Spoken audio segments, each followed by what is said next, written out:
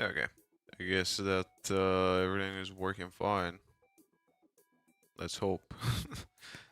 Not entirely sure, but yeah. In Twitch everything is working, in YouTube everything is working. Okay. Then we're good. Back to the fucking delivery.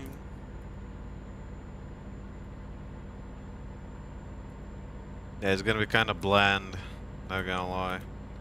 Usually I just play music on the background when I'm not streaming, but that's purely because it's not giving a strain on my CPU and RAM as it does while I'm streaming.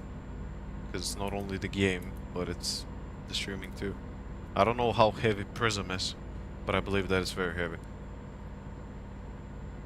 It's not as light as OBS, but it does provide pretty nice alternative instead of having to stream with OBS, which doesn't work for me, by the way, for some reason. I have no idea why, but oh well. Either way, still driving. Wait, what? Okay, it looks like yeah, I'ma just wait for this guy to pass me, because I made a fucking wrong pass, obviously. Also, yeah, I have turned off all of the getting tired function in the speed limiter. So we're gonna drive as fast as we can, because I lost over 200k yesterday while driving. Because obviously, the NPCs in this game are just insane. Like, imagine this.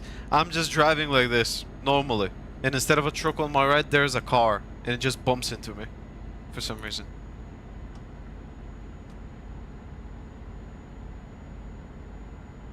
Interesting. Go figure why, but... Oh, I love this game. It's insane.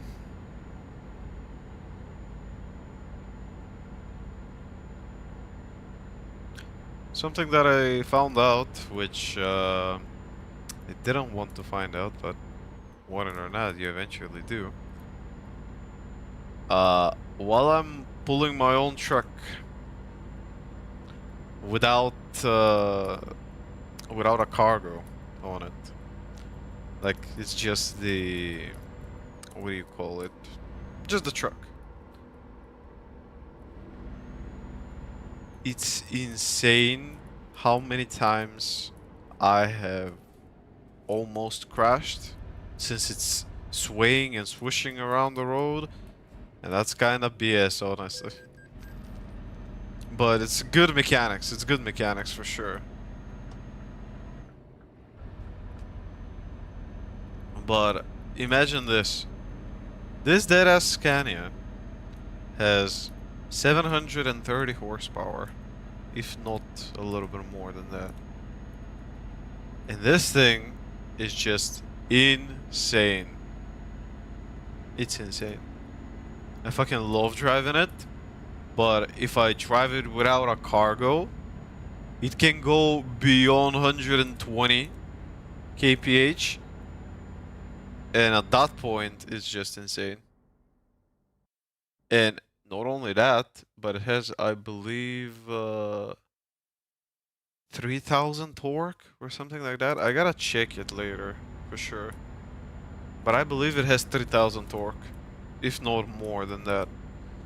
And this thing is just ripping, bro, through the fucking gears when it has no cargo. It's insane, man. And I fucking love it. But that's kinda the downside, in my opinion, to my truck. Because it's getting so fast through the gears, it's kind of fucking me over, in a sense. Since when I'm getting in the cities to get the cargo, it's a tad bit easier to get crashed. And I kind of learned that the hard way. And keeping in mind that I'm just driving from Germany, Austria, Poland to England every single time, purely because I haven't purchased any of the DLCs there. It I haven't purchased any of the DLCs there. Great. There are. But I do plan on buying the fuck, what was that DLC's name called? Shit, I'm forgetting. Road to the Black Sea and Beyond the Baltic Sea. These two DLCs I definitely want to buy, and the rest is just there. I don't think that I would be buying the trailer DLCs, since, I mean, it's just a trailer at this point. I might consider it after buying the Road to the Black Sea, but Road to the Black Sea is gonna be the very first DLC that I'm gonna buy for the game. Purely because it features Bulgaria, and obviously... Mojte hora, Ratko! Ay, ay, ay, ay, ay, ay, ay, ay, ay, ay, oh! What? Okay. At least it was a small collision. Okay. See, this is also a game which allows me to farm clips as much as I want. Since I do fuck up a lot like this. So, yeah. This is gonna be entertaining. For you mostly, but yeah. ADHD kicks in, I know. Also, as I was saying, I'm gonna purchase Road to the Black Sea purely because it features Bulgaria, and I am Bulgarian. So, yeah. I'ma buy that shit, bro.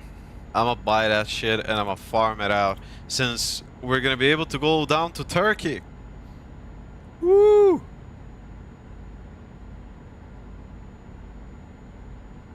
I don't think that I'm gonna be allowed to swear in YouTube, so... I mean, I can swear all I want, especially here in Twitch. But I'm streaming both to Twitch and YouTube at the same time, so I don't know if swearing is allowed for me, honestly. Wait, we need to load up the truck. Wait, my fucking mouse, bro. Okay. Well, we already passed this, so I guess we should just stop here. Which is fine, by the way. Also, I have no idea why the hell am I not hearing any music while I'm driving, or did they just stop it? Because I remember when I played it when I was a child, there was a music while we were driving, and right now there's just no music. Like, the only music that you're getting right now is in the main menu. And I don't know why, but, oh well, you're a Truck Simulator. But, yeah, I love it. I love playing the game. I've been grinding that game for about a month now, if not even more than that. And I fucking love it.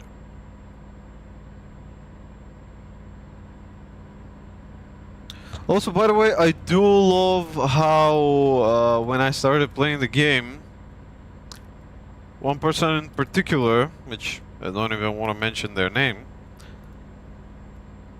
after I got an achievement in Euro Truck, they were like, I didn't expect that of you. And I'm like, didn't expect that of you either. Like, you didn't expect me playing the game? I didn't expect you leaving me a comment, let alone playing the game yourself, since it doesn't seem like a game that would intrigue you. So, I just, yeah. To that person, well, expect the unexpected.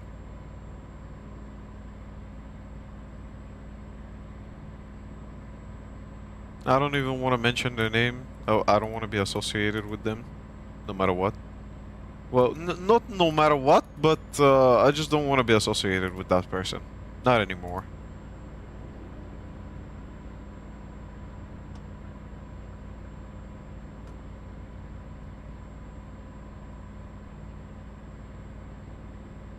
Anyway, back to trucking. Yeah, it's gonna be a lot quieter now. Like, usually when I'm driving, I'm just focused on the driving aspect, and I'm not speaking as much. But I mean, it's your truck, bro. Like, come on. I gotta talk even a little bit. But yeah, right now the idea is to get to 700K, and after that I'm just gonna buy a few more trailers, because I have only one trailer. I have bought only one trailer, and I have 3 drivers, if I'm not mistaken, and 5 trucks. I got the 2 of the trucks are mine, and 1 truck per each driver that I have.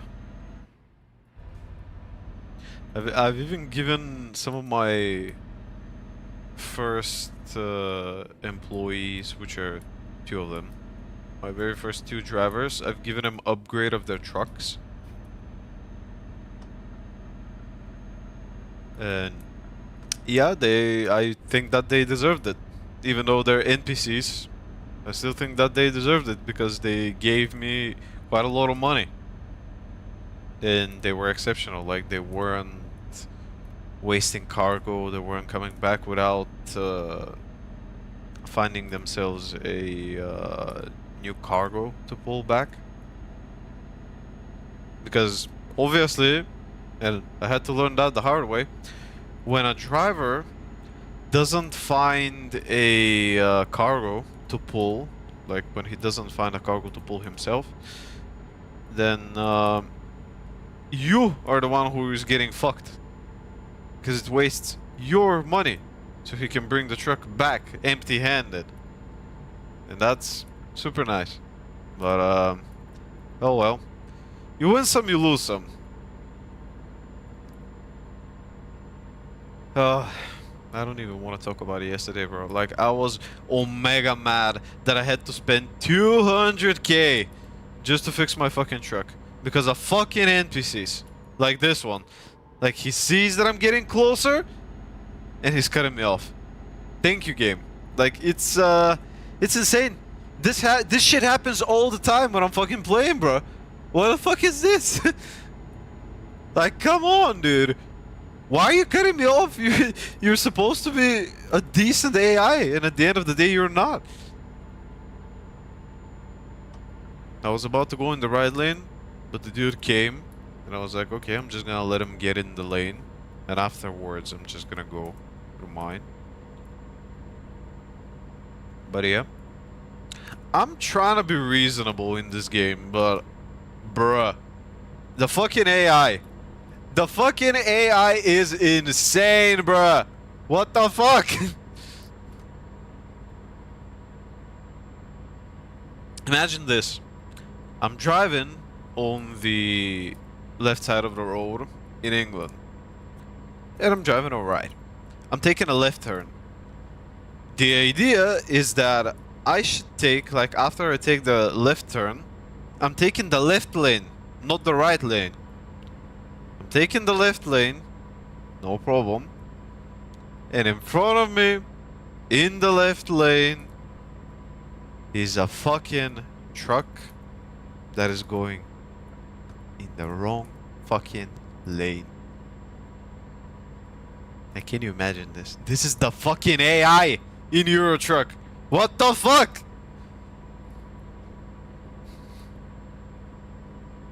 Nah, fam. Nah, fam. That's just insane, bro.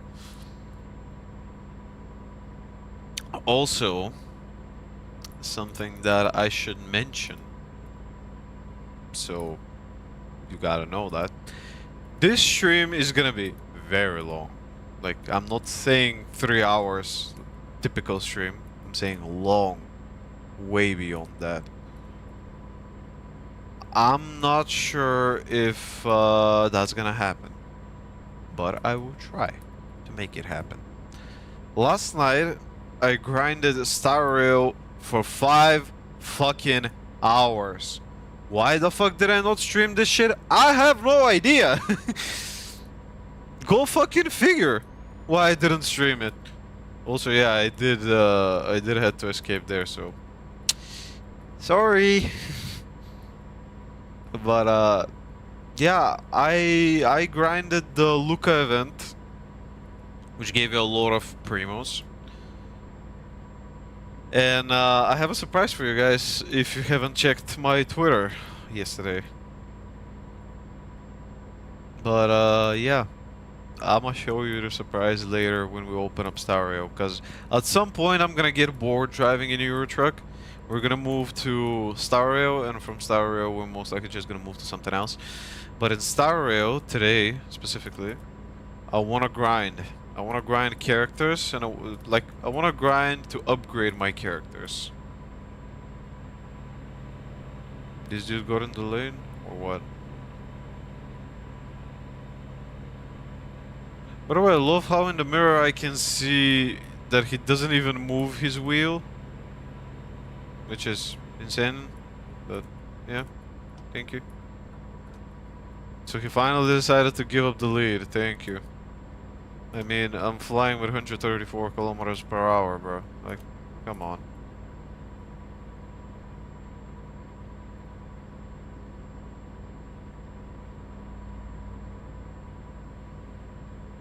This baby can go definitely above 160. But I haven't tested it out yet. Also, yes, I have had people come into my stream and ask me, "Ooh, are you really Bulgarian?" Bro, my game is in Bulgarian. And besides that, нека да го урежа камайна, тъй че... It is what it is! Life is life. You can't help it.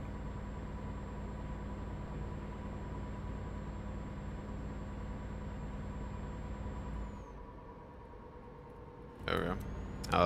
Weird time to press on the brakes, but I thought that I was gonna turn over, so... Good thing that I actually did press the brakes even a little bit. Also, I don't wanna play... Like, not that I don't wanna play, but usually when I play the game, I play music which is heavily copyrighted. And I don't wanna hesitate to do it again, but this time on stream. But there's a big but. YouTube has a problem with that, believe it or not. And later on, I gotta go in the YouTube editor and erase all of the music, like one by one. And like, I gotta go in the YouTube editor, click on erase song, and it tells me whether I want to erase the song or just mute the whole part. And I'm like, okay, just erase the song. I click the... Like, I click confirm so it can erase the song. And it asks me, are you sure you want to do that? And I'm like, yes, I do want to do that. Click on confirm. Guess what happens next? I wait for 3 fucking hours for YouTube to cut down the music from a section which is 30 seconds long, mind you. If not even less than 30 seconds. Wow.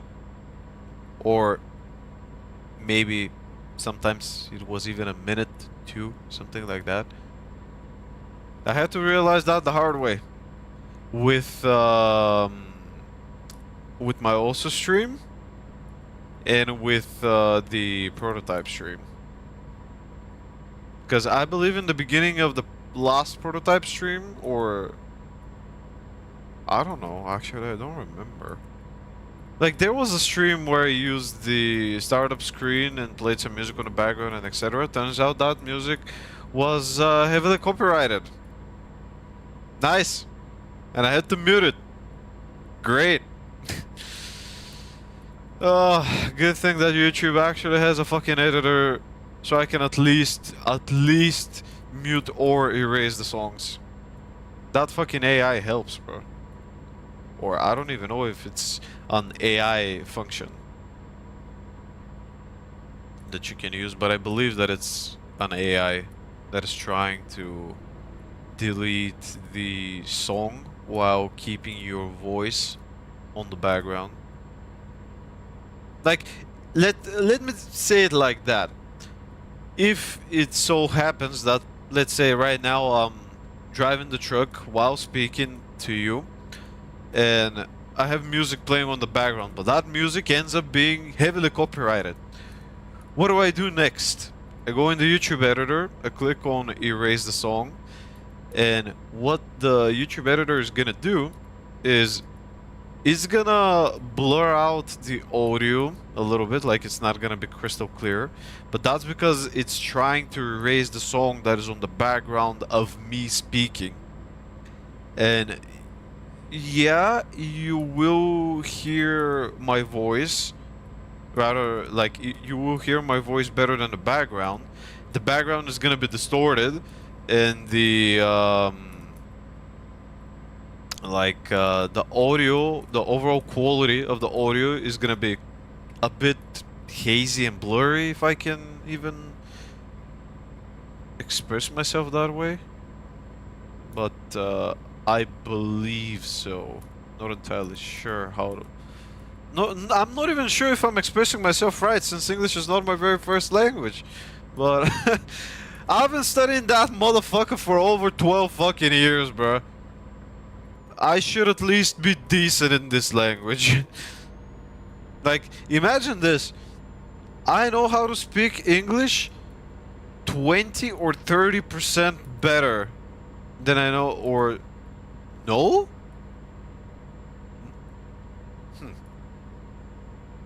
No, I know how to speak English better than I know how to speak my own language, bro. But I don't know exact percentage. If I could express myself in a percentage, like, I would say I know English 60-70% better than I know Bulgarian. But that's purely because in 12th grade, which is your last grade of high school, and after that you're going to university. In our country, at least, it works that way. I barely passed with a D. These nuts. But yeah, I'm serious. Like, here in our country, we don't have that grading system with A, B, C, D, F, etc. Here, we have 1 through 6. I believe they had in the old days, but right now they have 2 to 6, with 2 being the worst. 3 is barely passed. 4 is you passed. 5 is pretty good, you did pretty good, and 6 is excellent. And I passed with a 4 with like my Bulgarian exam. I passed with a 4 because at the end of 12th grade you are getting an exam in our country. Like, it's a country exam, since Bulgarian language, like, hello, obviously it's gonna be a country exam. In the same day, every single school in the country which has 12th grade students send them to do the exam. Otherwise, you can't finish 12th grade without the exam taken. And I got it with a 4, honestly. Like, I'm fine with it. 4 is pretty decent. It's right in the middle, and I'm fine with it. But a lot of people were like, meh, you could have done it with a 5. And I'm like, fuck off, dude. If you're so smart, just go ahead and do the fucking exam yourself, bruh. I wanted to pass. I tried for a 5, but I couldn't. I guess it was my writing, because a lot of people did tell me that I was writing like a doctor, which pretty much means that I'm writing with my legs, in a way. Which again, on its own means that I'm writing ugly. Like my writing looks ugly, and 90% of the people can't read what I'm writing. And keep in mind that I used to draw by hand quite a lot. Not that I'm not doing it nowadays, but I'm doing it way less. I don't know why. Like traditional art I haven't done in a while now. I don't know why. Maybe because I lost interest for a while now. But I do plan on going back to it eventually. But no, right now. Like I used to do it, let's say I'm doing something, or like let's say I'm listening to a song or I'm watching a video, and while I'm listening to that song or just watching that video, all of a sudden an idea pops up in my head and I'm like, I gotta draw this shit. I start drawing it, I start looking up materials that I can use to base my drawing on, and I lose interest while searching for those materials that I can use, so my drawing looks better. I just lose fucking interest. Like that's what ADHD means. Like you're losing interest in what are you doing, and out of the blue you're just like, screw that, I'm gonna do something else. Or another instance of ADHD, which is the actual defiance of ADHD, is just right now, just what I did earlier, like a few minutes earlier. I'm speaking about something, then all of a sudden something happens in front of me. I focus my attention on that, and I start commenting on that, and then I go back to the previous topic at hand that I was talking about before that thing occurred in front of me, which is the collision in our instance. Like my ADHD sometimes is omega hard. Like it hits pretty hard. Let's say I'm talking to a friend about something, like let's say example of a conversation would be like, hey, did you hear about the new Euro Truck Simulator update? No? Well, bro, it was a pretty nice update. They added new trucks, they added new trailers. Some cities got updated, other cities got full intro animations. We have a new main screen for the game. By the way, did you know that Skynet makes pretty fast trucks?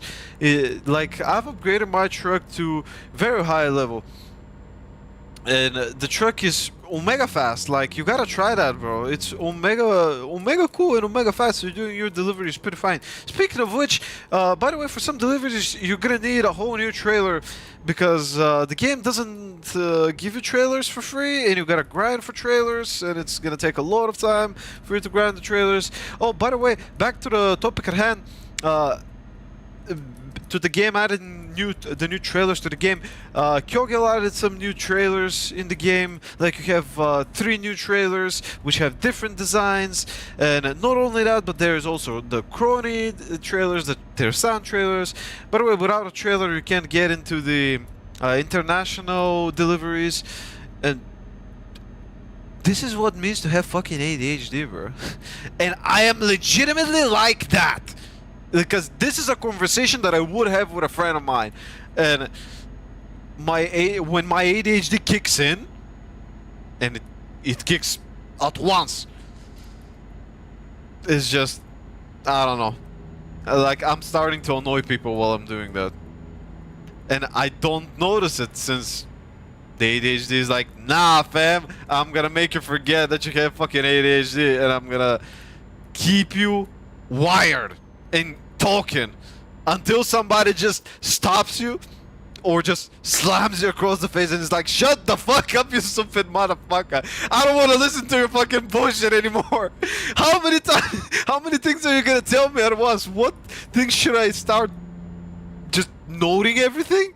What thing should I remember first and what should I remember last? And I'm like, I don't know. I'm sorry for making him mad, but oh well.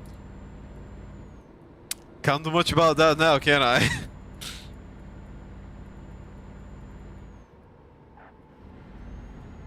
But yeah. Rambling is something that I do best. For sure.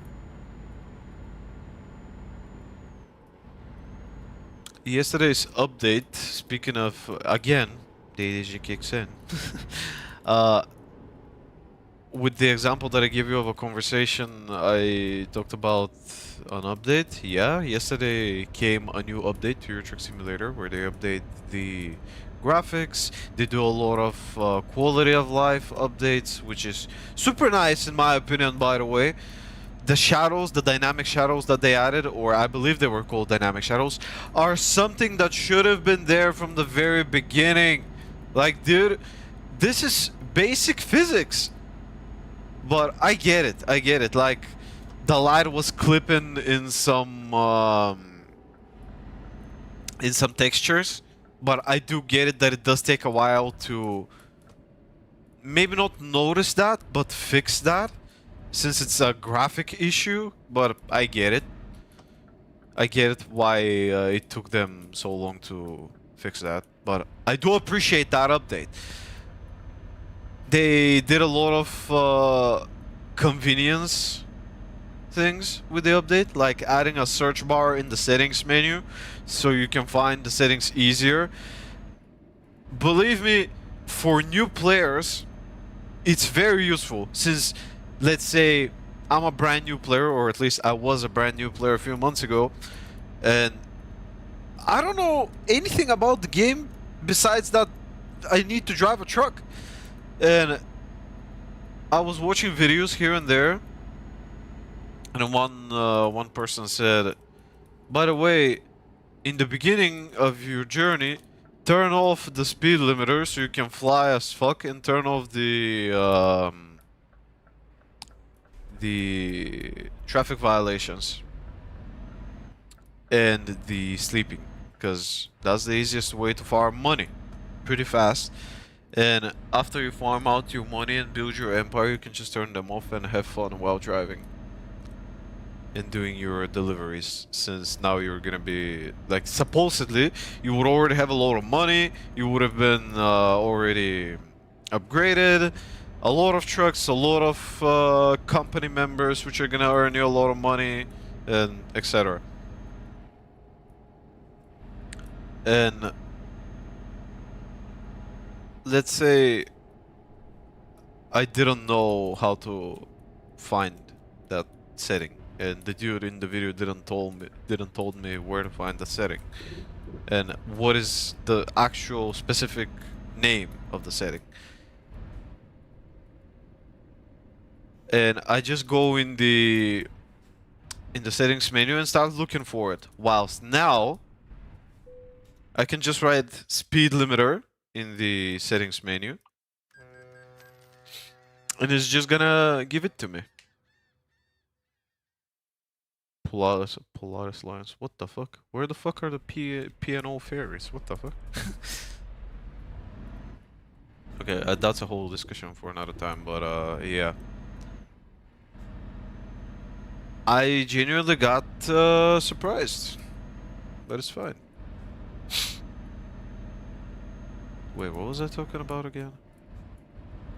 See, this is why I hate having ADHD, man. I fucking hate having ADHD because I'm talking about something, then I all of a sudden, ooh, a fairy. And then what was I talking about again? I don't know. I don't remember. I don't know. Ah, fuck me, dude. Why do I gotta have ADHD? It's insane. Also, by the way, my phrases are just next level. First it was, it is what it is, and now it's insane. Like, the phrase, it is what it is something that I started using in the beginning of my career, like 4 years ago. When I first met Thea and Epix and everybody else who was part of my journey in the beginning, but nowadays they are not, simply because they have their own things to deal with, and apparently I wasn't an interesting streamer. So I get it, I really wasn't an interesting streamer. Like, my setup wasn't even good. Like, I had a 1050 Ti, bro. What the fuck?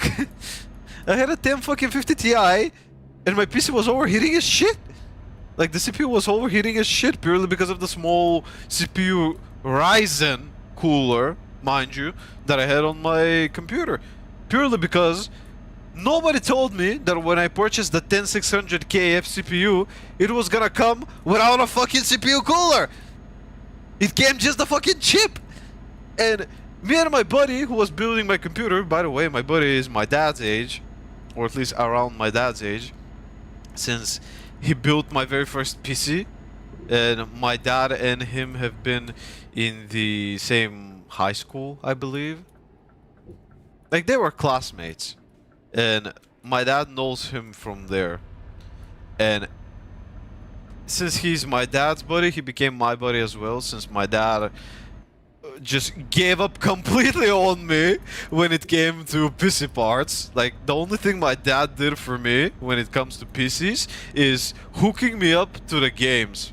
Because when I was a child, by the way, we're gonna go back to the topic of my dad's buddy and my buddy later, since they're the same person, yada yada yada. Anyway, my dad got me into PC games when I was a child.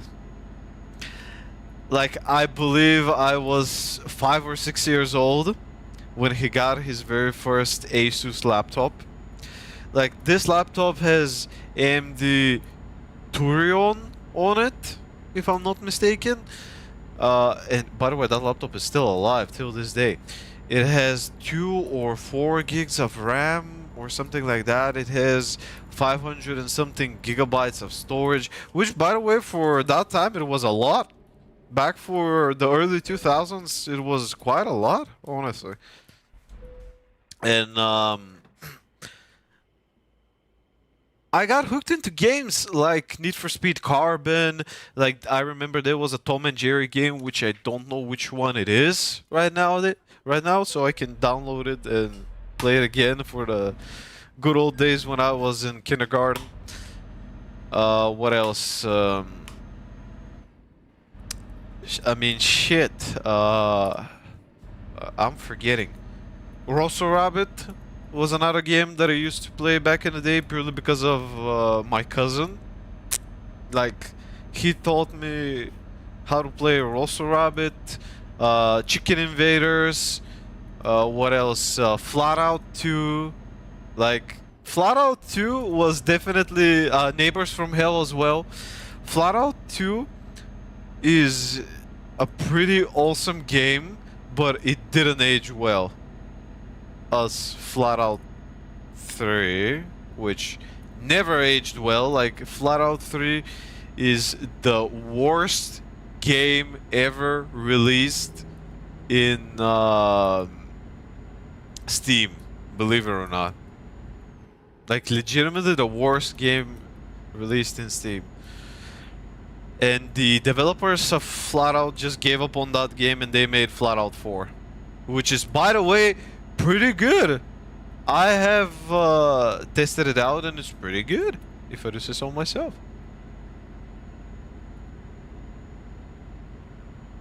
But Flat Out 2 is just an Omega classic. And it's always gonna be in my heart, dude. Like, Flat Out 2 is an insane game. If you're not from the Balkans and you haven't played...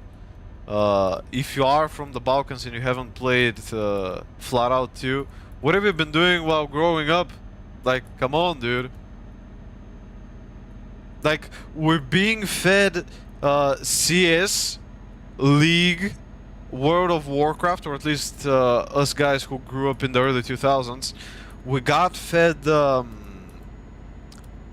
CS, League, World of Warcraft.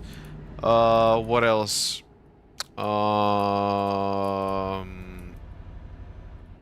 Shit, I'm starting to forget. Flat out, Need for Speed. Doesn't matter which Need for Speeds are. GTA, San Andreas, and Vice City. What else? CS 1.5, 1.6. Like, we never had CSGO, by the way. In the beginning, in the early 2000s, CSGO wasn't even invented yet. Like, there was still CS 1.5 and 1.6. We were playing zombie build base. We were surfing. Like, we were admins of our own servers and jumping around, killing each other from 15 billion places. It was insane, dude. Also, I believe there was also a game called Chicken Shot or Chicken Shooting or something like that. And the idea is that it's a 2D game where you are supposed to be a hunter, and whenever you see a chicken, you just shoot it, and it gives you points. That's also a fun game to play. I remember playing Ice Age back in the day on PC, but I don't remember which Ice Age it was. But I gotta find it. I gotta find it and I gotta play it on stream once again, because the game is super cool for its time. And I fucking love it, dude. I would love to play it with a controller. Since I've played it on a keyboard and mouse, but it wasn't as fun.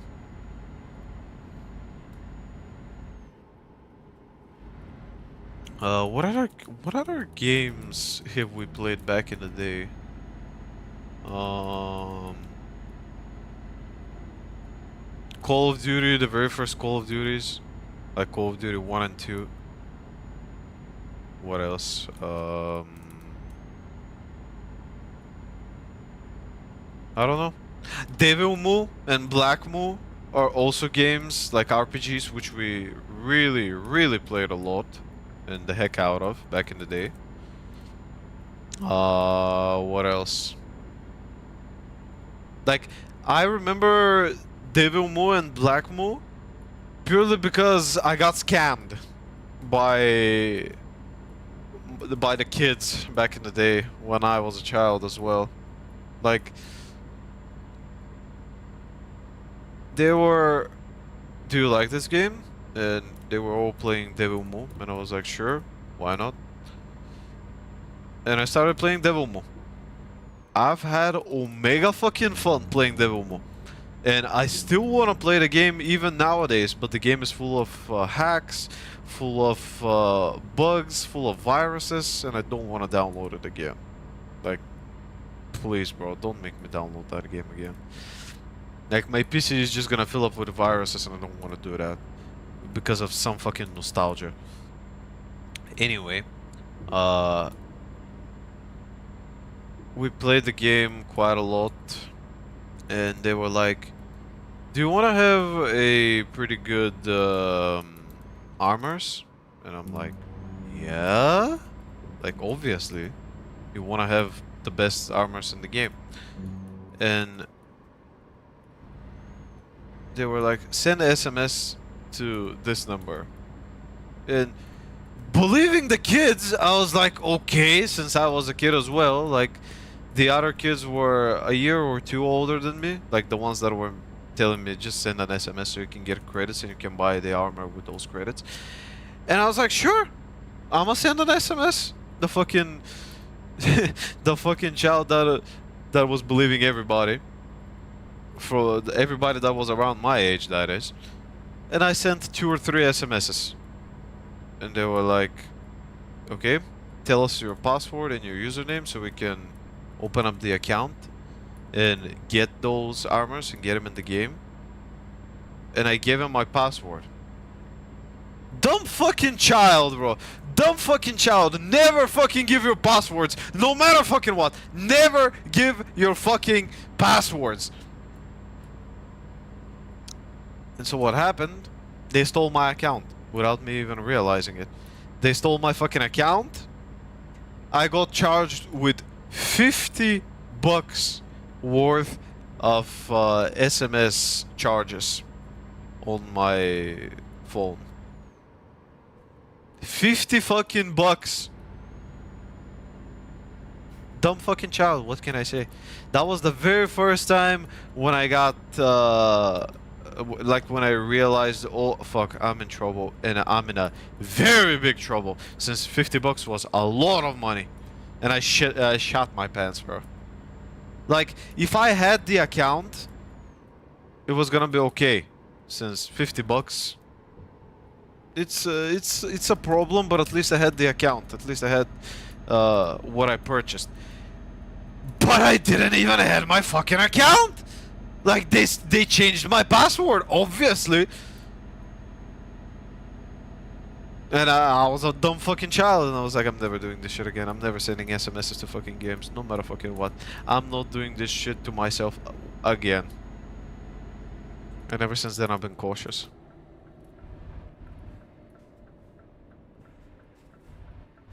I believe it or not, that incident didn't, like, it made me not want to spend money on Steam back in 2014, since because of what happened with Devilmo, I was omega scared giving money away for games. And it wasn't until my best friend at the time, who is coincidentally the very first person that I met when I went to primary school. Like, primary school and middle school for us are one and the same. Like, in Bulgaria, primary and middle school are one and the same. And me and my friend met then because he didn't know anybody from the same class or anybody in the school at all from the kindergarten, because apparently from his kindergarten there were no kids in that same school, and there were some kids which I grew up with that were my age from my own kindergarten in the same school, but I didn't want to be in the same class, or at least I did want it to be in the same class as them, but my mother said no, I'm not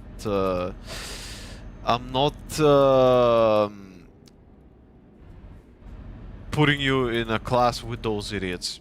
And I'm very grateful for her doing that, because I wasn't gonna meet my friend. And till this day, he still reminds me, you were the very first person that I ever met. Like, those are his words. I remember him, like, I believe it was a few months ago, we're going to have a coffee out in a cafe, and he's like, we were talking about the old times, and he's like, dude, I'm never gonna forget how you came in front of me and said, do you want to be friends? And he opened up a fucking gigantic ass memory in my head, because I remember my mother back then in the very first school day, which approaches, by the way, on the 15th of September. Every single school child goes back to school, because 15th of September is, like, every year 15th of September here in Bulgaria is the first school day, or at least that's what they call it, the first school day. And or the first day of school, I don't know, fuck that, doesn't matter what the fuck they call it. The thing is, I remember my mom telling me, go make some friends. And I'm like, back in the day, I was omega shy, dude. And I didn't want to meet new kids, let alone interact with them. Since ADHD. This has nothing to do with ADHD, you fucking dumbass. she was like, "Go meet new children, like find new friends, have fun." And the shy ass that I was like, "Nah, I don't want to do that." And so she just pointed me out a kid that was sitting next to the fence, and I was like, "Okay, let's just go check out the kid, meet his parents, talk for a while." When we spoke, turns out we were in the same class. And we were like, for real, dude? God damn, son. That's awesome. And ever since then, like, we became best friends. We've had fun. We've had a lot of things in common. Like, let's say back in the day, Bakugan was very, very, what do you call it? Very influential and very, very cool, very popular. And so he was the kid with the most gigantic ass Bakugan collection that I've ever seen. Because I remember the very first day after we met, our parents were like, "You want to go to this park? That like that park is a pretty gigantic park, and it has animals like bears, like lions, tigers, what do you call them? Those birds, fuck, ostriches and stuff." And we were kids. We were like, "Sure, why the fuck not?" And so we went there, and our parents just couldn't stop us from having so much fun. Like, I can't believe that it's been such a long time, and me and my friends still remember till this day how much fun we've had. Like, after dealing with the high school, after dealing with the school shit, we decided to head to that park, and mom was looking, like, my mom was looking, like, after both of us while his parents went to their apartment, and they brought the whole fucking Bakugan collection. Because I remember I talked to him about Bakugan, and he was like, "Oh yeah, dude, I love him a lot. I got the original ones, like the licensed ones." And I was like, "What? You have a whole fucking collection?" And his parents, I swear to God, his parents brought a whole fucking bag filled to the brim with Bakugans, bro. And I remember I was so hyped about this shit. That was my favorite show and my favorite toy line of all time when I was a child. That my eyes lit up, and we were playing with these things for hours. And when I say hours, I mean hours. Our parents couldn't even separate us for a while, and they were like, "Oh, come on, how should we name my friend? Let's just name him what? Like Evan. Let's just name my friend Evan. Evan, come on, let's go home. Nick, come on, let's go home." And we were like, "Nope! Shut the fuck up, we wanna play!" We were having so much fun, you're not disturbing us. And they were just laughing their asses off, dude. Like, our parents were laughing their asses off, and we were just having fun. Until my mom was like, "You're going home or I'm kicking your ass." And me being afraid of my parents, I was like, "Okay, okay. Listen to your mom. Listen to your mom. Do not defy her." And we had to call it quits, but after all, we were gonna see each other at the next day of school. And from that point on, we were best friends. We've had so much fun, we've talked about different shit, we've played games together. He's the first person who actually introduced me to Steam and to Team Fortress 2, since back in 2014,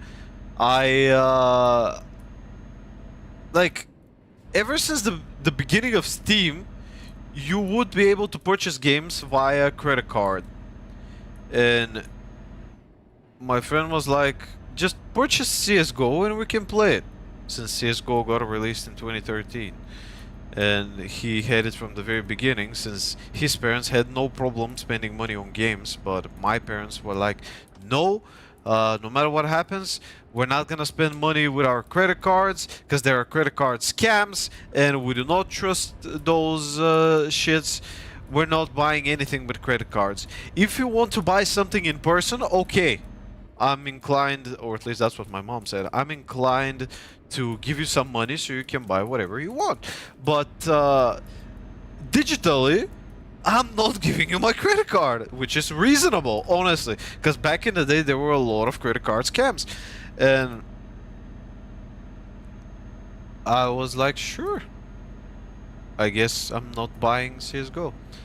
And my friend was like, come on, dude. What do I need to do to convince you? And I'm like, you don't need to do anything to convince me. You need to do something to convince my mom. And we were laughing our asses off back in the day quite a lot about that specific theme. And 2015 rolls around, and he's like, CSGO is getting, like, it's becoming discounted for €5, which in our money is 10 leva. Like, our currency is called leva, and it's like, compared to euros, let's say €5 are 10 leva. Like, it's, for us, it's double the money. And we're checking it out. How much does the game cost? 10 leva. And I'm like, oh, dude, you know that I can't purchase the game with a credit card. And he's like, what? Who said you need to purchase it with a credit card? And he tells me, I found out that there is a thing called a cash terminal. And in that cash terminal, the thing is, you write only your Steam username and you enter the money. And the money directly goes to your account. And my eyes lit up. And I was like, dude, this is amazing. We're fucking doing this shit. And like, a lot of us kids, when we learned about the cash terminals, were like, we're gonna purchase this shit. Like, we're gonna purchase CSGO, no matter what. Since we were a lot of kids who wanted to play CSGO. And the only way to play CSGO was when you buy it from Steam. And the only way to enter money through Steam without credit card is cash terminals. And when I told my mom, Mom, come on, I want to buy this game. Every single kid is buying the game, and I'm literally about to cry, on the verge of my tears. And she's like, fine, fine, whatever, just take the money and go. And she gave me $20, like 20 leva, and I was like, oh, fuck yeah, we're doing it. And I remember, with the biggest joy and the biggest smile on my face, I'm going there with my friend. I'm writing my Steam username. I'm entering the money. It's now in my account. I'm going back home, downloading CSGO, and we were playing CSGO from, I remember it very clearly, from 2 or 3 p.m. up until 1 fucking a.m. Keep in mind, we were 6th, 7th grade, no, 5th or 6th grade, something like that. Dude, that shit was amazing! Like, the very first time playing CSGO, I remember my very first rank was Silver Elite Master. I have never gotten spawned in Silver Elite or Silver 1. I was Silver Elite Master, which is the highest silver there is. And from then on, I went to Gold Nova 1, Gold Nova 2, Gold Nova Master, which we used to call Gold Nova 4. Then we got to DMG. Actually, I believe it was MG, like Master Guardian. MG1, MG2, DMG, which is Distinguished Master Guardian. And afterwards, back in 2019, 2020, like very early 2020, we went through Legendary Eagle Master, and that's when my journey with CS ended. This is my highest rank in CS, Legendary Eagle Master. I never managed to grasp Supreme Master First Class, but it's okay. Legendary Eagle Master is enough for me. I used to meet new people in game. Fuck. Fuck. Fuck. Fuck. Sorry. I shouldn't have changed cameras. Shit. Okay. Okay, at least the cargo is fine, so I can fix up my truck for 30k. 30k is fine. It's okay, no problem. Like, I'm getting 130k after this, so spending 30k, it's fine.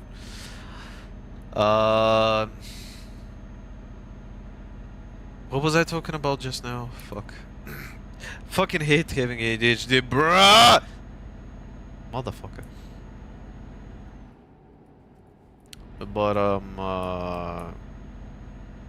yeah, all in all, we've grinded CSGO for a lot of time. For quite a lot of time. 5 years, to be honest. That's how I managed to get 3,000 hours on the game. Like, non-stop for 3 years, I've been playing CSGO. Like, nothing else, just CSGO. Yeah, you can argue that I've played some other games, maybe not only CSGO, but other games as well. But mainly CSGO. Why the fuck did I decide to get him on this turn? I have no fucking idea, but I'm gonna get him on the straights.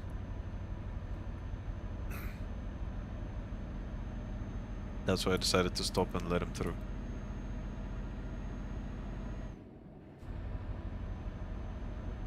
But, yeah.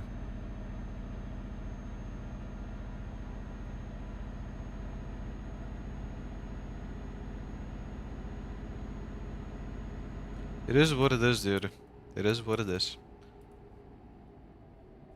In our humble opinion, like me and my friends' opinion, CS2 is legitimately the shadow of CSGO.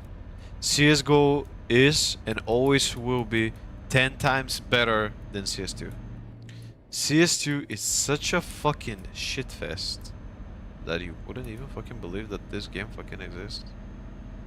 Like, I'm impressed that this game fucking exists, dude. Okay, I'm fucking getting him here in the turn. Fuck off.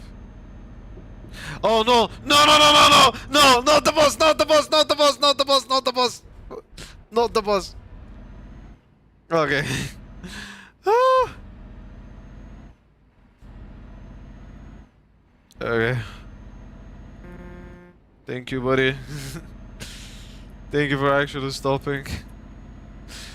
Ah! Jesus Christ.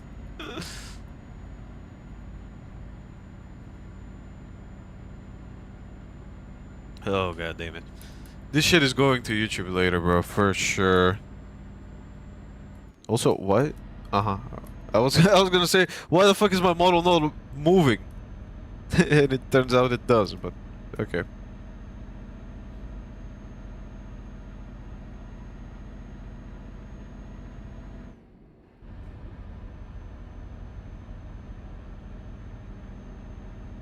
Also, I haven't had breakfast, and after this journey, I'm gonna go make some breakfast, and I'm gonna come back, since it's early. Like, relatively early. Like, it's 10:40 a.m. and I started at 9 something. 9:10, 9:15, something like that, a.m.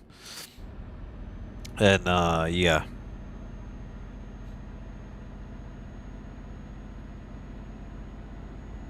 I haven't eaten shit, I haven't had my coffee yet, so it's gonna take a while for me to prepare my shit, but hope you understand.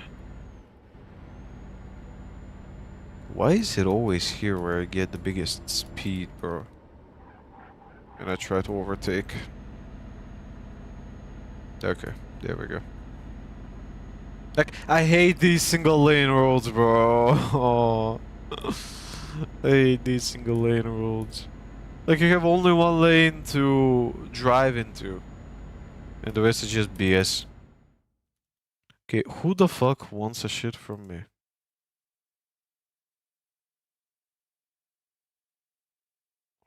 Uh,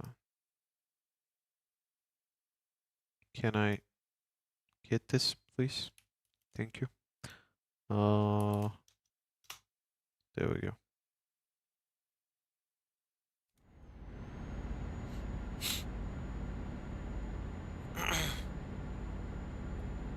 Okay, we can just get back to driving.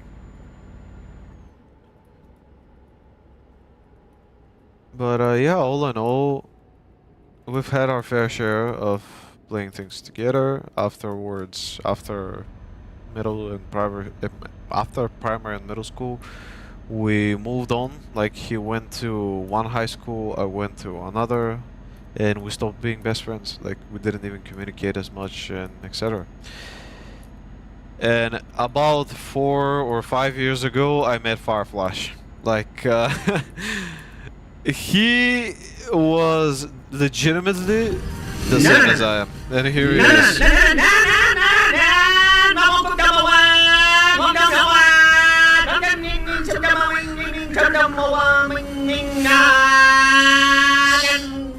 Also, I don't know why the fuck is there a double audio on the alerts, but okay.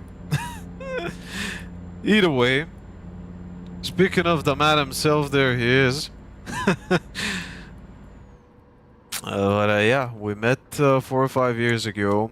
Turns out we had a lot more in common than I had with the previous person that I used to call best friend, and now he's my brother.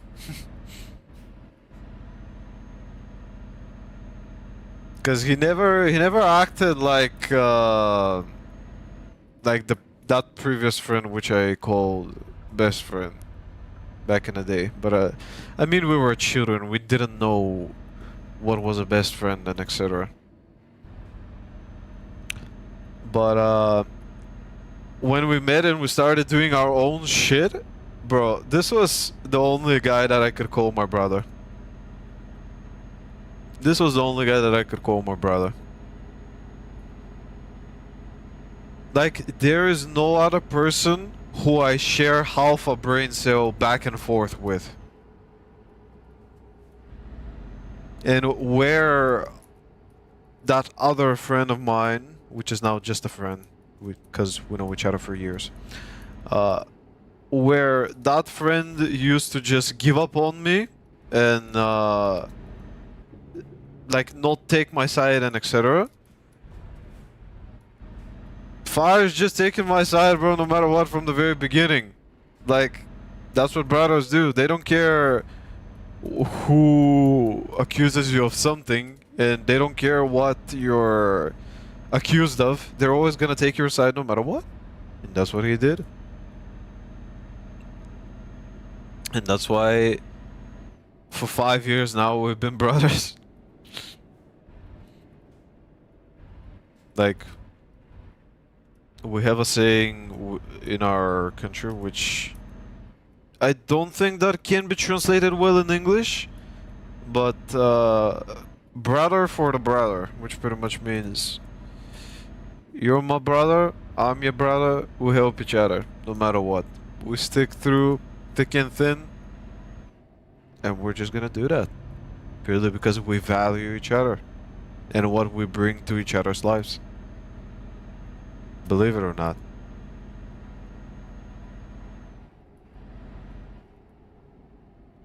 True, true, true. Can't say no to that.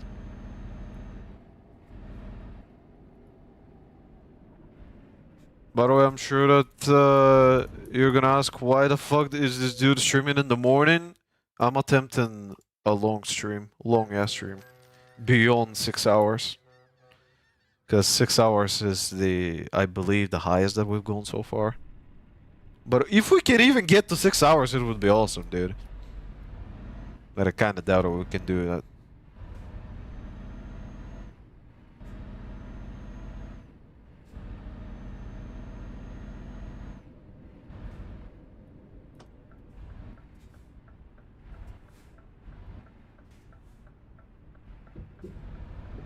Okay, we're fine.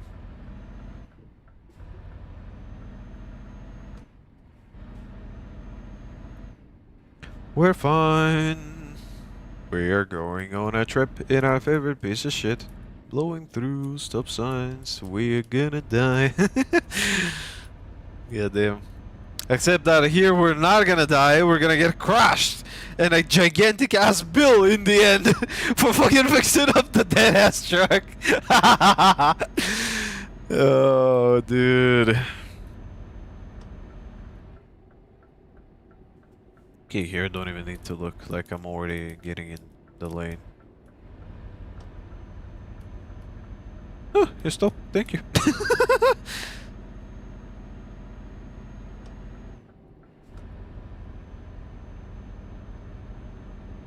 But yeah, always value your friends, and always, maybe not check, but always make sure you have the right people behind your back.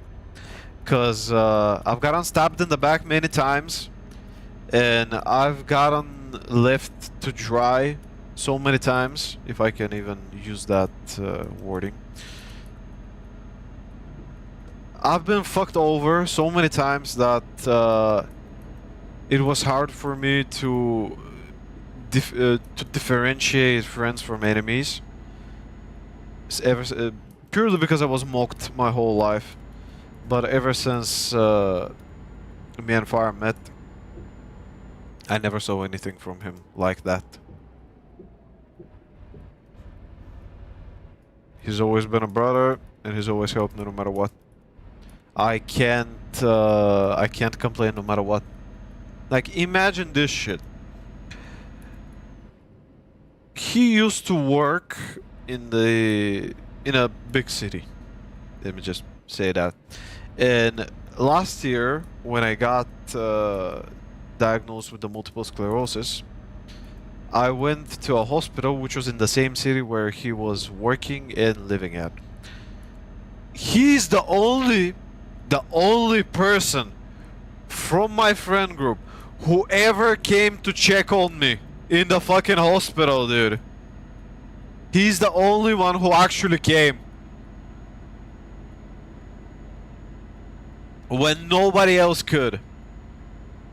That's why he's not my friend. He's my fucking brother, bro. I do not consider him a friend. He's a fucking brother.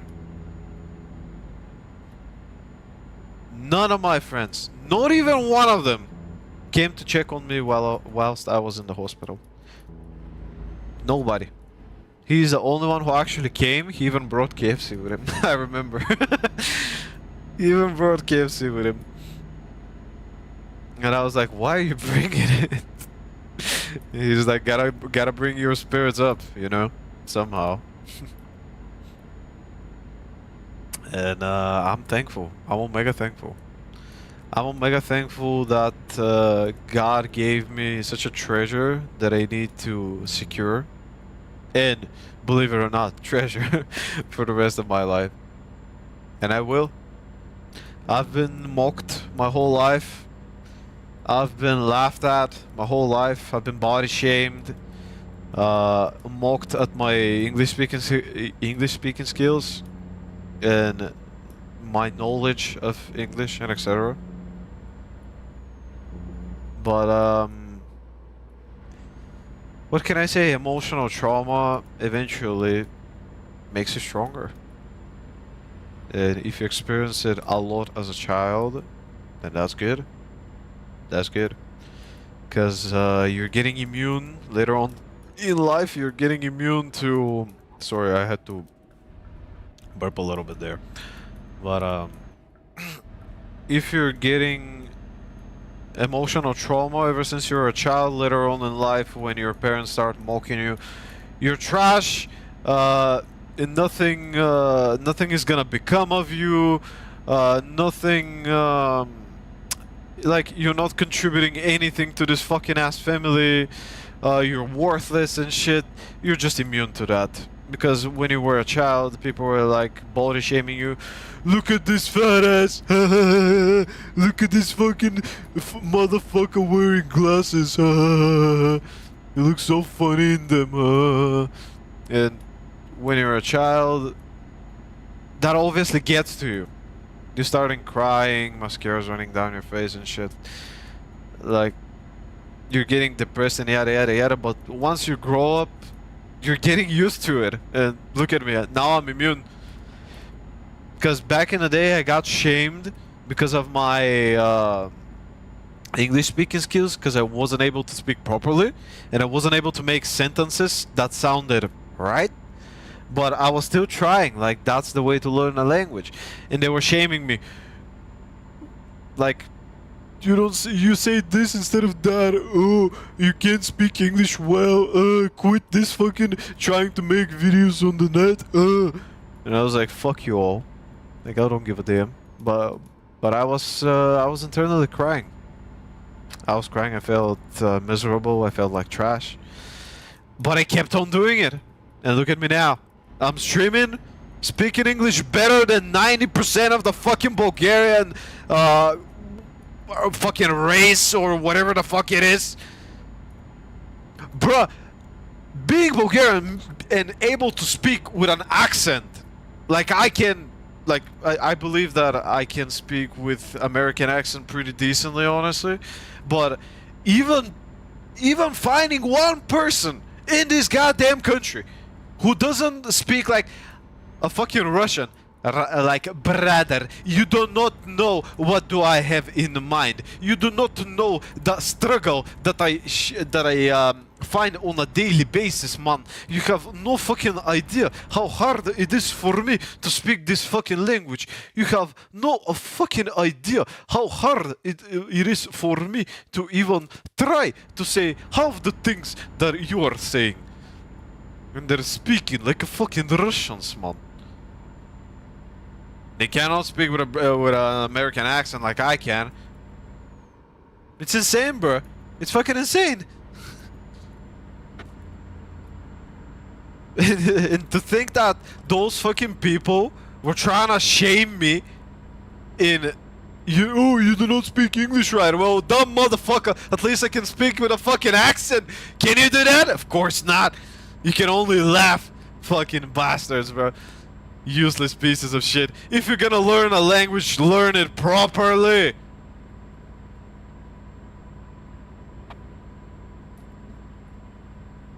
Dumb fucking motherfuckers, dude. Just because they can write a sentence or two doesn't mean that they can speak. Keep on shaming me. Keep on shaming me. I would love that. Go on.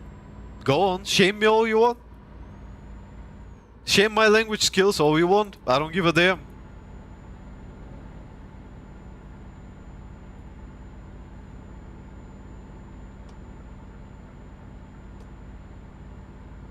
As if I care. Not anymore. Like, because of the trauma that I had to go through when I was a child, I'm already immune to that shit. Body shaming?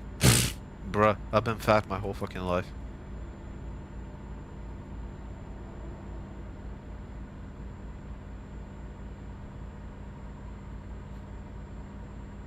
And now, even if I'm, like, even if people do not consider me fat right now,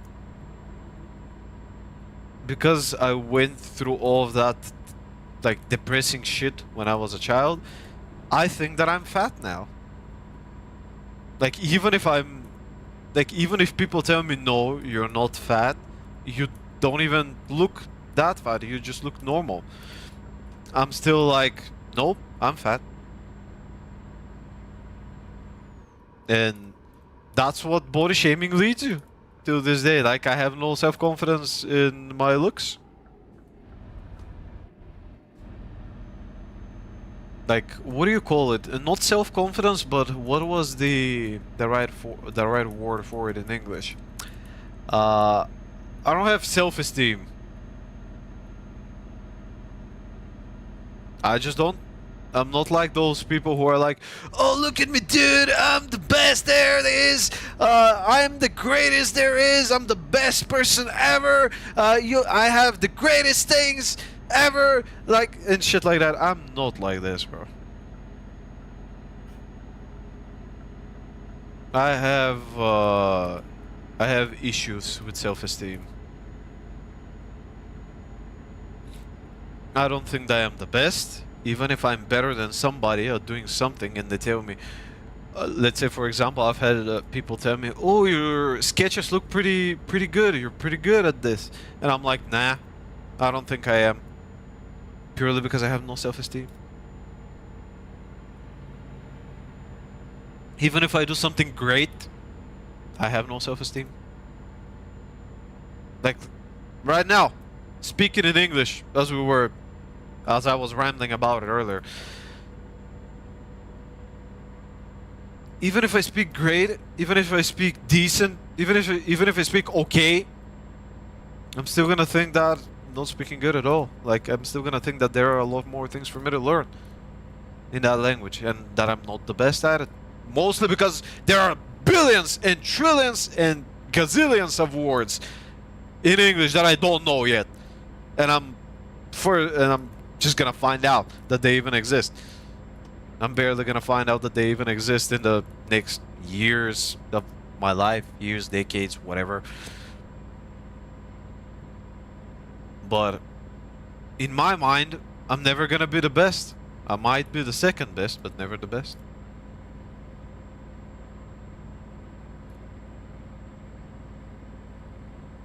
And that's what body shaming and knowledge shaming and just shaming in general brings a child, brings to a child when they grow up.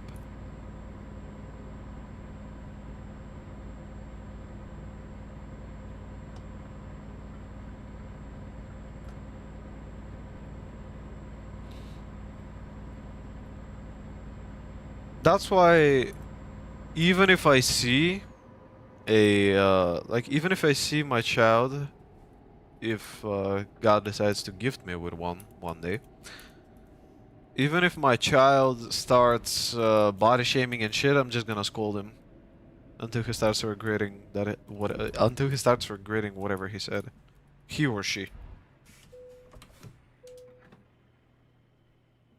Because body shaming is the biggest BS that there can be. But in a way, it is a motivation for that person to lose weight. I'm gonna give you myself as an example. When I was a child, I was very big. And when I say very big, I mean very big. Imagine I was 50 kilograms when I was in the kindergarten. 50 fucking kilograms when I was in the fucking kindergarten. Do you even know how many kilograms that is? For a child, that's legitimately fat. And it wasn't until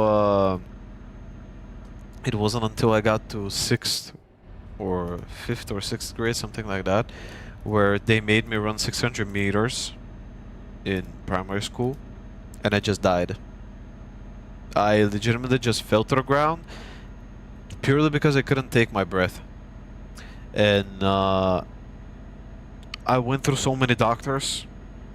I even went to, what do you call it? It's not a dietitian, but it's a doctor that follows like, how should I express myself here?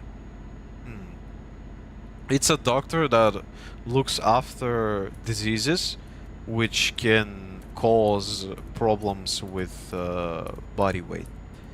And that's how they found out my disease that is in my throat, which produces a lot of hormones. And ever since that doctor found out about that illness of mine, she was like, "I'm putting you on a diet, and we're giving you these pills to drink while you're on that diet. Unless you follow that diet, you're gonna end up in the hospital and eventually 5 feet on the ground." And being the scaredy cat kid that I was back in the day, I had no other choice but to follow that that diet. I lost 30 or 40 kilograms I was 70 kilograms in 6th or 7th grade. 70 kilograms. Which is my all-time lowest that I've been. 70 kilograms. That's a lot. And that's in the span of 3 months. I went from 90 kilograms to 70 kilograms. 70, 75, something like that. In about 2 to 3 months of following that fucking diet. It was awesome, dude. It was omega fucking awesome. And from that day onwards, she was like, good, you did good. Because otherwise, you know where you were gonna end up. And I'm like, yeah, I don't wanna die.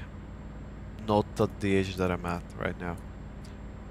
And me and my mom are having a conversation a few years later about that same doctor. And I told her that I was omega scared to, like, I didn't want to die. And that's why I followed that diet and everything else. And she was like, no, you weren't gonna die. The doctor just said that just so you can have some motivation. And as Fluffy said, when somebody tells you that you're gonna die because of weight, you eventually wake up. And you gotta do whatever it is in your power to not die. And I did that, and I lost quite a lot of weight, and I'm happy about that. Ever since then, I've been around the, like, I grew up, obviously, like, both size-wise and everything else. I grew tall, because back when I was 90 kilograms, I was 5th or 6th grade, and I was 1 meter and 65, 66 centimeters, something like that. Now I'm way taller than that. And obviously, like, back then I was a child. Now I'm way taller than that. And I'm around the 90 to 100 range kilograms. But I'm fine the way that I am right now. And even if somebody tells me you're fat, I'm like, so are you. Like, even if they're legitimately a fucking skeleton, I'm still gonna be like, so are you. Everybody's fat. Like, you're gonna be anorexic if you don't have any fat in your fucking body, so makes sense.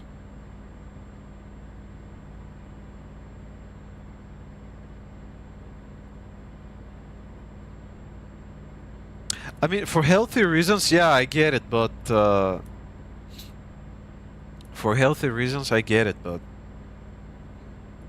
keep it in mind that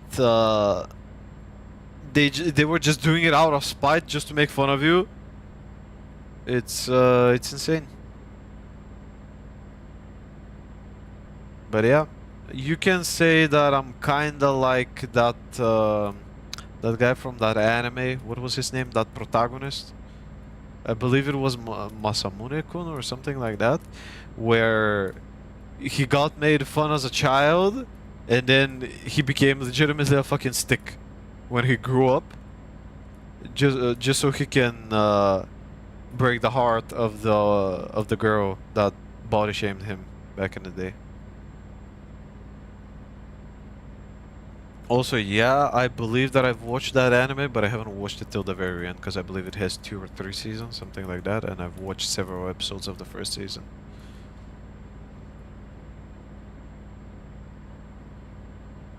How was the name of the anime, bro? Masamune-kun's Revenge or something like that, was it? I don't know. But the plot is what I got, pretty much. Dude was fat and just wanted to make fun of his bully. To break the heart of his bully. Because she bullied him back in the day.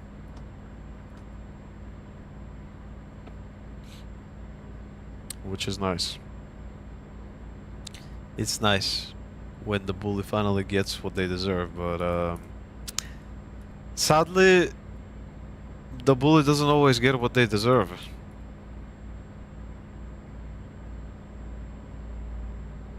But that's the cruelty of life.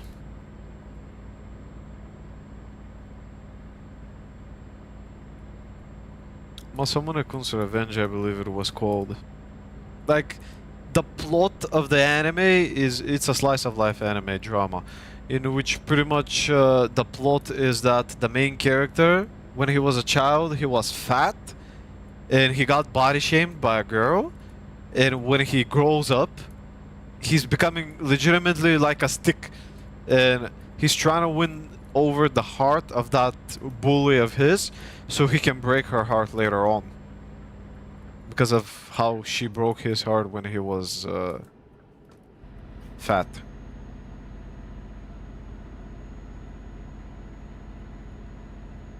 That was pretty much the plot, I believe, of that anime. But I haven't watched it till the end. And honestly, I don't even want to finish it. Like, I've watched 3 or 4 episodes of that shit. Or maybe I finished it before. I have no idea. It's been so long since I last watched any anime at all.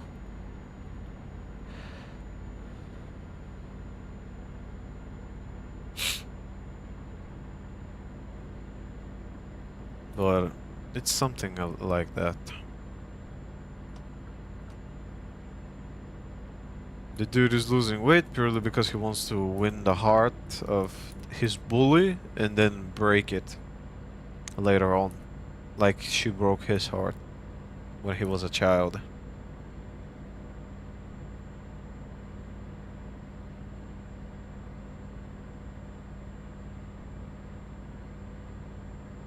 I believe they used to call him Pig's Foot or something like that. I don't know. I don't remember.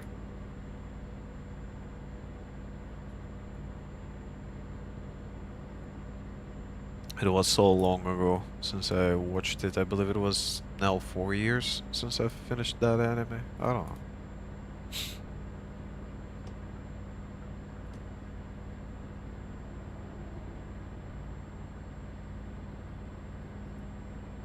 But yeah. Let's just finish that delivery. And I'm gonna play some music on the background. And go make some breakfast. Because I'm hungry as shit. And it's already 11 a.m. Make something to eat. And have some coffee. Because like I said, it's 11 fucking a.m. bro. I'm tired of shit. I'm tired of shit. Because I slept only 6 hours last night.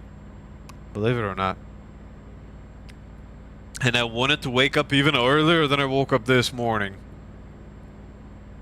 The idea was for me to wake up early so I can just use the bathroom. Make myself a breakfast, make a coffee, wake up and boot up the stream. But the thing is, I woke up, I used the bathroom, I checked some things, like I got a... How should I say it? Like I found an interesting video which captured my attention and I watched it. And I lost track of time, and that's why we started at 9. Otherwise, the idea was for us to start at 8. But yeah, we started at 9. Either way, it is what it is.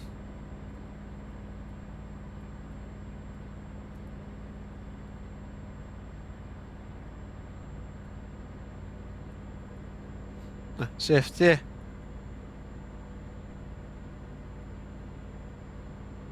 But nah, the past few days I've been sleeping 6 hours each evening for some reason. I don't know why, but after 6 hours of sleep, my body just says, nope, you're going up. Bruh. I'm not even complaining about it, I'm fine with it.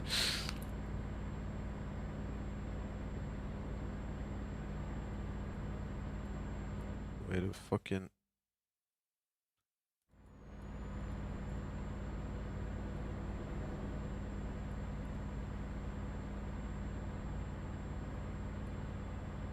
That's because you don't know how to sleep. Easy as that. You can't sleep on a seat like I can. So you better you better learn how to do it, or you're gonna sleep only 2 hours.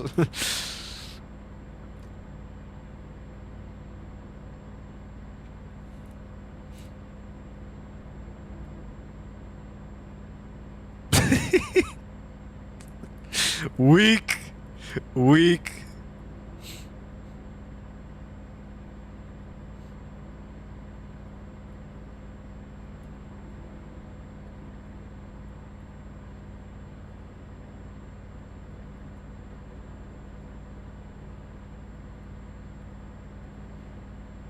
Well, still. You're sleeping on a seat. So.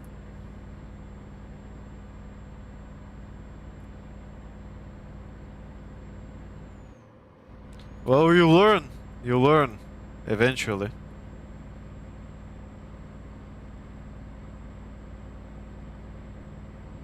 I mean, we were catching the ferry daytime. Both times. We were catching it daytime, so I don't know what the fuck are you doing.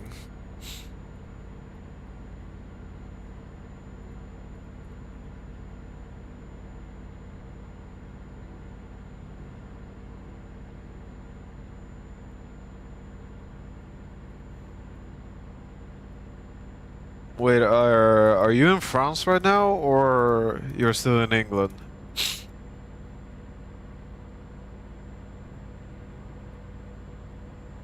England, okay. Well, eventually you'd be able to sleep. Do you know when are you catching the ferry, or you don't know a schedule or anything? In Tesco, goddamn, you're in the British Walmart.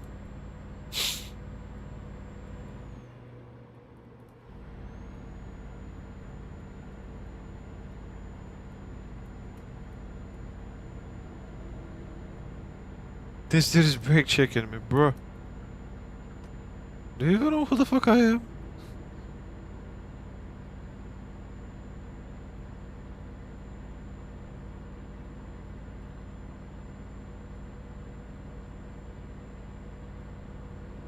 Cause I remember both times we caught the ferry daytime, so... And it was early morning in both of them, so... Yeah.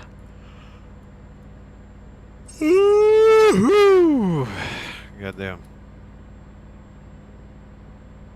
Why the fuck am I yawning, by the way? Probably because I haven't had my coffee yet. In a bit. I'm gonna have it in a bit.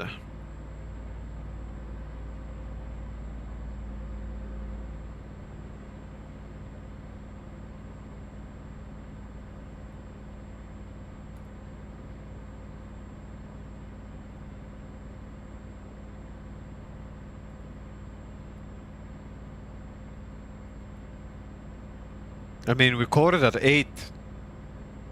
Like, from France to England, we caught it at about 8, 9 a.m., something like that. And I believe on the way back, we caught it at around 7, 6, 7 a.m., something like that. I don't know.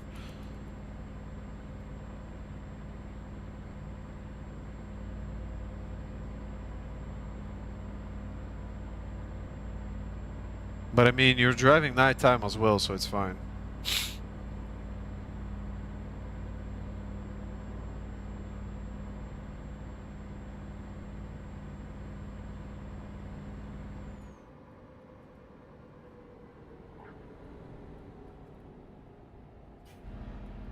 But yeah, from what I hear, Tesco is the British Walmart. I don't know how true it is, but that's what British people tell me, so...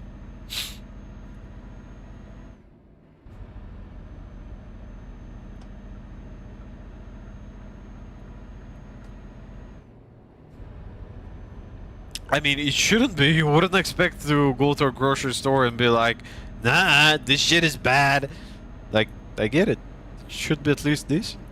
I mean, it's England, not Bulgaria. At least.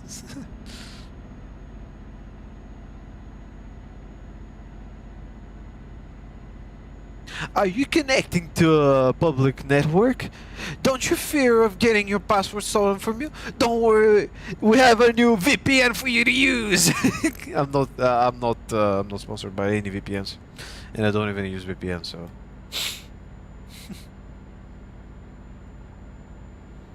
Yeah.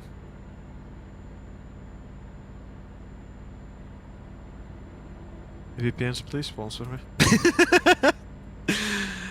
Oh, fuck.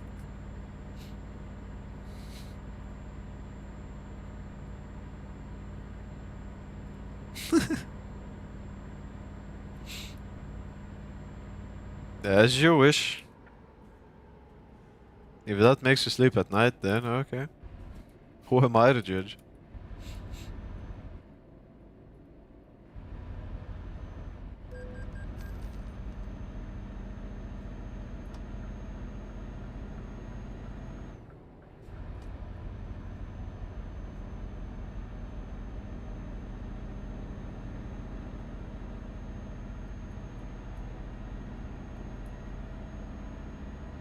Of course.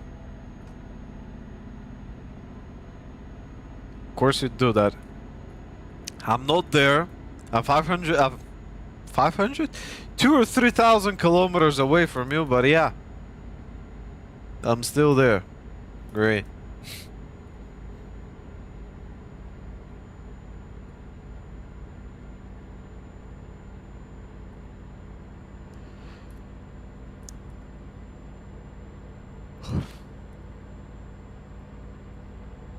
Yeah, you wish. Just because it was my plan doesn't mean that I executed it. You're the one who executed it. A plan is still a plan. And it's only a fucking plan. Nothing more. It's not executed. The one who executed is the one at fault. I didn't execute it. So technically, it's not my fault.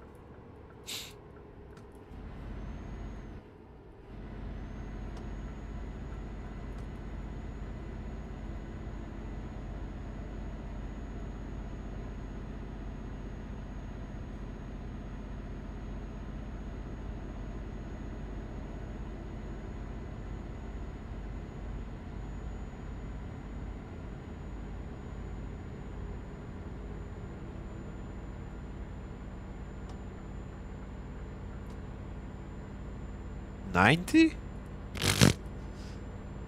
Can you even see how fast am I going, boy? I'm fast as fuck, boy. You don't know how fast I am, boy. Dur! Ah, there we go. Çok güzel.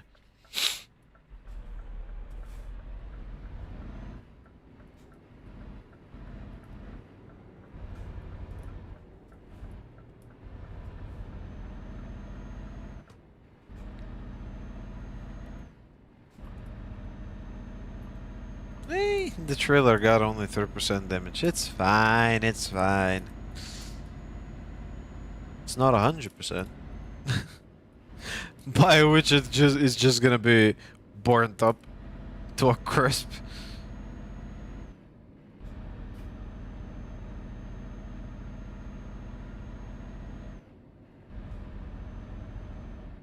By the way, the trailers, in fact, can light up. I don't know if you know this, but they can light up in fire.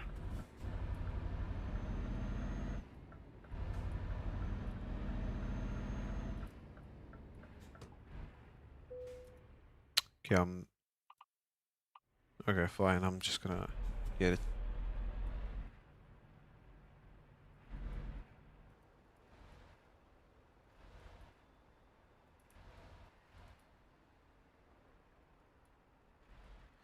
But don't even remind me.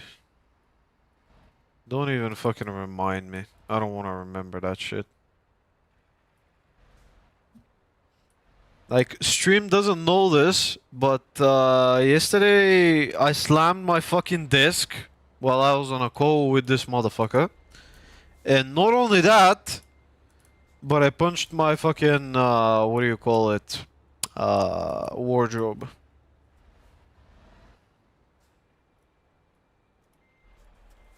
$200K. $200K down the drain because of fucking NPCs that don't know how to drive.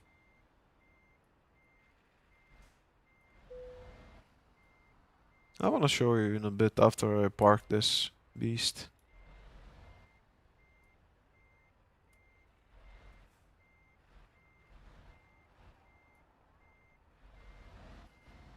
Wait, wait a minute. Not so fast.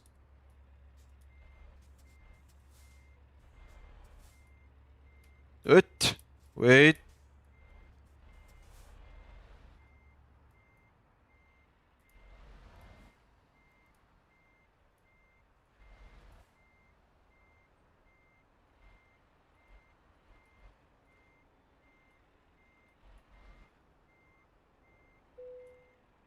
Oh, there we go. They have the trailer just the way that they love it. Oh, okay. I made my money back from yesterday. Holy fuck. It took me an hour and 46 minutes to get the 200K that I lost yesterday. Great. Oh, motherfucker. But yeah, imagine just driving in the right lane. Okay, you give like you're using the blinker and you're going in the left lane to just get over a truck, like speed next to a truck. You pass the truck. You pass a car. And in front of the car there's another truck. You pass the truck, like this part of your fucking truck is coming close to the same part of the other truck, and the car that is behind that truck that you are passing decides to all of a sudden just bump in your trailer because the AI can't fucking think in this dead ass game, and it costs me money at the end of the day. Nice. Applause, ladies and gentlemen. Please, applause for this deadass game. Insane fucking games, bro. Wait, can I...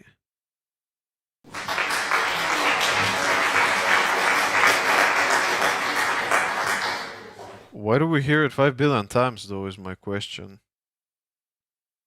Wait. I wanna turn that off though.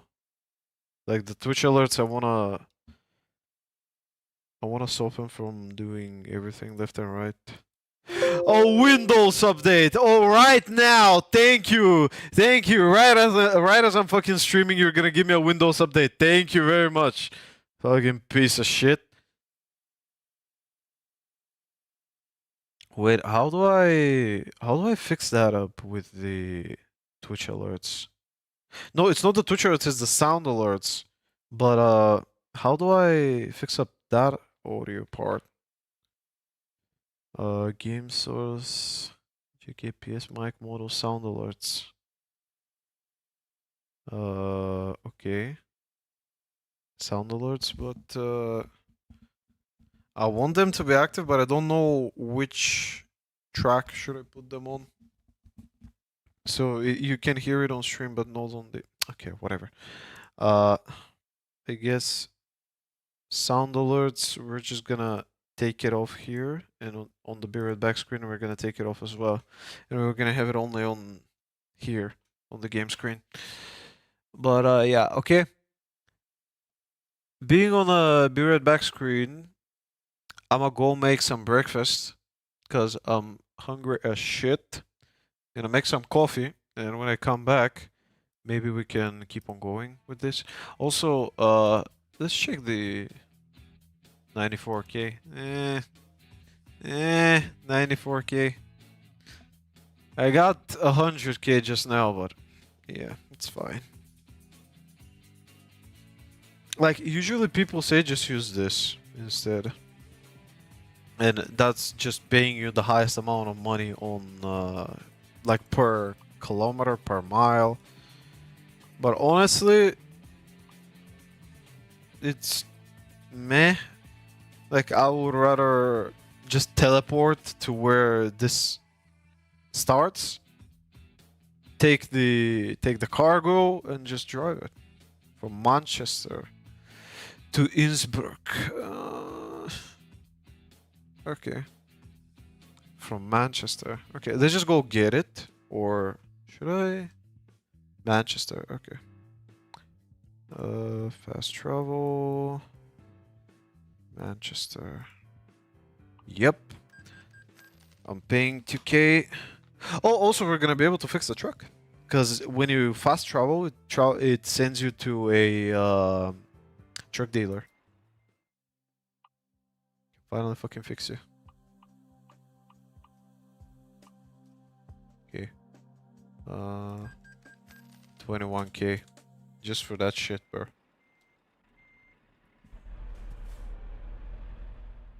Oh, wait.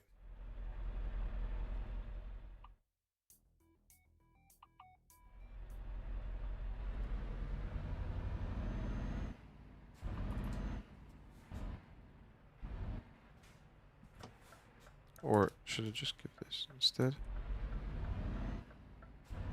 Okay.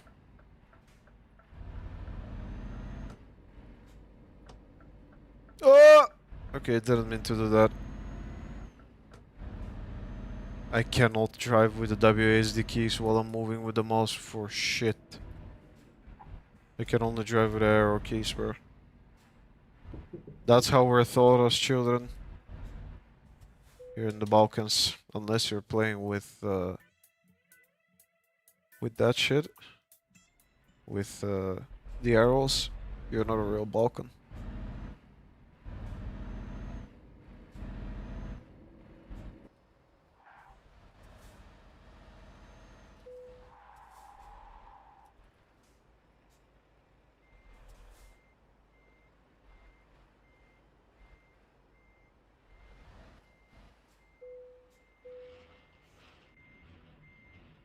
Okay, so where are we driving to? Innsbruck. From Manchester to Innsbruck. Okay, so we're gonna go from here to Rotterdam. And from Rotterdam, we're just going down, I believe. Okay, so 29 hours is from there, but if we move it from here, 30 hours. 29:32. Okay, that's fine. Well, I mean, 29 hours nonetheless, so it's fine. Nah, fam, fuck off. I'm not playing with both, no matter what.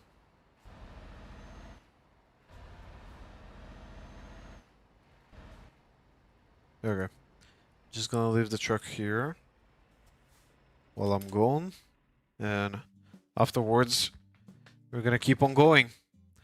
Maybe just finish this trucking experience, and after that, maybe some Star Rail. Who knows? I don't know.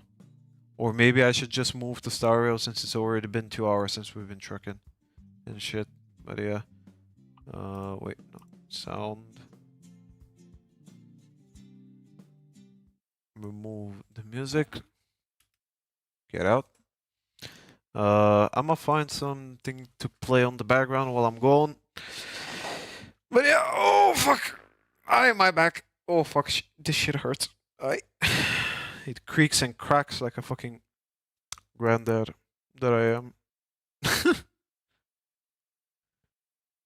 Okay. Well,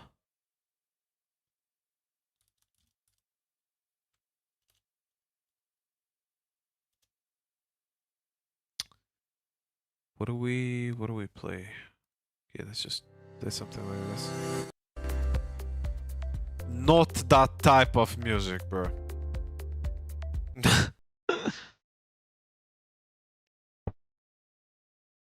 I mean, that's fine, I guess.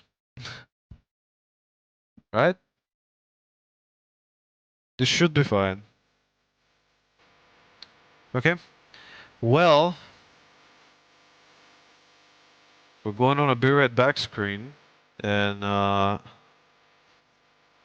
wait, where the fuck is the text? Shit. There we go. Okay.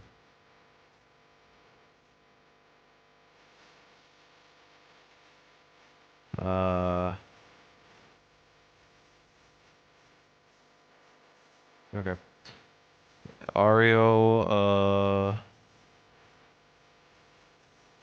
yeah, where's the Imperial? Impact, there we go. Okay.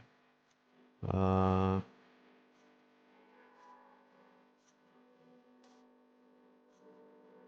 okay. Just, where do we leave it to? Okay. I'm gonna just leave it here, like that. And, I'm gonna be back once I'm done, I guess.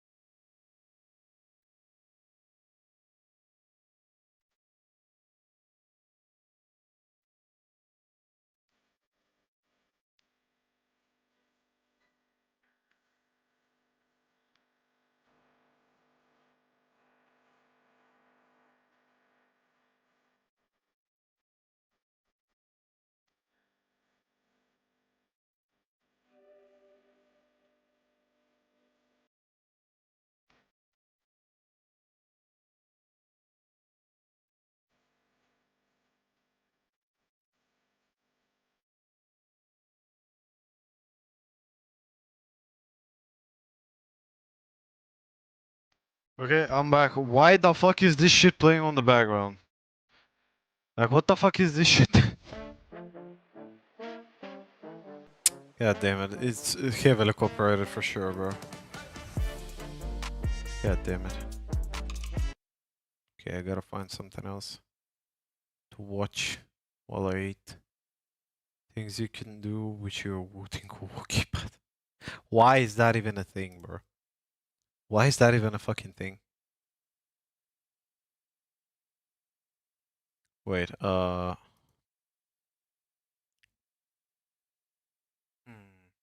can we watch? Everything wrong with Smile in 18 minutes or less. I mean, sure. Wait, got out a window source, right? Window capture, okay. Window capture, Opera. Okay. There we go. However, you gotta come down here. Yes. Okay. Close that. And apparently that's a thing. Like Film Theory SAO, the most expensive game ever. But I don't want to watch an SAO video right now. Let's check that Smile video, cause not gonna lie, like I just wanna finish my breakfast, and then we're just gonna head to Star Rail. But also, let me just swap the games. Close your truck and move it to just chatting. Okay, there we go.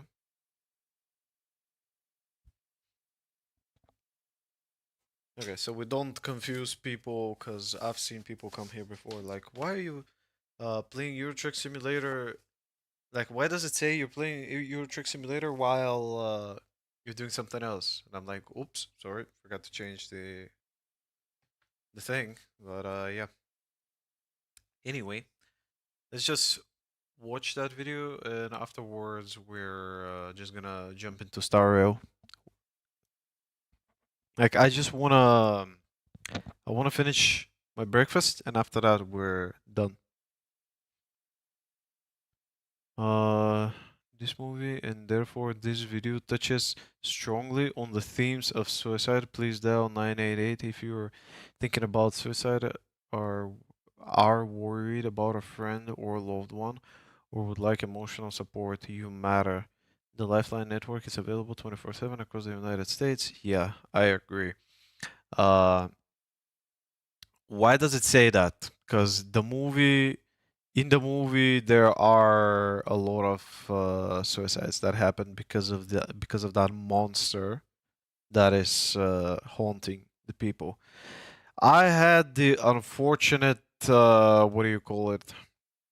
I was unfortunate enough to get dragged into watching this video when it released. This movie when it released in the cinemas, and the night that I watched it, I had PTSD and I couldn't sleep, which was kind of bad. Not gonna lie, but I hope that this video, at least, it's a bit easier on us, rather than scare us so many times.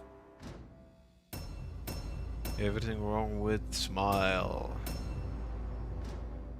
Opening your film on a smash cut to a corpse. I feel like the movie is trying to tell me something here, but I just can't work it out. Maid is on holiday? The store had a sale on wine and cigarettes? Damn it, movie, stop being so subtle. Ah, sudden Junior Bacon. Also, people who are able to fall asleep lying their head on a desk. There's nothing particularly wrong with it, but I'm not able to do that, so f you if you're able to do it. This oddly placed vase of yellow flowers. Carl, I know that what you're experiencing feels real, but it can't hurt you. I promise. Unkeepable promises. We will now spend 40 seconds transitioning to Rose's next scene by way of an aerial view of this ambulance. And as much as I'm sure defenders of the movie will say it's more interesting than just cutting to the next scene, I think the real reason is because someone wanted to do this zoom through the window shot. The board is down my throat about paying out of pocket for another bed in the residency program. Maybe the board should try giving a shit about the point of our job. Hospital board is full of money-pinching, bureaucracy-loving misers that don't understand the true meaning of Christmas cliche. Look, I'm all for Dutch angles, but only when they add something to the story, and much less when they just make me feel f***ing dizzy. Rose has left the room, but we're still here, which likely means something important is going to happen. Maybe the evil demon is possessing office supplies. Bet it's that sketchy-looking filing cabinet. Oh no, it's the lamp! F***ing possessed lamps! Wait, maybe it's that shifty stapler. Those bastards have taken so many. Ah! It's a phone! It's the black phone! Wait, didn't we already see this movie? Laura positions herself in the best corner of the room for jump scare efficiency. It's like she knows she's in a horror film. I'm a therapist. Do you want to sit down? And can I interest you in a crippling back pain and a numb ass brought about by the most uncomfortable and least therapeutic IKEA discount aisle chairs we could acquire? I'm gonna have to ask you a couple of questions that might sound stupid. Thing I said to my buddy right after we watched this film together somehow makes it into the script. I'm a PhD candidate. I'm not some lunatic, okay? False dichotomies. What is it you're seeing? It looks like people, but it's not a person. Laura will go on to explain her situation in the vaguest and least believable way possible. I'm assuming this is because we're at the start of the movie and it's too early to give away specifics, even though when Rose gets to this point, she will have very specific examples to pull from. It tells me things. It told me that today's the day that I'm gonna... If Laura is saying that whatever this thing is, I'll just call it Smiley, told her that today is the day she's going to die, then why does that never come back up again? Rose only finds out she has around a week to live because someone tells her about the past victims and how quickly they succumb to Smiley. The biggest issue with this movie is that there's no clear explanation as to how Smiley really works. It's okay to give some things an air of mystery, but there should be some clear rules for their particular evil presence. Smile doesn't make its rules clear, and that makes for a very frustrating viewing experience. Rose calls for help while Laura is seizing, but very conspicuously buries herself in this corner so much that she may as well be in a separate room. She's a professional, so wouldn't she be watching Laura for any changes in her condition? Instead, she avoids all possible eye contact just so the movie can set up its "oh no, she's vanished" surprise. And speaking of said surprise, let me explain just how bullshit the "oh no, she vanished" bullshit is. Rose is acting like she's in a fucking video game with zero peripheral vision. Here's what must have happened. Rose turns around and only focuses on the empty spot where she last saw Laura. And she slowly pans her eyes to the broken flower pot and only then notices Laura in the kitchen. This is not how humans operate. This is how cameras operate. Rose should have noticed Laura the second she turned around. Okay, I'm not going to pretend to even grasp first aid, but is he checking her goddamn pulse instead of stopping the bleeding from her gushing neck? Movie takes over 13 minutes to smile. But she was a head case, yeah? Before she died, she was smiling. Yeah, she sounds f***ing crazy to me. I feel like Detective Berkeley and Joel got together ahead of time and decided to play out this interview as good cop and be as offensive as possible about mental health at every opportunity cop. Why are all these establishing shots 14 minutes long and taken from orbit? This movie should have been a tight 90 minutes, but instead it is filled with stretches like this, where all we learned is that Rose has a cat, she knows how to shower, and she probably enjoys white wine a bit too much. And how are we rewarded for the 3 minutes it took to communicate these things? A cheap f***ing jump scare, of course. Maybe we should bail on dinner tonight. We can't. Yes, you f***ing can. Rose is hours after witnessing an actual suicide in front of her very eyes, and she's happy going out to enjoy a steak dinner? Like you're bailing to stay home and watch f***ing Murder, She Wrote, which would also be acceptable. See, this is exactly why you have to get out of that girl's hospital. Rose, there have to be plenty of crazies out there who will actually pay you for your time. Between the cop from earlier and now these two, I'm beginning to feel like all of the peripheral characters in this movie are purely here to demonstrate the vilest views of mental health. Look, I know people like this exist, but how is Rose surrounded by so many of them, especially considering her line of work? Just going to go ahead and get the sin out of the way for the eventual death of the cat, because seriously, f*** off, Smile. Mustache did not need to be part of your agenda. You okay? No, because this is yet another scene where all I've learned is that the house has an alarm and the cat needs food. What's next? A step-by-step guide on how to make a cup of tea? Morning, Doc. It cannot be reiterated enough that it is f***ing insane that Rose is back at work less than 24 hours after witnessing Laura's violent death. And if that is perfectly normal in the real world, that makes it even more of a f***ing sin. Really? They roped the f***ing mug into this too? Yesterday, a patient in your care Oops, sorry killed about that. herself brutally. in front of you. I know this might be a me thing, and Kal Penn is a fine actor, but it's hard to take him seriously when all I can see is Kumar Patel wanting to go to White Castle. Who's this lamp for? What is it lighting up? And why is it the most interesting thing in the scene? Why am I upside down again? Look as frustrated as you like, Rose, but it is totally within your power to have the sellotape ready to go instead of wrapping the gift and wondering why it isn't magically holding itself together when you reach for the phone. Honestly, the most concerning thing about this movie is not knowing how much of her glassware Rose is going to break before this movie ends.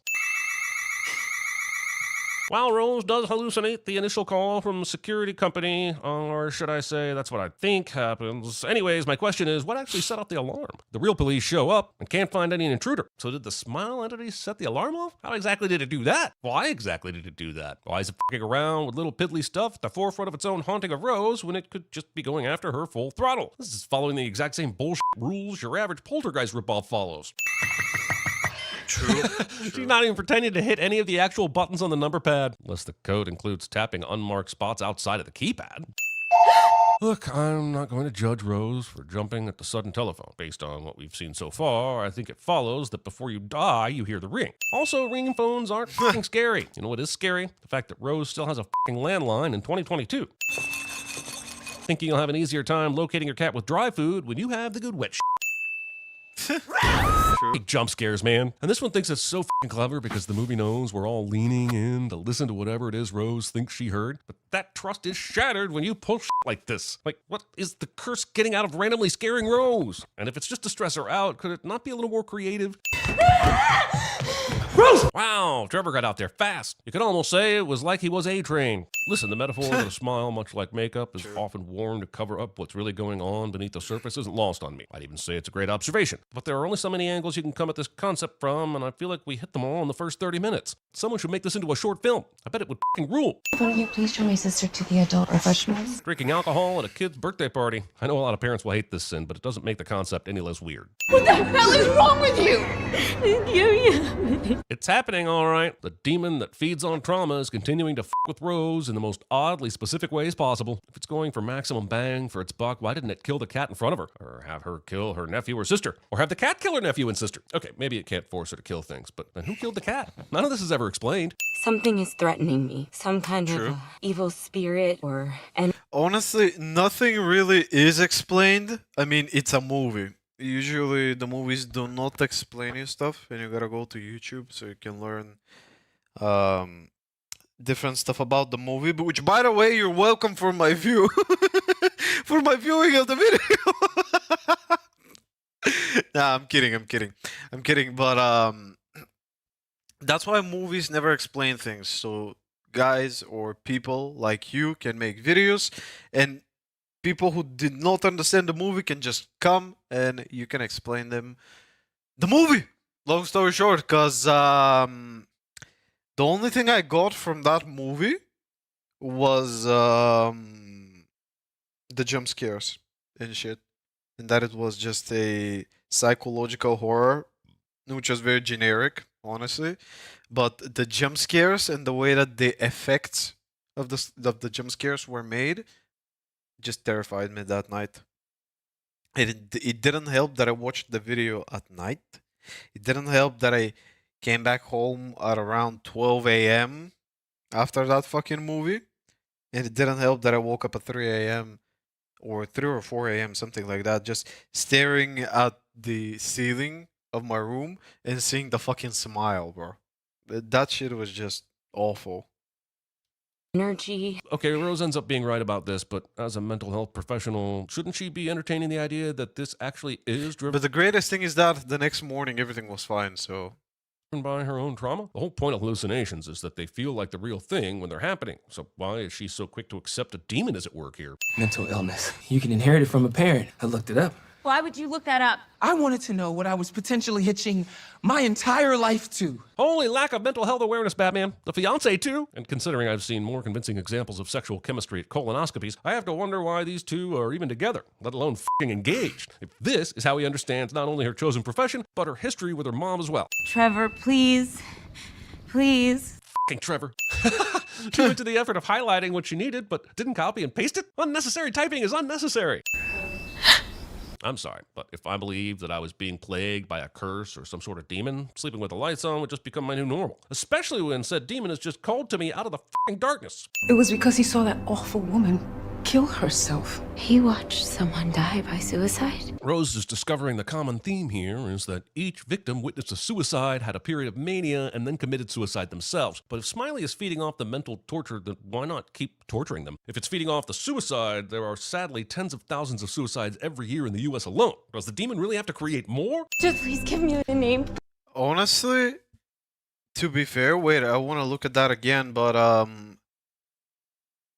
so what is the idea of that demon that they're going for? Like apparently, from my understanding, that is, apparently it works like this.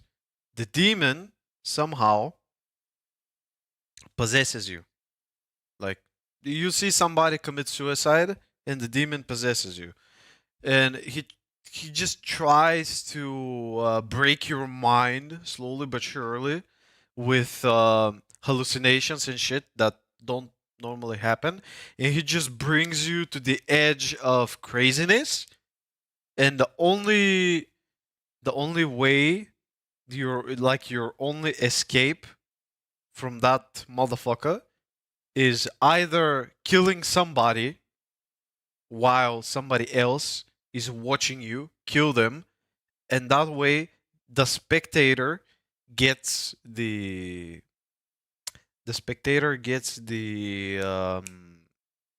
demon inside them, and you get rid of everything. Like, you get rid of that demon, but you go to prison for killing a person. Where if you don't kill anybody, the demon is just gonna break your mind, break your sanity slowly but surely until he takes over your body. And then he commits suicide. Not you, he commits suicide to your own body. And I know, like, keeping in mind how the first movie ended, I'm not gonna pay money for the second movie. Like, we're gonna watch the trailer of the second movie in a bit, but I'm not gonna pay money to go see Smile 2. Rather, I would wait for it to come out in the pirating sites and then just watch it there.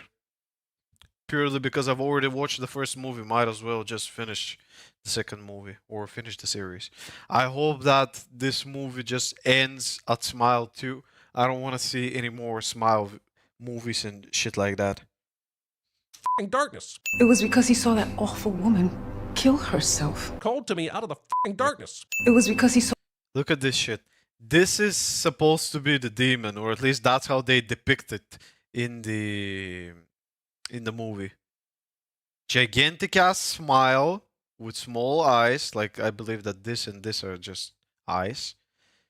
And that's it. He's just feeding on your sanity until he takes over your body. Woman kill herself. He watched someone die by suicide. Rose is discovering the common theme here is that each victim witnessed a suicide, had a period of mania, and then committed suicide themselves. But if Smiley is feeding off the mental torture, then why not keep torturing them? If it's feeding off the suicide, there are sadly tens of thousands of suicides every year in the US alone. Does the demon really have to create more? Just please. Indeed. But I mean, if he feeds on their sanity, the thing is, he's gonna want more and more and more and more.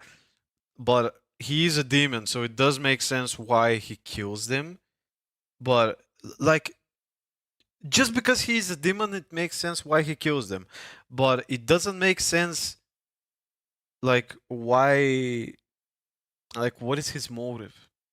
Like, you're feeding on that thing. Like, if you feast yourself enough of that sanity of the person, then what? Essentially, they're trying to make it seem like the demon is feeding on your sanity, and it keeps on feeding and feeding and feeding until you have no sanity left, and just because you have no sanity, you commit suicide. I don't think that it's that way. The way that I see it, and the way that the movie is, and from what I have seen, because I have watched the whole movie, like I said, I have paid money to see it in the cinema. Waste of money, by the way.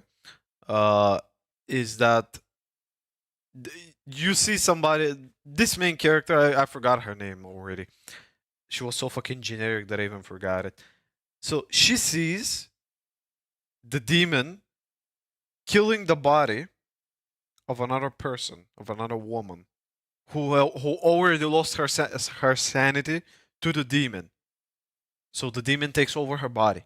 Once, according to the movie, once a person loses his sanity, the demon takes over the body, and the demon kills them. Like the demon kills the body, so the person cannot restore their sanity. And that's what happens. The demon is the one who is killing the body. The people do not commit suicide in this movie. The demon is the one who is killing them. But yeah, it does make sense. Like they try to make it more realistic, because in the real world, not many people acknowledge the existence of demons and etc. But I do think that things like that exist. Like, I am superstitious, but things should make sense, you know? Instead of, like, to the normal person, it would look like you're crazy. You committed suicide because you're crazy. Whilst the reality is that they're not crazy at all. They're just, it's just the demon who has taken over their body purely because they have no sanity to resist him anymore. Which is kind of sad, but oh well. Give me the name. Please just give me the name. Get the out of my house! The good news is they shouldn't be too hard to find info on. I mean, how many get the out of my houses could there be in the phone book? Also, she does tell her, get the fuck out of my house, because she tells the wife, apparently.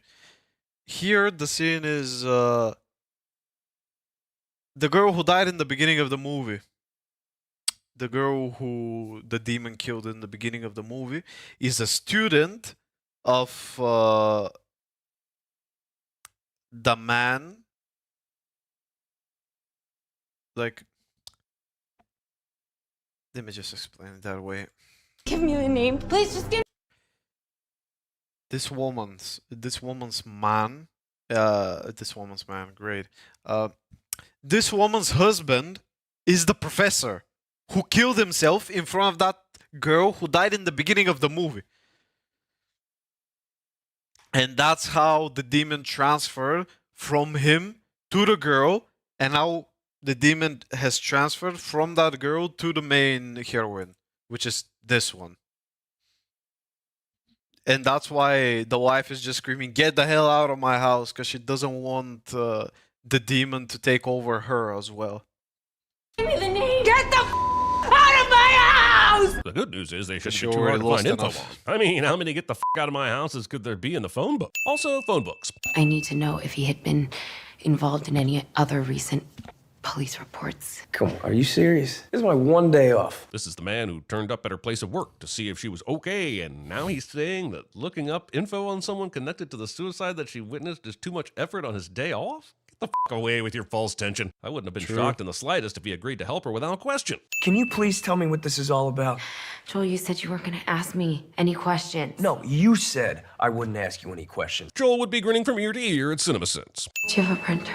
We don't hear the answer, but since Rose has documents in the next scene, I'm going to guess that Joel said yes, and that is all the horse shit. No one has a home printer anymore, and if they do, it doesn't fucking connect to the thing you need it to connect to. And even if it does, it's always out of fucking ink. Personal printers are the biggest lie capitalism ever sold us and have broken up more families than drugs and affairs combined. Fact. Why? Because you've been acting completely unhinged. Scene does not contain Russell Crowe driving. My eyes are open now. I have been cursed. I know she's going through some shit, But does Rose ever once think about the words she's saying? Can she really blame people for not believing her when she starts conversations like this? She even has evidence with her that looks mighty suspicious, so why not open with that instead of the most outrageous statement she can think of? It's what killed Mustache. It was at the party yesterday, but you couldn't see it. Yes?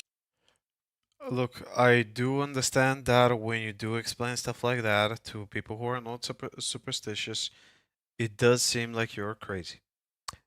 But there's one but.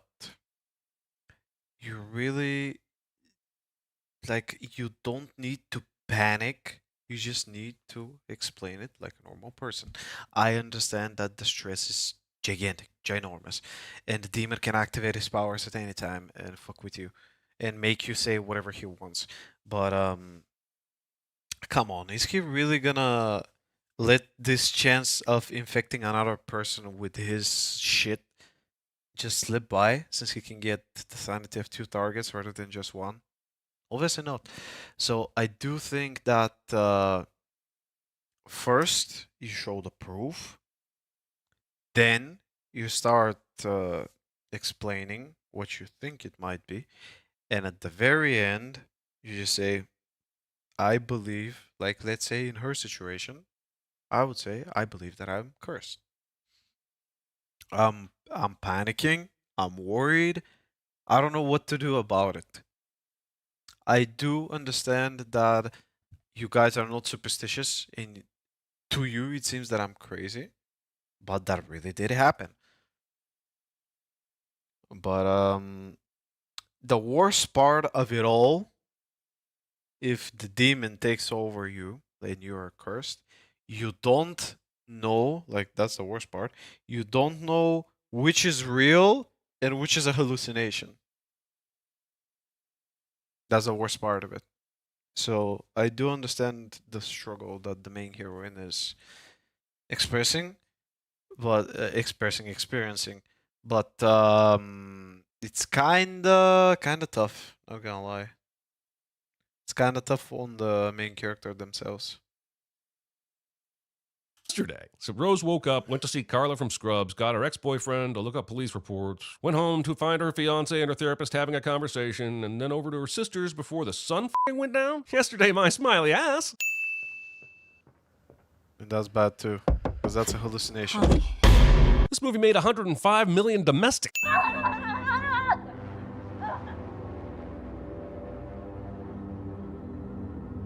You would think, since the movie took the time to pan over to Jackson's reaction to Rose losing her mind, that he would factor in later to the plot. And you would be wrong. After you left, I kept digging. These cases, this same pattern, it goes back further. I understand the horror movie cops are dumb cliche, because if they were really good at their job, the movie would end before it got started. However, I'm still seeing the fact that 0 cops before Joel noticed the odd connections to all the suicides. I'm not saying they would have gone straight to a smiling entity preying on the victims, but there should be some fucking reports on all this shit. I mean, it does make sense. It does make sense, because since that demon has been alive for quite a long while, at least from what it seems. But 20. Wait. What does he say? After you left, I kept digging these cases, this same pattern. It goes back further.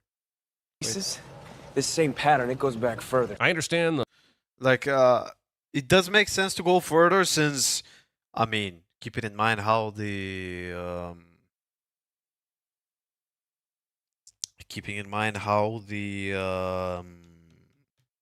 demon acts, it does make sense for him to be there for a while now, or for him to be out there for a while now.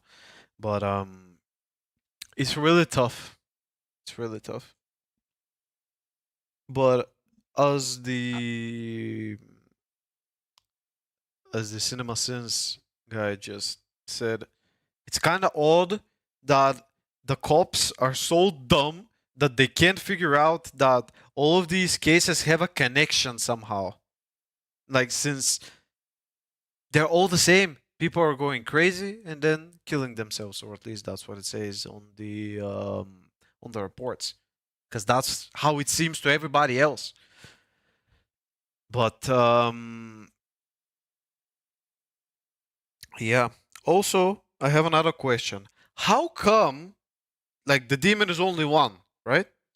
How come that professor, because that's the victim that I'm gonna use in this situation. How come the professor kills himself and only just like only one student sees him killing himself? Like what? And the ghost decides to hunt only one person. Like how? How? Like there must be dozens of students around him, because apparently he killed himself in the what do you call it? Apparently the professor killed himself in the university. And how the fuck come only one person has seen him? This doesn't make any sense. Like if you're in the campus, especially in those American campuses, since their universities have campuses and everything, whilst ours here don't have such things. But how come they have a whole fucking campus full of students and yet nobody besides this girl saw that teacher kill himself? I call that bullshit. And another thing that there is that I call bullshit, how come, because I'm sure that many students saw him die or just dead, how come if many students really saw him die, which I think it is the point, why does it haunt only one person?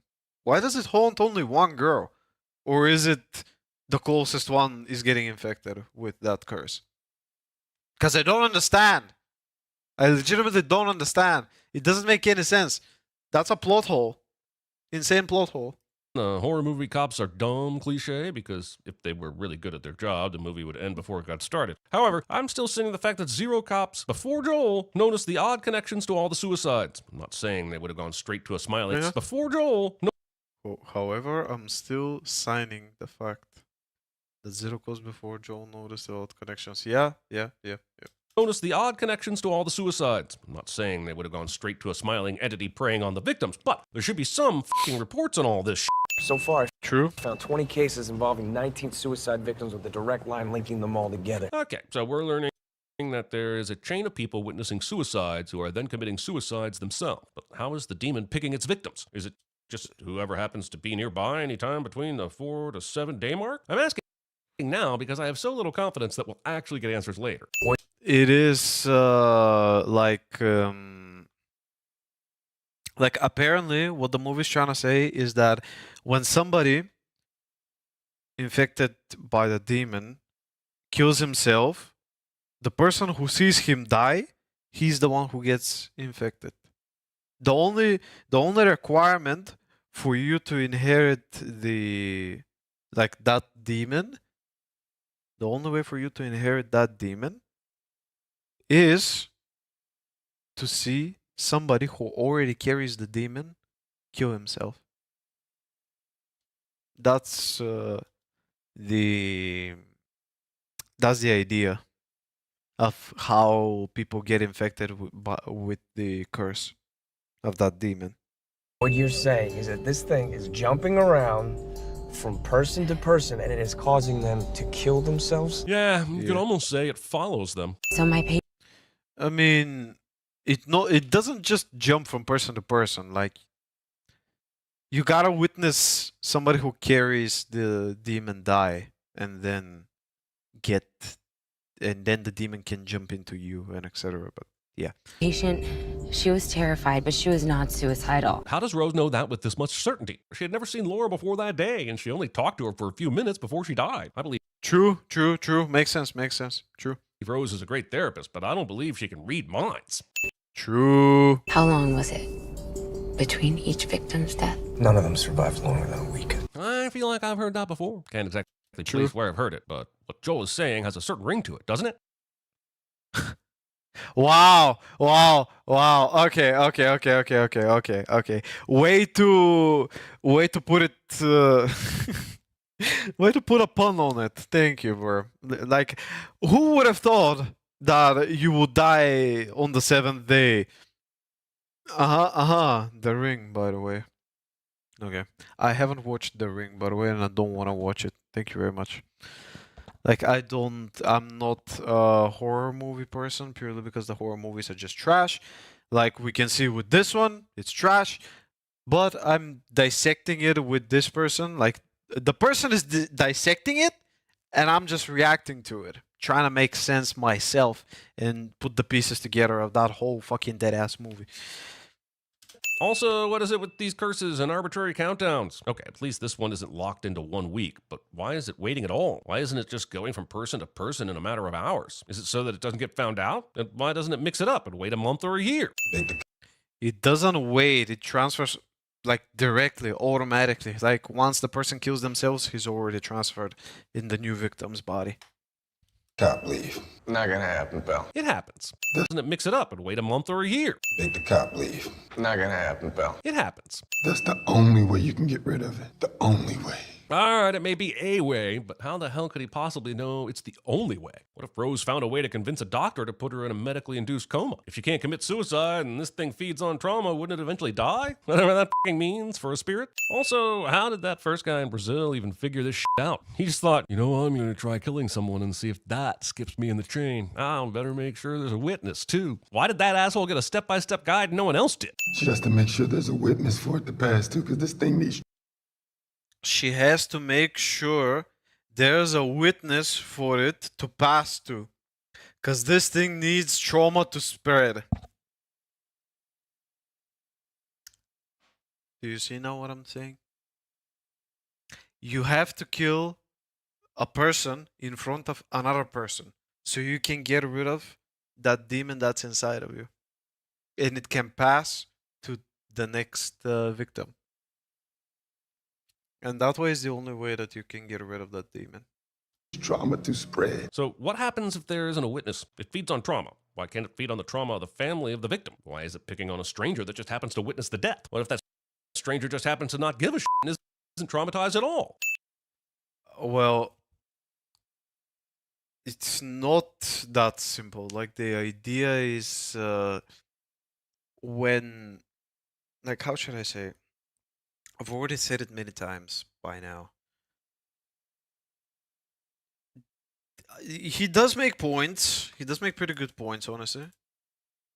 She has to make sure there's a witness for it to pass too, because this thing needs trauma to spread. So what happens if there isn't a witness? It feeds. What happened? Okay, let's just answer those questions, or at least try to answer them.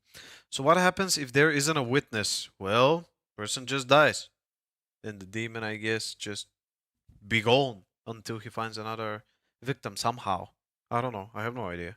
I cannot answer that question for certain since it's not depicted in the movie. Feeds on trauma. Why can't it feed on the trauma of the family of the victim? Why? I mean, it feeds on trauma. Why can't it feed on the trauma of the family of the victim? That could be a thing if the person with the demon kills themselves without anybody seeing them. Like, if there is no witness to the suicide, then the demon starts haunting the family of the victim. At least that's what I think it is, and that's what I think would make sense. Otherwise, it doesn't make any sense. Why is it picking on a stranger that just happens to witness the death? What if that? Because the stranger just saw the fucking demon at action, and the demon doesn't want to leave bodies alive, no matter what. He doesn't want to leave traces behind him. But believe it or not, the police records say otherwise. That stranger just happens to not give a shit and isn't traumatized at all. It doesn't matter. The fucking ghost is still gonna get him. Like, come on, dude. Driving, dancing, house entering, window dressing. What does it all mean? I mean, Excitement? I feel like I'm more familiar with the inside of this goddamn car than I am with most of my blood relatives. No. Imagine if Rose actually does kill Carl here. For one thing, the movie would be over, and it would give the movie a pretty ballsy ending. And yeah, I guess this movie does still kind of have a ballsy ending, but my main point is it could have ended here. I want it to end here. We're about to find out this is all a demon-inspired delusion, but shit, man, yeah, got to respect the detail on this whiteboard. Smiley must have a great memory. As long as I'm alone, I can deprive it of what it needs. That doesn't make any sense. Based on the facts available, it actually makes total sense, Joel. Smiley must have a great memory. As long as I'm alone, I can deprive it of what it needs. That doesn't I can deprive it of what it needs. Yeah, in a way. make any sense. Based on the facts available, it actually makes total sense, Joel. Might be extreme and surrounded by a movie that doesn't make any sense, but the logic itself is sound. Why am I upside down again? Here's a sin for every second my visual axis has been fucked with without my consent, rounded to the nearest 100. And Okay, I get it. But how should I say? It's interesting. It's interesting for sure. But I do like it. I do like the logic that if you isolate yourself, it can feed only on your own sanity. However, there's a big however. I don't think that is gonna work, since if the demon can manipulate you and manipulate your mind and make you hallucinate and yada yada yada, unless somebody isolates you and keeps and like they keep you in a sort of a cage and they don't let you out, then that's okay. However, if you yourself decide to isolate yourself, it's not gonna happen, because the demon is gonna manipulate you to a way where no matter what happens, no matter what you do, you can't escape, no matter what.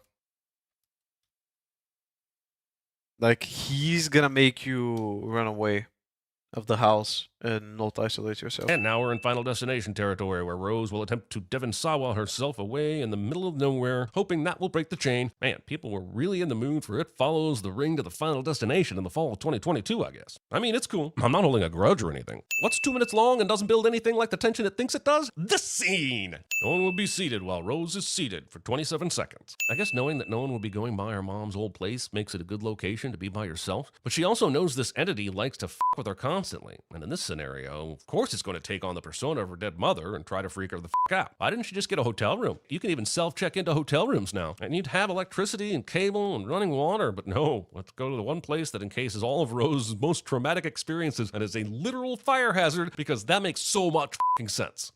I mean, the movie does it on purpose, because they do want to keep the tension up, and they do want to end the movie on a scary note. That's why she goes there, because it is dumb. It is dumb. I do agree. It is dumb. It is better to just go to a fucking hotel room. But the thing is, the idea for a horror movie is for it to be horror, not that they can't make a hotel room be scary and etc. But the house, the traumatic house and everything, is pretty good setting for this.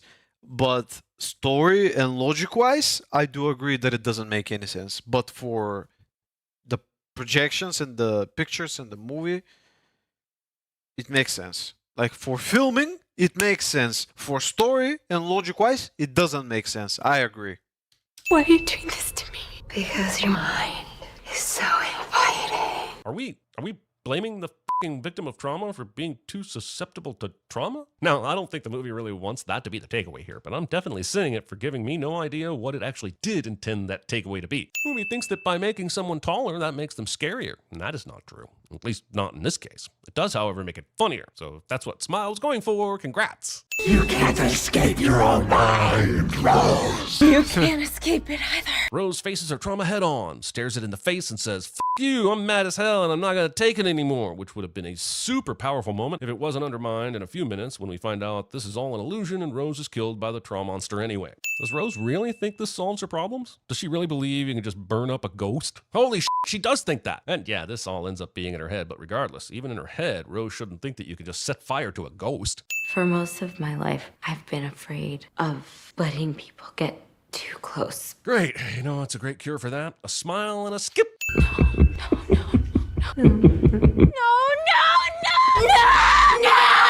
No. Rose! The entity apparently has the foreknowledge to take the form of the person who in reality will show up right afterwards. We need more forward-thinking individuals like that protecting this country. Vincent D'Onofrio should leave his velociraptors behind and start getting the Smile Army up and running. I mean, there are heavy-handed metaphors, and then there's whatever this shit is that I can only describe as a meteor-sized analogy for trauma that wiped out every known example of subtlety ever to have existed in this in any parallel timelines. Also, I feel like at some point there was just a writer's room thinking of all the different horror movies they could take things from, and someone said, "We haven't used Hellraiser yet, but I'm not sure how that could even work." And then someone else chimed in with, "Oh, we're gonna make that fucking work." I don't know if the movie just wanted a shocking ending or spent the last 2 hours attempting to explain that even the strongest people can fall prey to dark thoughts and darker actions. I applaud the attempt, but I'm sinning the execution. Also, the movie ends with some juxtapole bullshit by playing Lollipop Lollipop after its shocking finale for no other reason than to be jarring.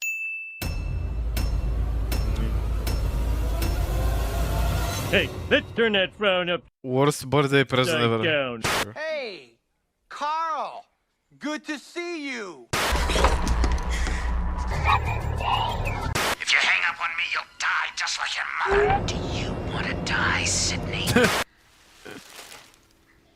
Oh, what's in the box? Put it on. It's loading.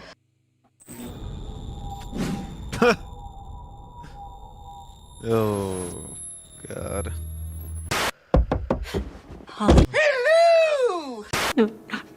Why so serious? You wish that I would die. I learned it by watching you. Because I learned it by watching you. Oh God, dude, that's a good video. That's a fucking good video. I swear to God, bro. How to beat Smile. That's also something that I want to watch, by the way. Since, honestly, I have no idea how to beat Smile, but I'm willing to watch the video. Smile has a crazy ending. I mean, it's not crazy. It's just a lot of CGI and a lot of dumb. But yeah, all in all, I don't like the movie. I don't like it. I would analyze it, but I don't like it. I never liked it, and I never will, most likely. If you were haunted by a demon that made people die in horrifying accidents, what would you do? I'm going to break down the mistakes made, what you should do, and how to beat the death curse in Smile. This woman is going to wish she never became a psychiatrist. Dr. Rose here is working at the hospital when her coworker reveals a new patient has just been admitted. The police had dropped the girl off, but there's something deeply disturbing about her. Last week, she saw her professor die, and the girl was the only witness to his death. Concerned, the doctor walks into a room. Which is completely and utterly BS, by the way, because I don't think that only one person can witness a professor just die on a campus full of students. And finds the patient standing in the corner, terrified. Rose reassures the girl that she'll be safe here and invites her to discuss what she's experiencing, but she'll regret asking this question. The patient joins her at the table, and the girl explains she's been seeing an entity that takes on the form of different people throughout her day. Every time it appears, the creature will wear a terrifying smile and has told the girl that today she's going to die. Rose tries to explain these delusions are a traumatic response to stress, but the girl freaks out knowing that the doctor doesn't understand what's happening. Suddenly, the patient falls back in her chair and screams in terror, trying to run away from something in the room. Shocked, the doctor rushes over to the phone and immediately calls for help, but then it goes quiet. Looking around, she notices the patient staring at her with a gigantic grin on her face. The woman doesn't know the girl has been possessed by a demon and can only watch as she collapses to the ground dead. Later that day, the doctor is questioned by the authorities, who ask about the mental state of her patient, trying to understand what caused her death. Rose explains the girl was having delusions that an evil entity was haunting her and was smiling before she suddenly dropped dead for no apparent reason. It sounds insane, but soon this doctor will realize she's about to be haunted. Okay, this is really messed up. This girl was clearly in psychological distress and completely convinced that an evil presence was going to kill her. The doctor was trying to help, but didn't take the girl's fears seriously enough, and now she's dead with almost no explanation of why this has happened. What's even more suspicious is that the girl was a graduate student working on her PhD, and that means she would already be outside of the normal demographic to be experiencing this kind of mental breakdown. Studies all over the world have found that mental health issues are highest among people who have financial stress and unsustainable working conditions. The reason this is strange is because a student who's already working on her PhD would not only be competent enough to be accepted by the university, but it also means she's both financially and mentally stable enough to carry out the work. In True. fact, most PhD students are usually offered a basic stipend to cover living expenses during their studies because they don't have the time to keep a regular job. So identifying a clear cause for her behavior is very difficult to do. Now, the biggest mistake that Rose here made was to tell the girl that everything is okay, and immediately suggest that it's not as bad as she thinks. If someone believes they're being haunted by an evil presence, it could reveal a lot about how their mind works, and that's why if it were me, I would have asked as many questions as possible about what she's seeing and when, to identify patterns that could explain the phenomenon. Now, if you look at this girl, we can clearly tell from the heavy bags under her eyes that she hasn't been sleeping, and based on her disheveled appearance, it's reasonable to assume she hasn't showered or changed clothes in days. These are classic signs of grief, and since we know she witnessed her professor die in front of her, there's a very good chance she might have had an intimate relationship with him without anyone knowing. A secret like this could plunge someone into a moral crisis, and if it's true, it wouldn't be surprising to discover she might even blame herself for his death. From this perspective, mentioning that you're being threatened by demons makes a lot of psychological sense to someone who's overwhelmed with guilt. And if the doctor had spent more time listening, she could have learned useful information, because soon,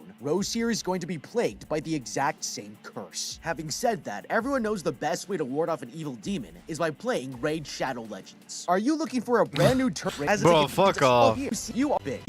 How to respond? Get the dead girl out of her head. But that's when she notices someone is standing in the kitchen. Suddenly, a man calls out to her and the lights turn on. Her fiance Trevor has arrived and he walks over asking how her day went, but learns that she witnessed her patient die. It's hard for him to see his fiance like this and he pulls her into a hug, but as Rose looks back towards the kitchen, she realizes there was nobody standing there. Later, the woman has dinner with her sister Holly, but is lost in thought. She can't stop thinking about what happened in the hospital, and that's when her sister asks if she's coming to her nephew's birthday. The woman explains she'll be busy working, and the couple can't believe their ears. Frustrated, the aunt tells her she's working too hard and should be selling off their childhood home for profit, but the woman demands they change the subject. It's clear there's bad blood between these sisters, but it's only going to get worse. The next morning at work, Rose asks a colleague to find out more information about her dead patient's professor, and the woman promises to help, but that's when the doctor is interrupted by one of the detectives from yesterday. It's her ex-boyfriend Joel, and he explains he's here to check up on her, but Rose insists she's fine, walking away to her office. Inside, she reads through a witness statement from her dead patient and finds out her professor was smiling right before he died. It's eerily similar to what happened to the girl yesterday, but the woman is interrupted by a call from her sister. Answering the phone, Rose gets an apology for their argument last night as she walks over to the window, but then she sees something strange. There's a shadowy figure watching her in the distance, and it's making the doctor nervous. Walking down the hallway, the woman notices that a patient is staring straight ahead with a creepy smile on his face. It's weird, and Rose steps inside asking how the man is doing, but gets no response. He's still sitting there grinning like a creep, and she tries to snap him out of it, but that's when everything goes wrong. Suddenly, the man turns to her, repeatedly saying she's going to die, and the doctor backs out of the room, calling out for help. The nurses rush in to restrain the man, but Rose is shocked to realize the patient was sleeping in bed this entire time. It doesn't make any sense, and these hallucinations are going to escalate into the scariest things she can imagine. Okay, this is only going to get worse. Rose here has just witnessed 2 different patients exhibiting the exact same symptoms, but what's even more horrifying is that this is also what the girl saw her professor doing right before he died. It's way too specific to shrug off as a coincidence, and it means we have to consider there might actually be something a lot more sinister going on beneath the surface. If we're seeing the same thing that these other victims have been seeing, then we either need to evaluate our own mental condition or decide to believe there's actually a demon that's haunting us and figure out how to defeat it. Now, Rose here seems like she's mentally stable, but if you're paying attention, there might be signs that she's actually suffering from repressed trauma. First of all, we can see that she has a tattoo on her back of a tree with its branches bending in the wind. Not only is it the only tattoo she has, but it probably symbolizes a reminder to be grounded in herself, even when there are strong forces trying to move you. This might indicate an underlying instability she's tried hard to protect herself from, and a strong chance it stems from a childhood trauma. Secondly, we've also seen 3 separate occasions where she's starting to see things that aren't actually happening. First, she thought there was something in the shadows of her house, then a mysterious figure through the window, and lastly, the patient screaming that she was going to die when he was actually laying in bed. These hallucinations are escalating to extreme psychosis, and if reality's beginning to slip away from us, then we can't trust anything that we see unless it's being confirmed by another witness. Before she died, the patient told us that she was seeing someone pretending to be other people, but it would smile as it told her she was going to die. It's been less than 24 hours, and now the exact same thing has just happened to Rose here. With this in mind, we have no choice but to accept the possibility that a demon is haunting us, and that's why if it were me, I would make sure I was always in the company of at least 2 other people I trust. It might be challenging to keep ourselves in large groups throughout the day, but if we see something that looks suspicious, we can confirm our reality with several others, helping us get a better sense of what is happening. We also need more than just one person, because if our only witness is acting strangely, we would have no other way to confirm that it wasn't a hallucination, so the more people we have around, the more likely we are to be grounded in reality. If this was an evil being, then it's fair to assume that the only reason it would be showing itself is because it wants to drive our paranoia and anxiety into extremes, so that it can manipulate us into making horrible decisions. That's why the most effective tactic right now is to distrust our own mental state until we find out more, and refusing to give this demon our attention might force it into finding a different strategy to get what it wants. Later, the woman has a meeting with her boss and insists that the patient needed to be restrained, but the man disagrees. He thinks she's been affected by her former patient's death and demands she take a week off to recover. The woman knows what she saw, but there's nothing she can do to convince him and accepts his offer. Leaving the hospital, Rose visits a shop to pick up a toy train for her nephew, hoping that things will get better, with no idea this gift is going to backfire. That night, she returns home to relax and pours herself a drink when the thief alarm goes off, making the woman drop her glass. Terrified, Rose quickly picks up a knife, thinking that somebody has broken in, but when she walks over to the entrance, there's nobody there. The doctor checks the security system and shuts off the alarm, but as she's heading back into the living room, she notices that the back door is wide open. Suddenly, the phone starts ringing and Rose quickly picks it up, finding out that the security system company has been alerted of a break-in. The woman explains that the back door has been left open, but then the person on the hotline taunts Rose, insisting someone else is in the house. That's when the phone rings again, and the woman turns to see the device is back on the table like she never picked it up. Freaking out, the doctor answers the phone, and this time it's the real security company, but she's too confused to respond. The police are called to the house, and the cops walk out, insisting they found no signs of a break-in. The woman asks about the back door, but the men suggest it must have been left open, and that's when her fiancé arrives at the scene. Heading back into the house, he questions why she set the thief alarm, and Rose tells him she doesn't remember turning it on. That makes the man concerned, and she insists there's nothing to worry about, but Trevor isn't sure he believes her. She's been acting more erratic lately, and soon he'll discover the woman he loves is going insane. Later that night, Rose listens to an audio recording of her former patient's last words before dying, and that's when she hears something strange. Playing back a section of audio, the doctor notices a ghostly breathing and tries to listen closer when suddenly the dead girl appears in the room. She backs away in terror before standing up, and quickly takes out a knife to defend herself just as her fiancé comes running out of the bedroom. He doesn't understand what's going on, and there's nothing he can do to help.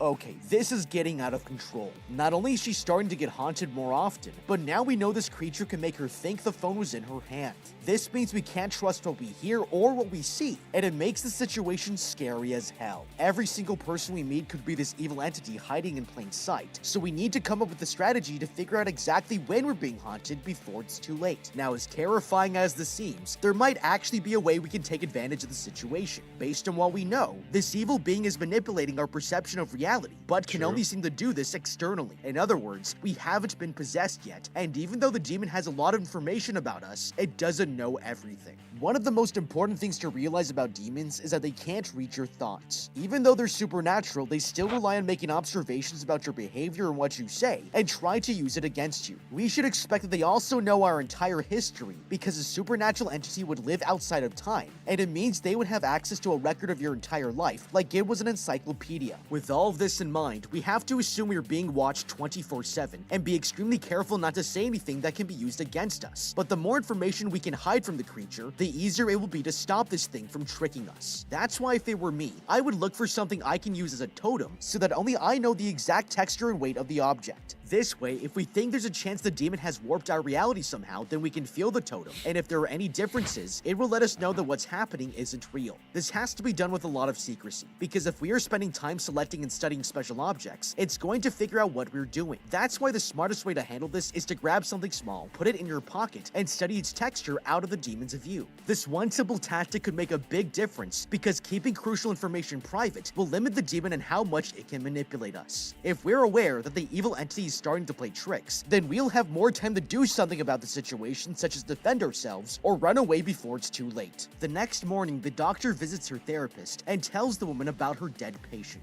She suggests her obsession with the girl might be related to her mother's death, but Rose changes the subject, revealing she's been hallucinating ever since the patient died. The delusions have been terrorizing her, and the therapist proposes she avoid anything that could remind her of the girl's traumatic death. With the session over, the woman heads to her sister's house so she can attend her nephew's birthday party. She's trying to enjoy herself and forget what's happened, but when the kid begins unwrapping his presents, everything goes wrong. He opens his aunt's present and is shocked to see what's inside. Confused, the boy pulls out a dead cat, and the doctor recognizes it's hers. Rose doesn't remember killing her own pet and tells the partygoers she would never do something so horrible, but they all think she's crazy. That's when the woman notices one of the guests smiling at her as she realizes the entity has returned and is haunting her in broad daylight. Overwhelmed, the doctor starts screaming, but suddenly the smiley woman appears in front of her and Rose trips, falling straight into a table. With no idea what's going on, she's brought to the hospital for treatment, where her boss makes sure she's okay, but the woman notices her fiance getting into an argument with her sister. That night, Rose goes back to her fiance's place, but before they head inside, she explains she's been haunted by the evil spirit that killed her patient. The man doesn't believe her, concerned that the woman is going crazy, and gets out of the car. Following him, the doctor argues she's not insane, and that's when the fiance remembers that Rose might have inherited her mental illness from her mom. It's the only explanation that makes sense to him, and he tries to walk inside, but the doctor stops him. The woman insists she would never do anything to hurt him, but he suspects Rose killed their cat, making... By the way, I'm keeping quiet mostly because when I watch something like this that is actually interesting, I'm usually quiet, not on purpose, but just because I'm interested in it, I'm just quiet and sitting back watching it. Making it clear he's afraid of what she'll do next. Desperate to get answers, the woman searches up her dead patient's professor and quickly makes a plan to find out more about the curse before it's too late. Okay, this is terrifying. Now the demon is haunting us during broad daylight in the middle of a kid's birthday party and killing our... By the way, how many times are you gonna say this is terrifying? Like, not that I have anything against it, bro, but we already know that it's terrifying. Like, come on. Pets just to watch us freak out. It's actually a genius strategy, because by doing this, the demon has turned everyone against us, convincing them we're mentally unstable and can't be trusted. At this point, we have to expect that anytime we ask someone for help, our friends and family are going to be much more likely to put us on heavy medication instead of believing our story. Keeping ourselves in a public environment isn't enough to stop the creature from manipulating us, and it means we need to go a lot further in taking matters into our own hands. It's reasonable to assume that if we know it's using our environment and perception against us, then by taking its tools away, it will have a lot less influence. That's why it might be a good decision to keep ourselves blindfolded throughout the day, making it much harder to be manipulated. Up to this point, sight has been the only sensory perception it has tried to target, and if we don't see what it's doing, then we can't react to it. I would then try to communicate with the creature and ask what it wants. It's important to point out that as powerful as they seem, supernatural beings are bound by a lot of rules with what they're allowed to do, and it usually comes down to a set of preconditions that gives them the authority to attack someone. This becomes even more apparent in exorcisms because the language that's always used in casting out demons has to do with their authority and the legal grounds they have to be in there in the first place. Now, we can't expect to argue a legal case with a demon that's a lot more knowledgeable about the subject than we are, but that doesn't mean we can't negotiate with it to help it get what it wants. If we're powerless to stop it, then the smartest thing we can do is help it, but insist that we will cooperate if it agrees to haunt someone else instead. From what we know, the monster seems to thrive off of psychological trauma because every victim so far has been a witness to someone's death. Rose here witnessed her patient die, and the patient witnessed her professor die, but this is such a rare and unlikely occurrence that it can't be a coincidence. With this in mind, I would return to work at the mental health clinic and offer the demon its selection of patients to terrorize as long as it leaves us alone. The best candidate might be an old war veteran because they would be the only other people in the clinic who might have witnessed someone dying, and if the demon is willing to switch targets, we'll be free from its manipulation tactics as long as it gets what it wants. It sounds horrible, but it's a trade-off that's worth taking. If we can contain the demon into haunting people who are already under the institution's control, then we can also exert a small degree of control onto the demon by extension, and it puts us in a better position to figure out how to destroy it. At the very least, this keeps the demon's bad behavior away from the general public, and if no more cats are showing up dead at children's birthday parties, then it's still a worthwhile strategy to take. The next morning, she visits the professor's widow, learning that the man had been behaving strangely and suffering from hallucinations before he died. The woman shows her his bedroom, which is covered in drawings of smiling creatures, and she explains this all started after the professor had watched someone die. It's just like what happened to her, and Rose realizes that this evil entity gets transferred whenever someone witnesses its victim's death. Desperate, she asks the widow if her husband ever found an explanation for what happened, but the woman has had enough. She refuses to answer any more questions and kicks Rose out of the house, leaving her more terrified than ever. With no one else to turn to, she visits her ex-boyfriend Joel and walks into his apartment. The woman begs him to look for any other police reports about the professor, and he reluctantly agrees. Searching him up, the detective discovers that the dead man had given a witness statement after seeing someone die a week earlier, and there are even photos from the crime scene. Rose takes his computer, examining the horrifying pictures, and notices the victim is smiling. It's just like what happened with her dead patient, and the doctor asks him to check if there's a police report. He looks into it, discovering the victim had witnessed a stranger die in front of her eyes, and there's even a recording of the incident. They watch it together, and the doctor notices that before the victim died, he was smiling. That makes the cop realize there's a pattern, and he asks her what's going on, but Rose refuses to answer. Later that day, she heads to her sister's house to talk, and the husband insists she leave, but his wife reluctantly agrees to hear the woman out. The doctor explains that she's been cursed, showing proof that other people have suffered the same fate, but Holly thinks she's having a mental breakdown just like their mom. That makes Rose furious, insisting the woman doesn't know what she's talking about, and the sister makes it clear she's no longer welcome here. Frustrated, the doctor heads back to her car, but as she's considering her next move, Holly walks up to the window and stretches her neck to look inside. The entity won't stop making the woman hallucinate, and there's nothing she can do to stop it. Okay, we finally confirmed that there's a clear pattern here. As I mentioned before, most supernatural beings are bound by a strict set of rules that allow them to operate in the physical realm, and identifying this is the most important step we can take towards figuring out how to stop it. From what we've learned, there's a long history of this thing making people die with the witness present, and will then haunt the witness until it's ready to kill them too. As terrifying as this sounds, it's actually revealing a fantastic strategy we can use against it, because we don't just know what it wants, but also what it needs. With all this research, not one of these victims died without a witness present, and it likely means that as long as we isolate and avoid contact with anyone, the demon won't kill us. That's why if it were me, I would strongly consider booking an Airbnb somewhere in the mountains, making sure it's as far from civilization as possible. As long as there isn't anyone around for the evil entity to use as a witness to our death, then it's the best way to stop the demon from getting what it wants. It's not a long-term strategy, but we can use the time to investigate as much as we can find, and if we aren't constantly worried about getting murdered, it will be a lot easier to focus on finding clues that can destroy this demon or drive it out of our lives for good. Now, True. that said, there might actually be a loophole here that we could take advantage of. According to their research, the demon would get transferred to the witness when the victim dies. But based on these past cases, the cause of death is always from a different method. If we had the time we needed to plan out a strategy, then I'd make sure I had as much control over this outcome as possible. That's why if it were me, I would cheat the demon by asking professional doctors to stop my heart, and then bring me back like the Flatliners did. This way, we would be giving the demon exactly what it needs to get transferred to someone else, but without me having to die die permanently in order to achieve it. It's obviously a risky strategy to take, but it's very possible that taking charge and exerting as much control over the situation as we can will effectively remove the demon's only weapon it has against us. Staging our deaths might even force the demon onto someone else that witnessed our heart stopping, and if it doesn't have any legal ground to haunt us anymore, then the demon would have no choice but to move on.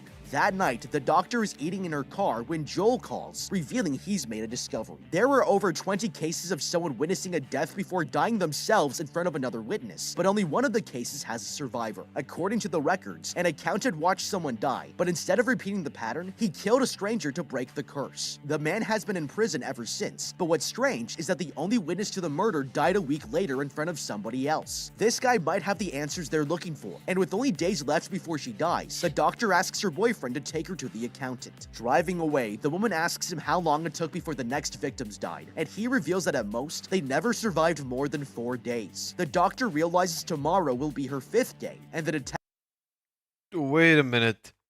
Wait a minute. He said 7 days in the movie, and this dude here is saying 4 days. What the fuck? Excuse me, what the hell? detective insists nothing will happen, but soon he'll be proven wrong. The next morning, they head to the prison where the accountant is being held. And at the end of the day, is it 7 days or is it 4 days? Because one of them is saying 7 days, the other one is saying 4 days. Like this guy is saying 4 days, the one from the previous video says 7 days. And at the end of the day, which is correct and which is not? Good question. Visiting the man to get some answers, and Rose asks him how he managed to survive the entity. He refuses to say anything unless the detective steps outside, and with no better options, the doctor insists she talk to him alone. The man leaves the room, and the accountant finally reveals he managed to pass on the curse by killing someone else in front of a witness. He explains that the entity spreads through trauma, but the doctor freaks out, insisting that she can't kill somebody. Suddenly, the accountant realizes that the woman is cursed and panics, screaming at her to get out. He's terrified she'll pass the curse back to him, and the woman leaves, horrified at what she's just learned. Rose goes back to her fiance's place, knowing that she doesn't want to die like the other victims, but can't bring herself to murder someone. The woman has no idea what to do, but that's when she receives a text message from her therapist asking if they can meet. Rose refuses to respond and goes to the kitchen to grab a knife, but before the doctor can do anything, the doorbell rings. She answers the door to find her therapist outside, and the woman insists they talk about Rose's issues to make sure she's not a danger to anybody. If not, then the authorities will be called to deal with her, and the doctor has no choice except to let the woman inside. Sitting down on the couch, the therapist asks if she's still hallucinating, and Rose insists she's better now. Suddenly, the phone begins to ring, and the woman goes to answer the call, but then she hears her therapist on the other end. The doctor realizes the person sitting on the couch is the entity, and it starts smiling, warning the woman it's almost time for her to die. Terrified, Rose backs away from the creature as it walks forward, but the entity won't kill her until it's got the perfect opportunity to pass on the curse.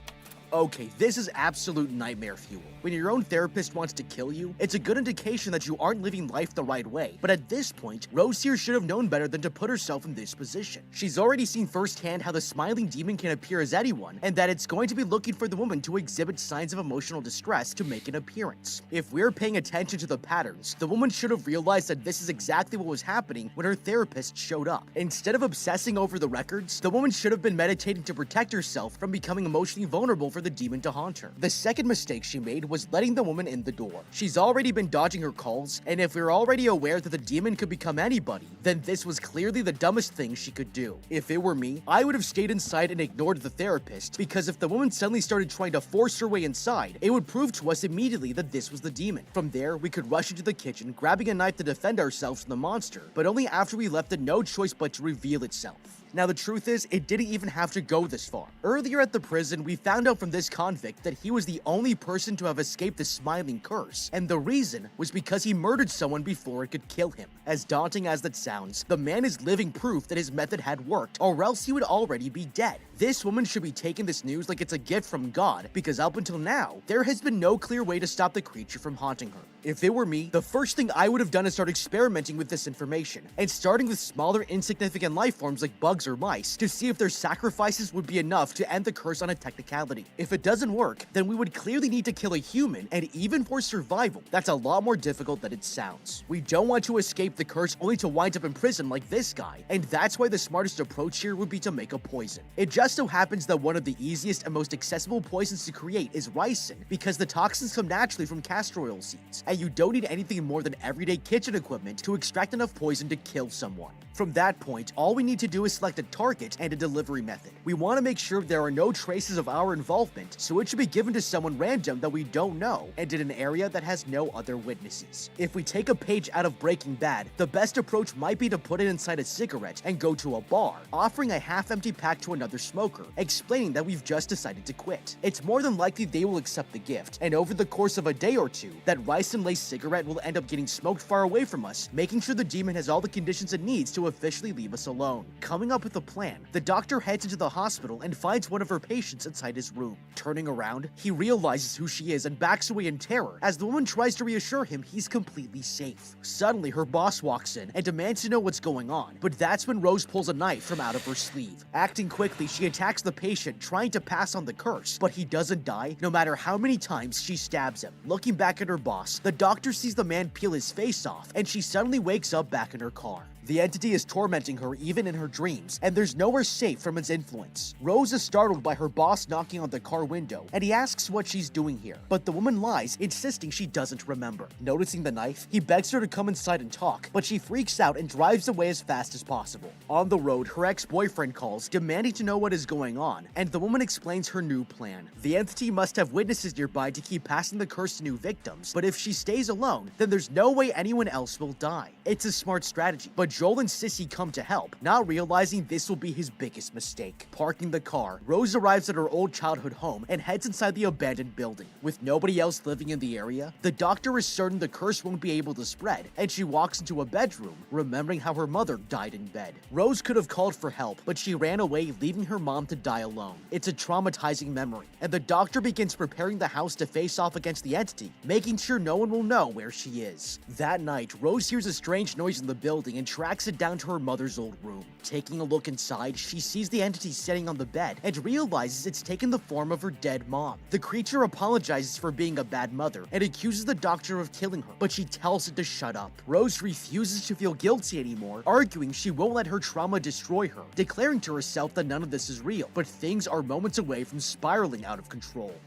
Okay, at this point, this demon is starting to get a little too transparent. Appearing as someone's mother who has already passed away is a clear sign that it's trying everything it can to get under her skin. The reason this is interesting is because if the creature is already inside the house and choosing to confront the woman, it would seem like there's no reason why it doesn't just kill her. Pretending to be someone's dead mother is very different from pretending to be another living human, because it's an immediate giveaway that you're talking to a supernatural being. With that in mind, this actually might reveal something really important about this evil monster, because the only reason it would take this approach is to drive up her trauma as much as it can. It can't be a coincidence that Rose has recently admitted to feeling traumatized by her mother's death, and I mean, the creature does feed on trauma, so it does make sense, honestly.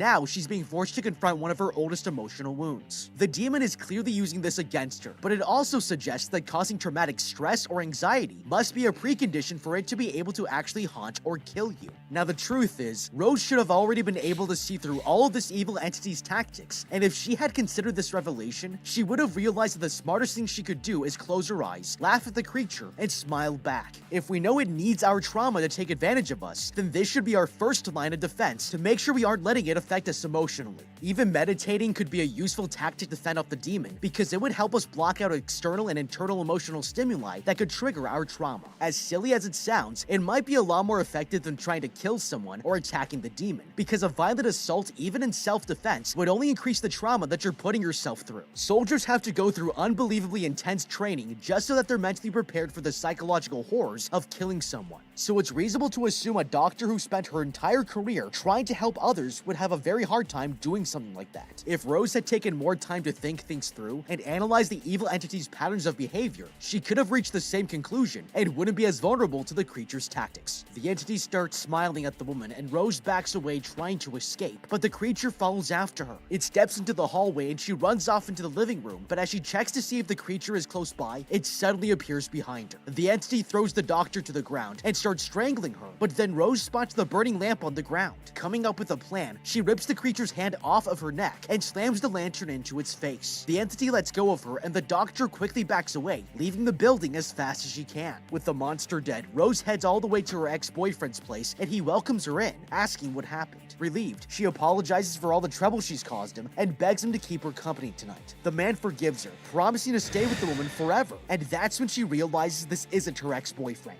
He starts smiling as Rose figures out she's still hallucinating, and the woman tries to run out of the apartment but finds herself outside of the old house. She never escaped, and to make matters worse, the real Joel has just found her. The woman heads back inside the building, terrified that she'll get him killed, and locks the door. It's the only way to keep him safe, but as Rose is hiding, the entity approaches her. There's nothing she can do to escape her fate, as the creature begins to climb down her throat. That's when Joel manages to break the door open and enters the house, finding Rose standing in the middle of a room. Terrified, he calls out her name, and she turns around, revealing a huge grin on her face, and Joel realizes getting back with your ex is never a good idea. But what do you think? How would you beat Smile? Let me know with a comment down below. Thank you so much for watching. Leave a like and subscribe, and check out the How to Beat playlist for more videos like this. Honestly, it was a pretty solid, pretty nice video. But yeah, it's not easy. It's not easy no matter what. Wait, I believe that there is Smile 2. Smile 2. Right? Official trailer. No, that's not it. It can't be it, bro. That's not it. It can't be it, bro. No way. No way. I don't believe this. That's not it. That's not it. I'm sure that it's not it. Paramount Pictures. 2 months ago. What? Wait, is it really Paramount? Bruh. Bruh, don't tell me that. No.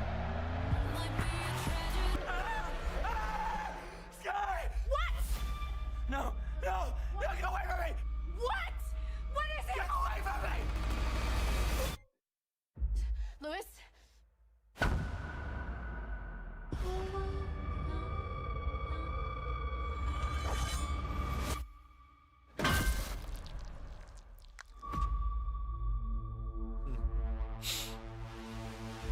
There's no way. Something really crazy is happening to me. I keep seeing this face everywhere. You witnessed a death. Now it's latched onto you. Paramount are trying so hard, bro.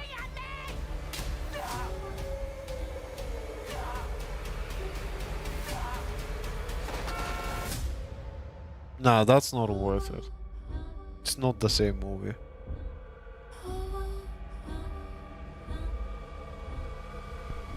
There's no way. That's a pretty cool shirt you got. Want me to sign it?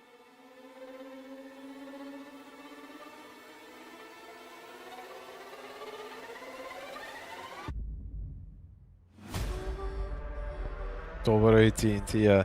I don't believe that that's it. And if that's the new movie, it's not worth it, bro. It has nothing to do with the original. The only thing that it has to do with the original is the demon, and that's it.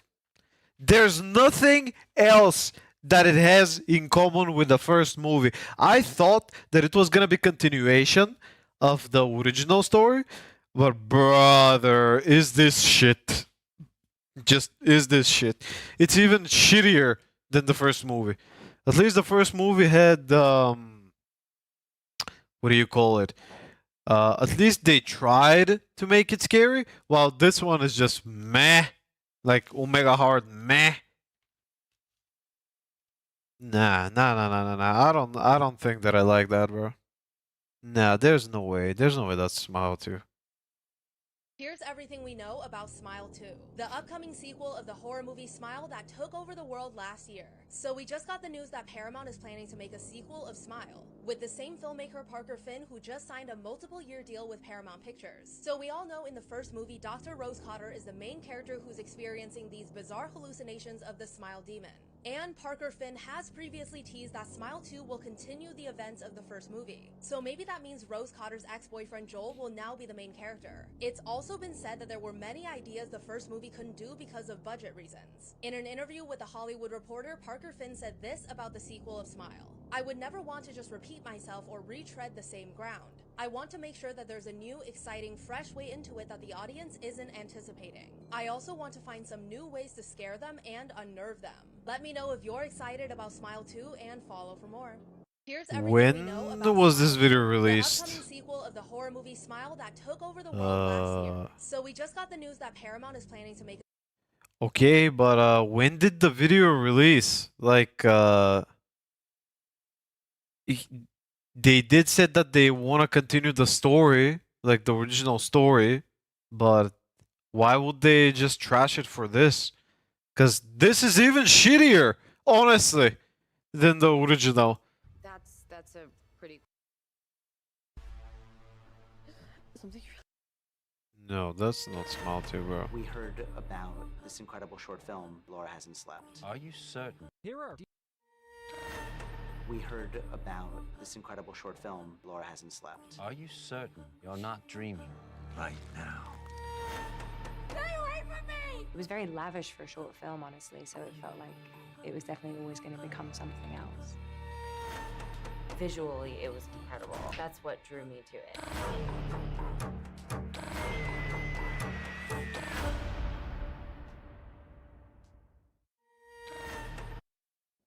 Okay, but that doesn't make much sense, honestly. No, I don't think that, actually, wait a minute.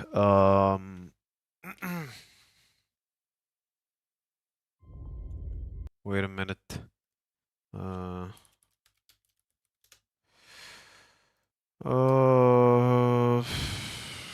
Wait.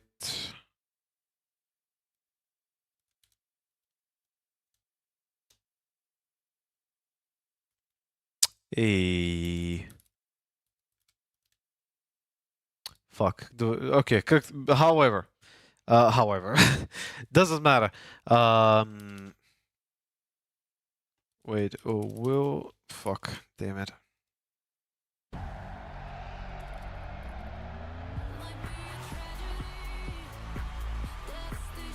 How to be the same story. The sequel will follow a brand new protagonist as she too tries to escape from the curse. Upping the ante since last time, Smile 2 concerns a pop star. Why? What happened with the original story? Why?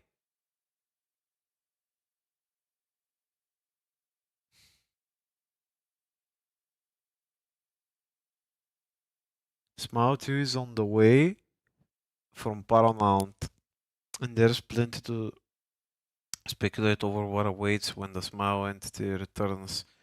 Okay, but my question is, why scrap the story from the very first one and just make a whole new one? What, they gonna make a third movie, which is gonna be something in the middle, like prequel to the second, or what?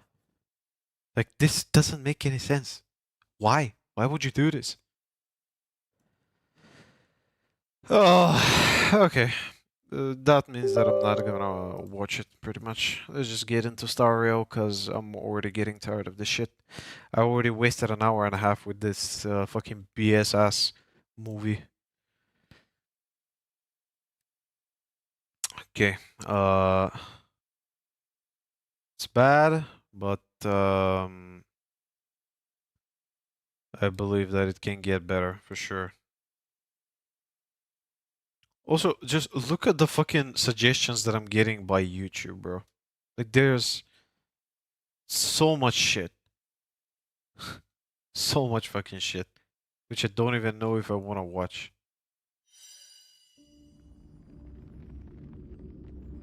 Okay. Either way, we'll remove this. Game capture, stereo. Edit.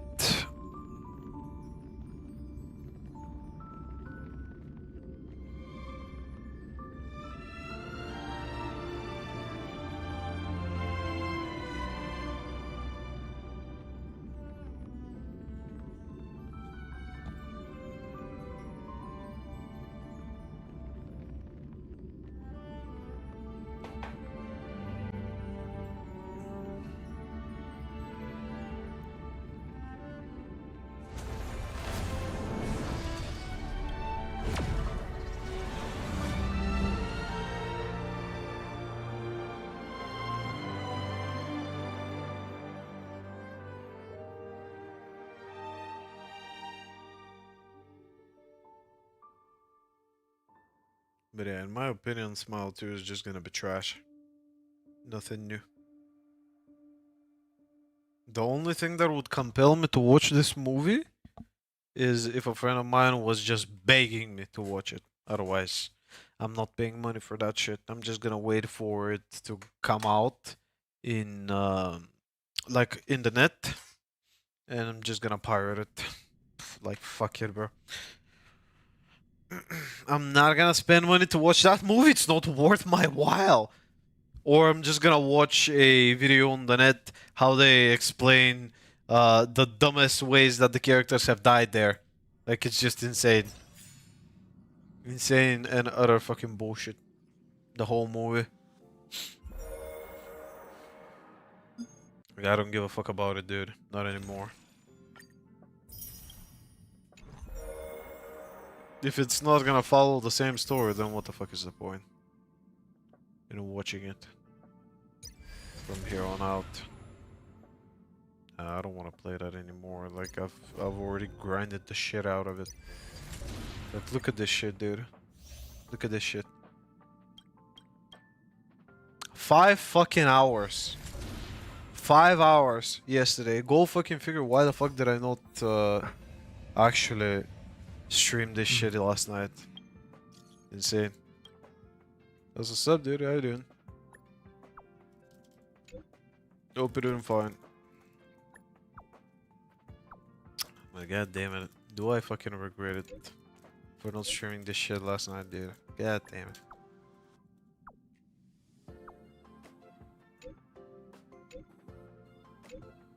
Bro, why am I even... Okay, there we go. That's more like it. Wait, no, not yet. Okay, why the fuck are you... Fucking...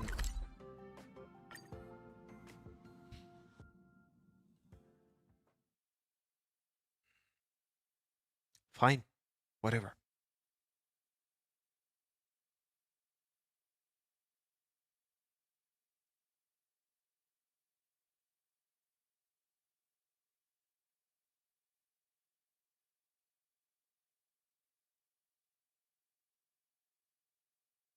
This shit gonna load or what?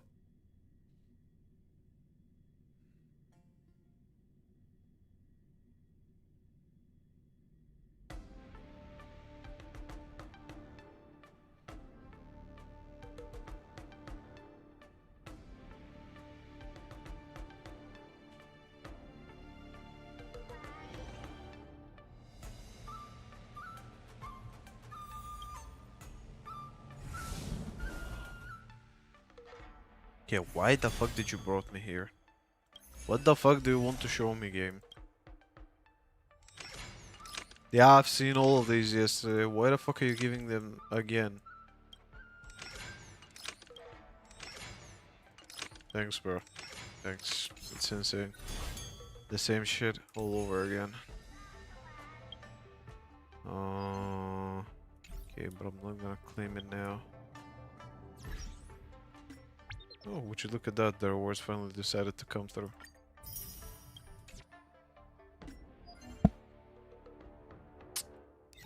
Okay, so Yeah, I might have to do the worlds again.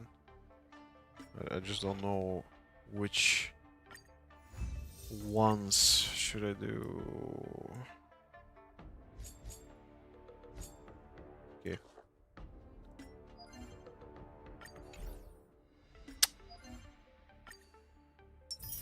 Okay, fine, whatever.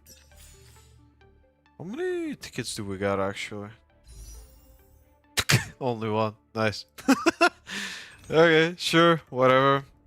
I don't care that way.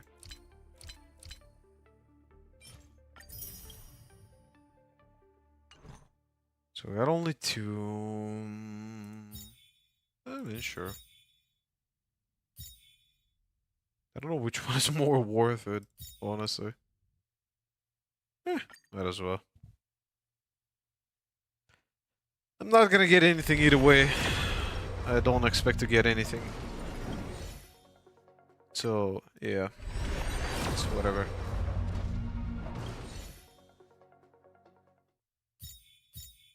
It's more like investing for next time.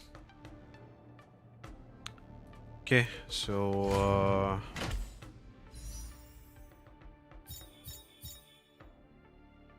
okay, I get it. Well, what are we grinding today? Since we already got two that are level 70, I believe 3. Yeah, 3. 60 and 60, okay. So not in Borna definitely needs upgrades. God damn it. Danahan definitely needs upgrade. Marches, now that I got JP. What else? Facial definitely needs upgrades. I'm gonna grind this shit, but I don't know when am I gonna grind it. She definitely needs it. Also, yeah, we do have now facial.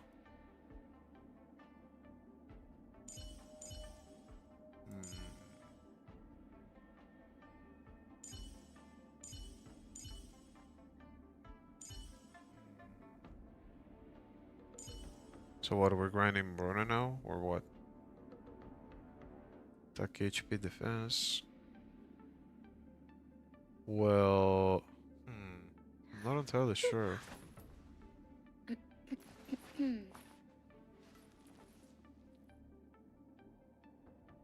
Or should we just get back on grinding items for these two? Like, I think that they are fine, but yeah, okay, let's just grind. Wait, no. Wait, actually, let's get to the dimension. Let's get to the goddamn dimension. Definitely need to deal with that.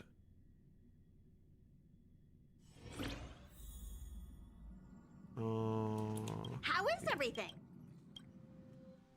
Oh fuck! Didn't mean to click that. We've seemed stay vigilant.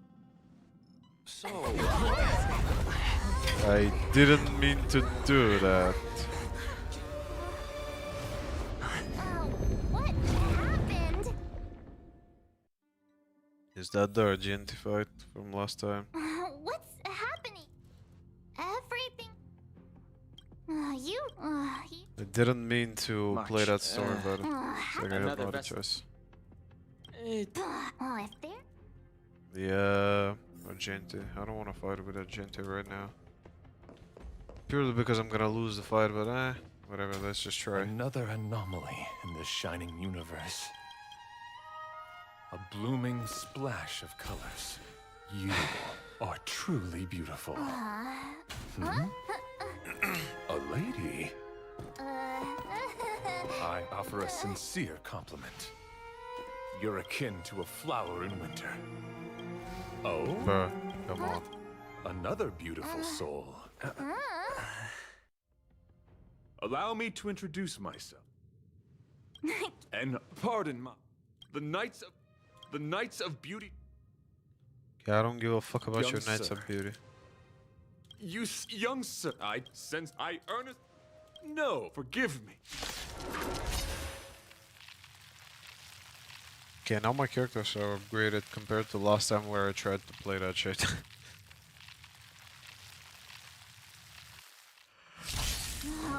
Oh, fuck. Nah, I'm not gonna be able Communicating to with destroy others that. can be a most difficult endeavor. It is through action alone that we can convey our intent faithfully. So what the fuck does it want? It May wants you fire, ice, understand physical. Nah. Nah, I don't want to do that. I don't even want to deal with this shit, bro.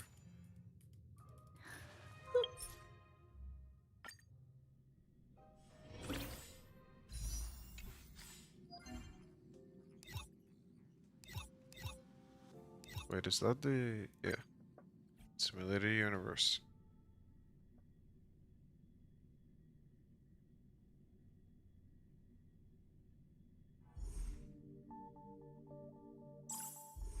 We're now at World 5.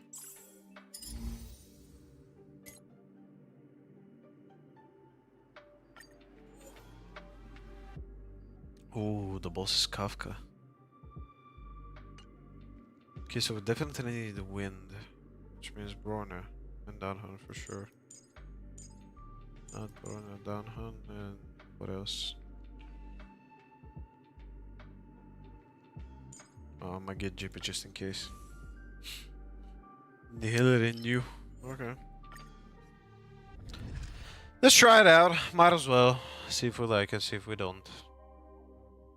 But honestly, it's already been about 4 hours and I'm already getting tired, bro. Goddamn. 150 cosmic fragments. Okay.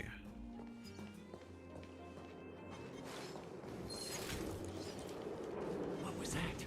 Asking for trouble, huh?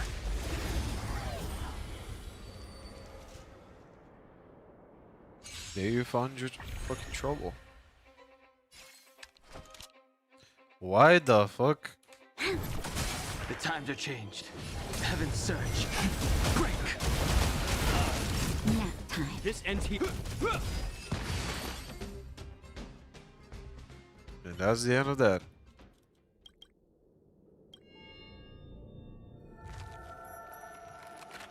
Yo, sure. Okay.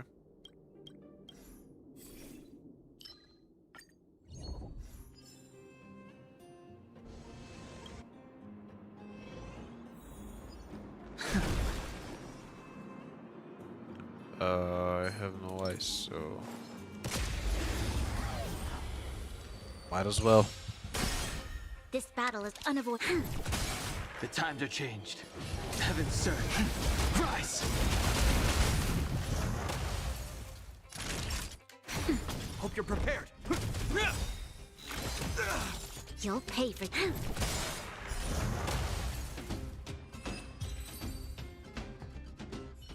That's the end of that.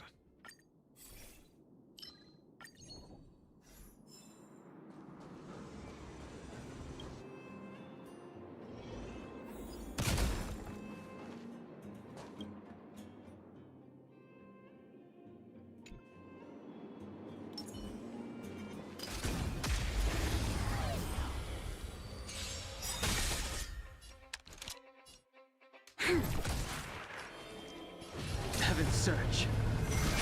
Break. Naughty child.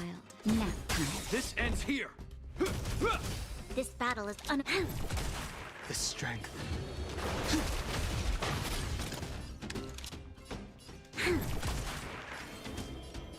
Heaven's surge. Rise. That'll take more than. This ends here. You'll pay for this.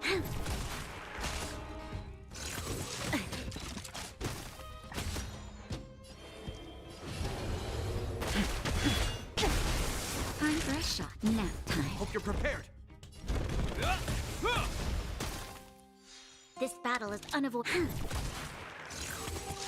Troublesome. I sense a storm. Naughty child. You'll pay for this. Oh, Grace. Heaven's surge. Break! Time for a shot. Just a little something. Think nothing of it. You have my gratitude. This ends here. This battle is...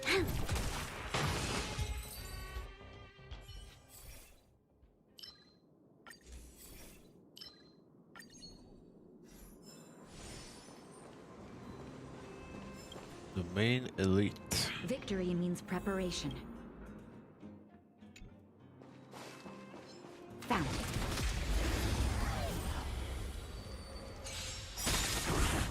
Okay. Time to change tactics. We've entered the storm.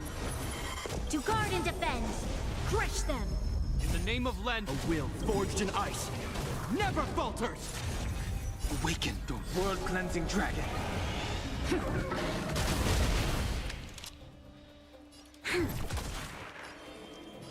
Heaven's surge. Rise! Naughty child. This ends here.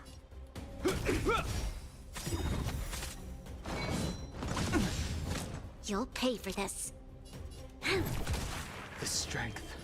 Heaven's surge. Break! Nap time. Hope you're prepared.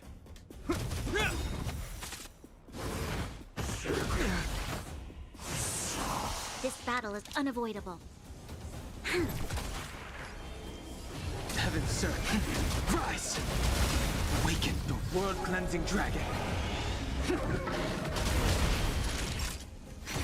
This ends here. A will forged in ice never falters. I'm okay. That'll take nap time. This battle is unavoidable. We've entered the storm. To guard and defend. Crush them. Hope you're prepared. You'll pay for this. Heaven's surge. Break!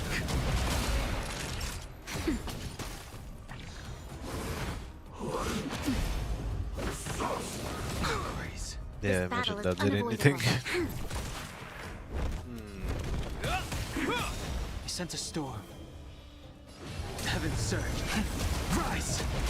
Time for a nap time. In the name of Len, a will forged in ice never falters.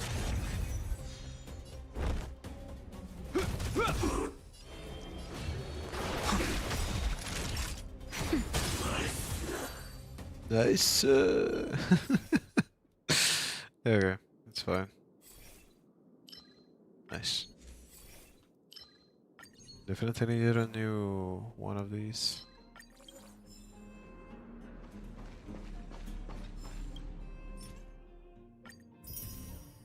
Nice. Sure. The main respite or whatever the fuck it was. I don't know. Respite, I have no idea.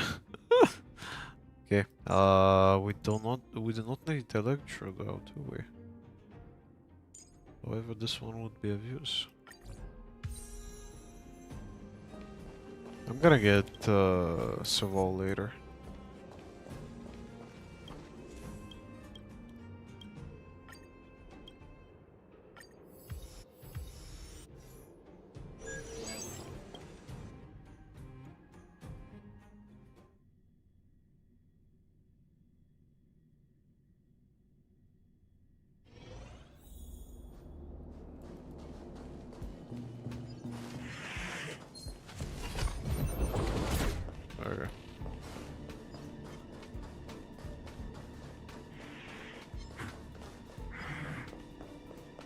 Okay.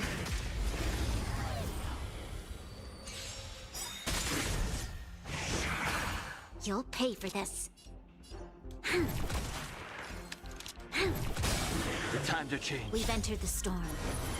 To guard and defend. Crush them. Awaken, Doom. World-cleansing dragon.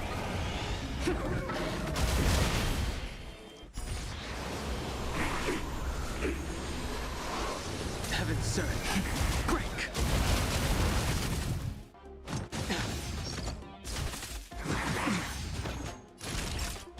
Nap time. This ends here.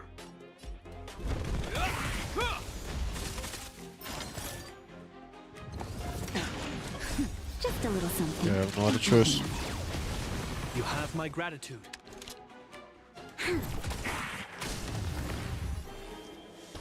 Heaven's surge. Rise. Awaken the world-cleansing dragon. Heaven's surge. Break. And there we go. Nice. Actually getting you curious.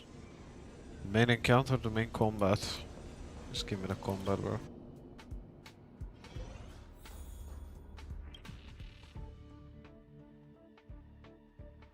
Physical quantum, whatever really. Found.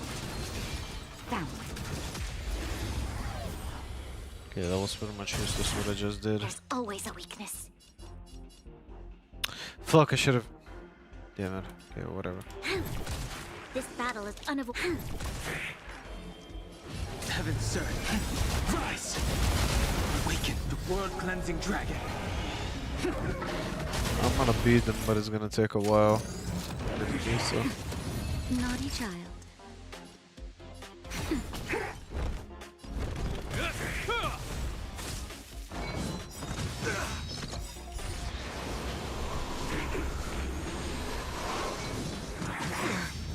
In the name of Len, a will forged in ice never falters.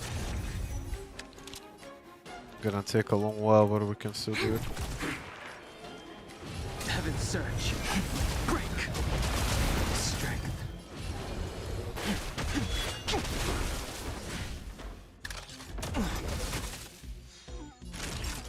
Nap time.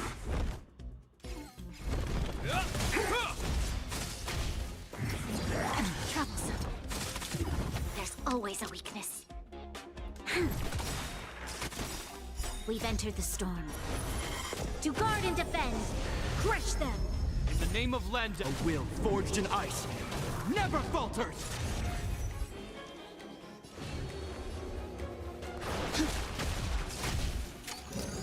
Time for a shot. Nap time. This ends here. You'll pay for that.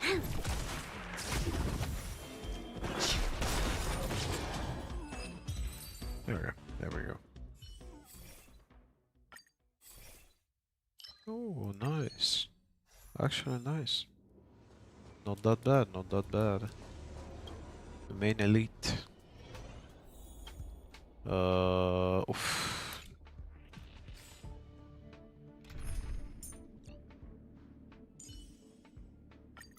Managed to grab some sleep? Physical, ice, and quantum. Okay.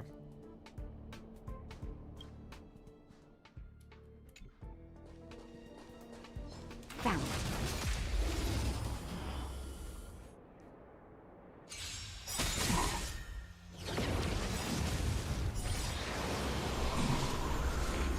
Awaken the world-cleansing dragon. Great.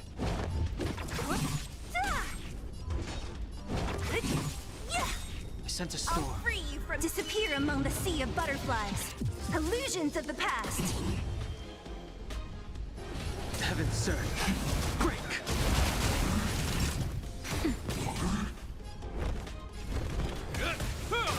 So you are afraid of me.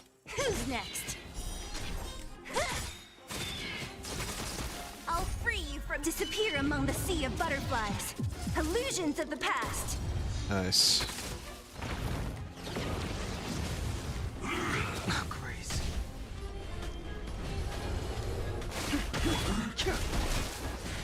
The strength. Naughty child. Nap time. In the name of Len, a will forged in ice never falters!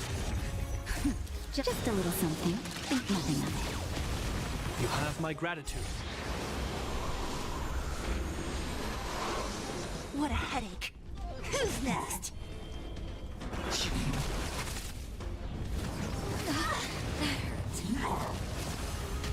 Time for a shot.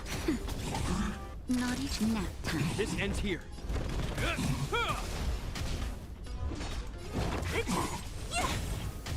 So you are afraid of me. Disappear among the sea of butterflies. Illusions of the past. Heaven, sir. Rise! Awaken the world-cleansing dragon.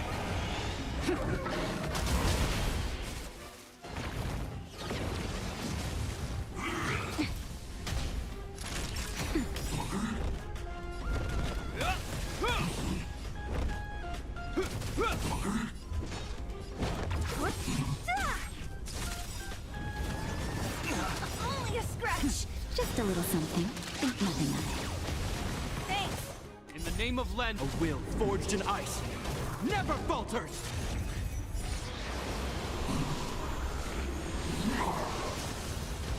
I sense a storm. Don't mess with me. Who's next? Time for a nap time. Hope you're prepared. What a headache.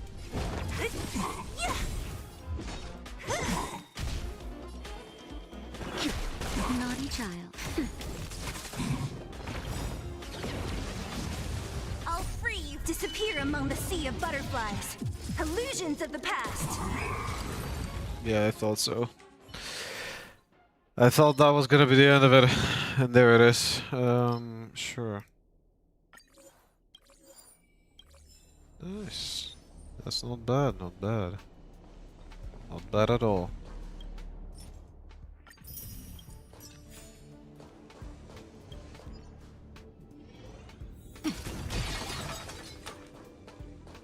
Okay, and right here we're getting Serval.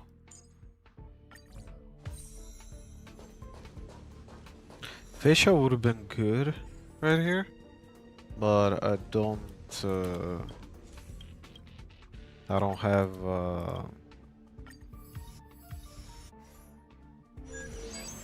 I don't have her upgraded.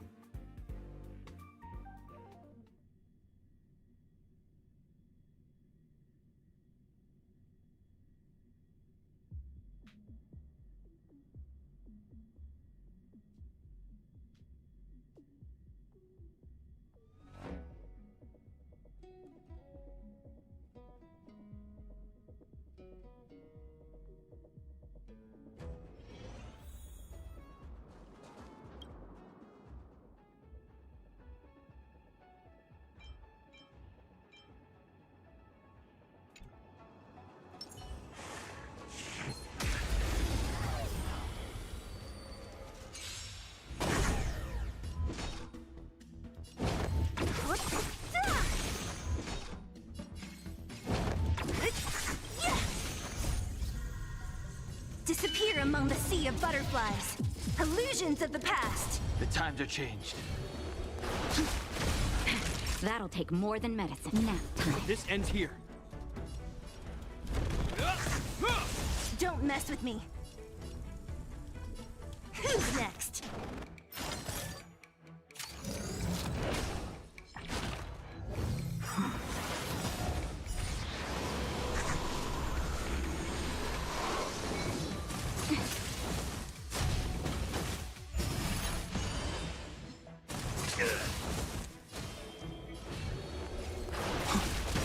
Awaken the world-cleansing dragon. Okay, that's not bad.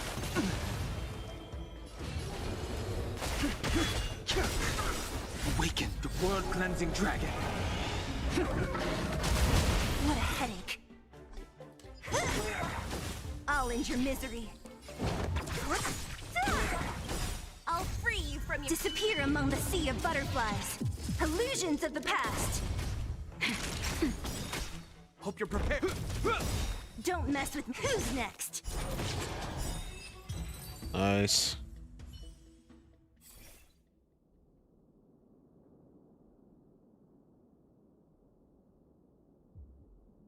Thanks, but not thanks. I don't want bots in my stream.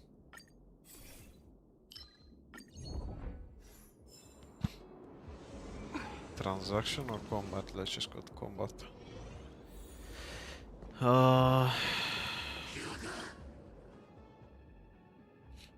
Electro. Electro Ice Quantum.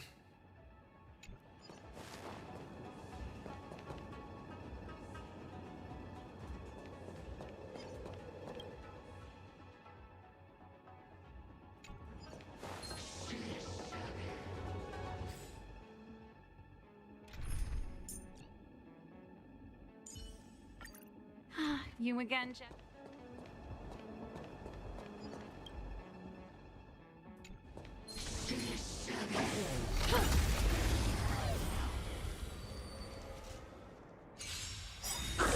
What? I'll free you from your disappear among the sea of butterflies.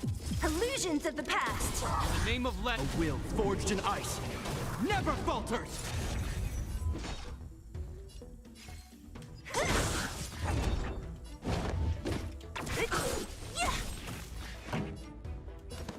Keep up. Naughty child. Nap time. This ends here.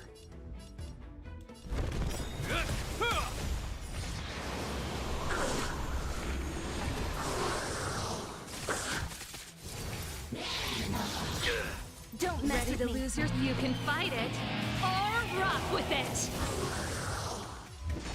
Who's next? Disappear among the sea of butterflies. Illusions of the past. Time for the main event. Turn it up.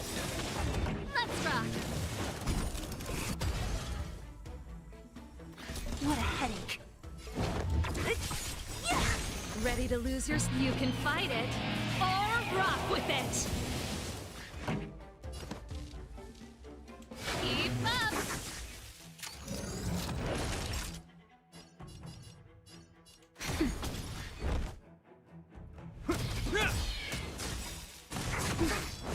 In the name of a will forged in ice never falters.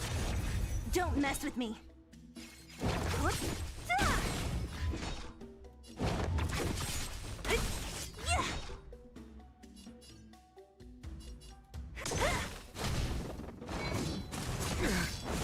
Pretty good crowd today.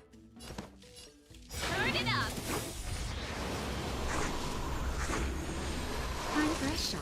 Nap time. So you are afraid of me. Who's next?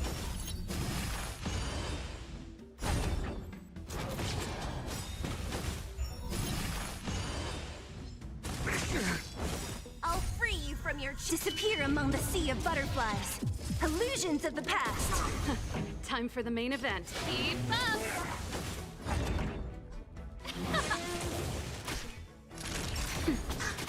Hope you're prepared. So you are afraid of me.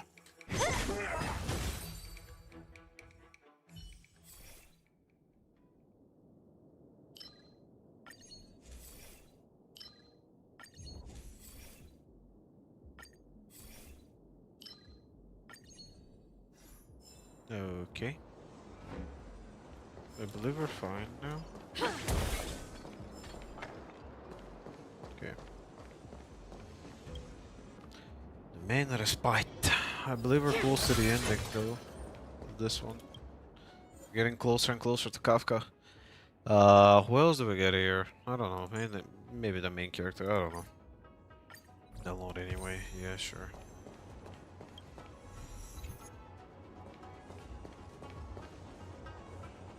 What is Herta gonna give me? Just the enchanting screen? Okay. Anything else? Nope.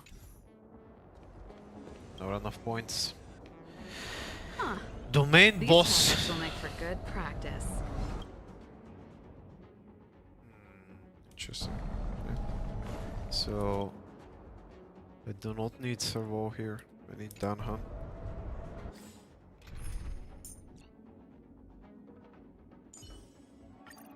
And I believe I need also Bronya, since there's no Quantum, right? Yeah.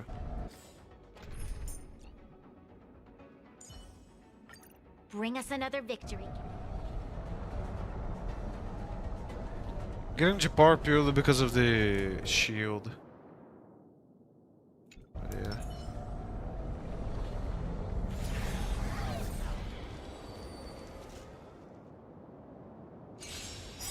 In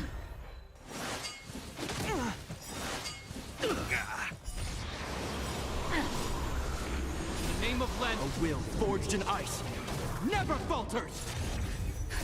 Just a little something. Think nothing of it. Assistance is timely. Not so fast. That all?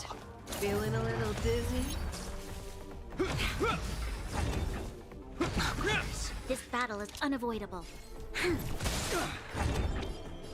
Heaven, sir. Rise. Time for a shot. Nap time. Something for everybody. Ready?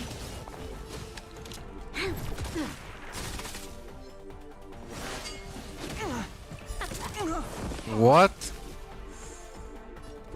The fuck?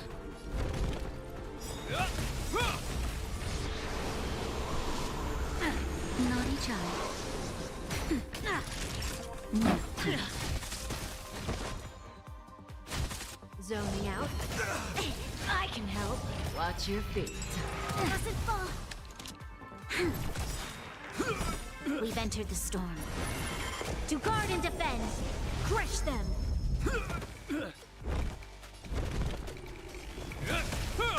Time for a shot. A will forged in ice never falters.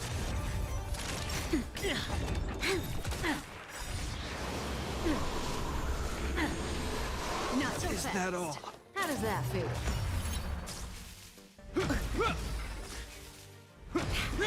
Naughty child. Nap time. Something that for all? everybody. Just a little something. Okay, I shouldn't have done that. Assistance is timely.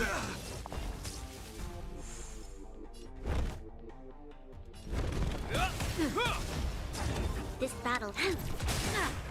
That'll Nap time.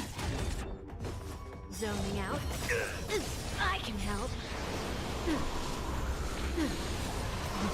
Oops.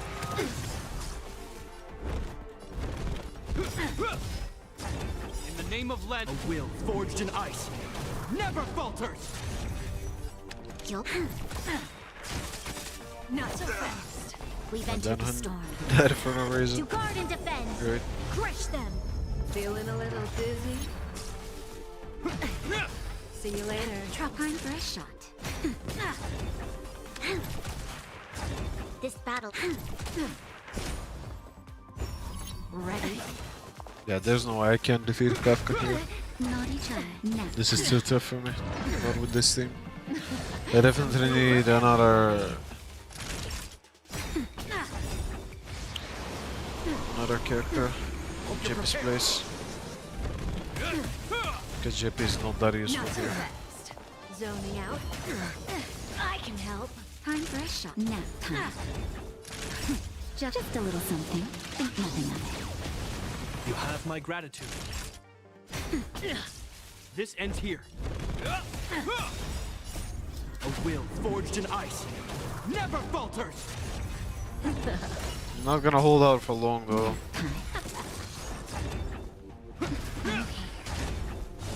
Watch your feet. Ready? Who will it be? Something that for all? everybody. Naughty. Hope you're prepared.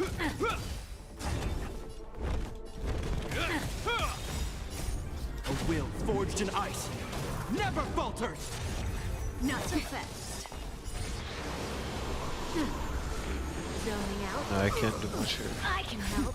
Just a little something. Think nothing of You have my gratitude. it. Nap time. Don't be scared. Okay. See you later. Oops. But I'm ready. Doctor. Take a guess. Is that all? Something for everybody. This ends here. In the name of Len, a will forged in ice never falters. Zoning out. I can help.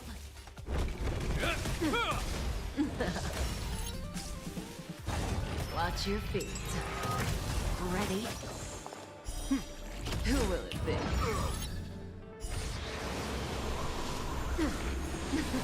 Something for everybody. Hope you're prepared. A will forged in ice never falters. Not so fast. Zoning out. I can help. How come she has more attacks than I do? Don't be scared. Oops. Ready? I can't. I can't beat her. There's no way.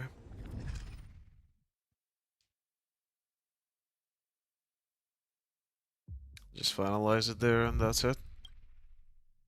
I just didn't have a good run, that's all.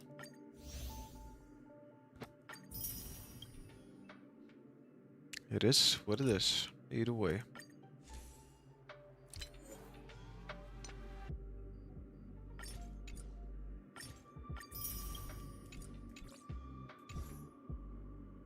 Just didn't got a good curious, that's all.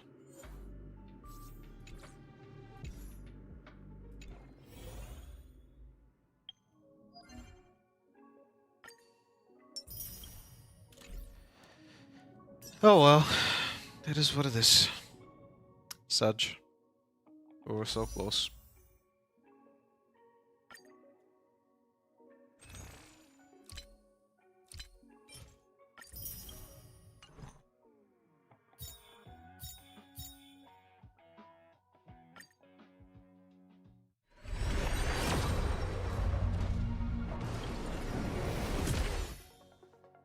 Nice,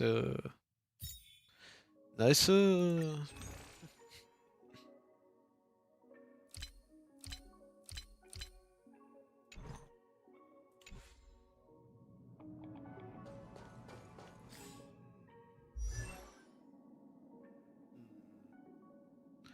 Okay, I think that it's finally time for me to actually grind those characters.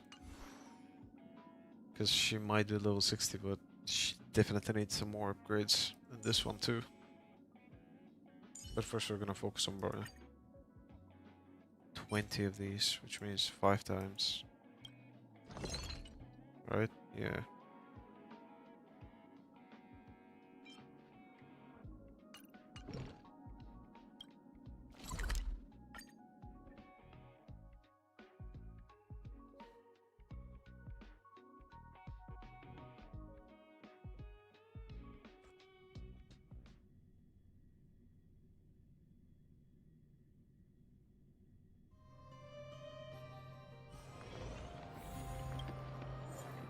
You know what?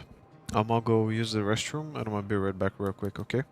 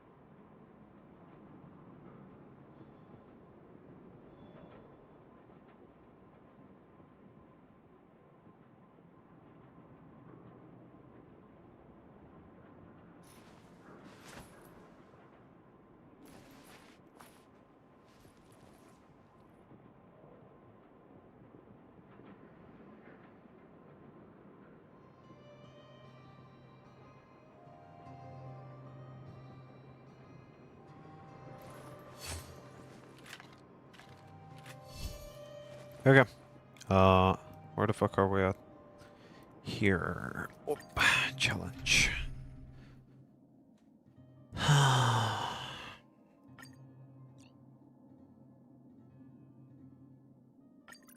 Oh, we meet again.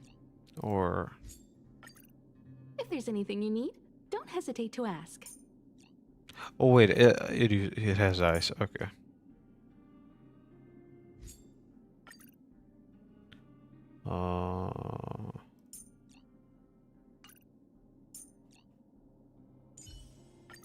Proceed with caution.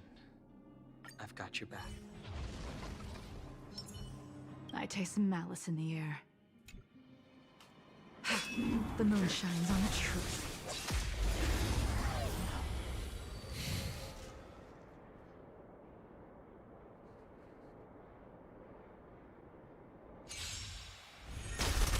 Do not be afraid.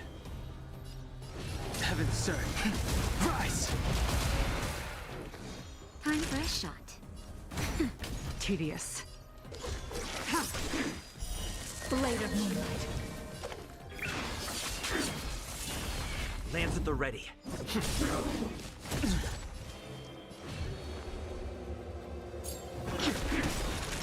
Awaken the world-cleansing dragon. That's better. Do not fret. I'm on guard.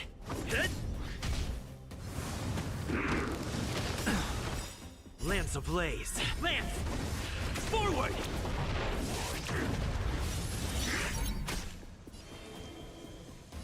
Heaven surge. Break! Nap time. Stand down. Just a little something. Think nothing of it. Nice teamwork. The times are changed.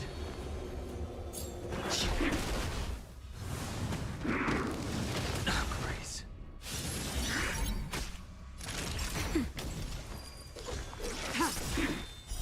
Blade of moonlight. All will be revealed. In lunar flame. Yep, he's just that. One more time. Do not be afraid. Heaven surge. Rise!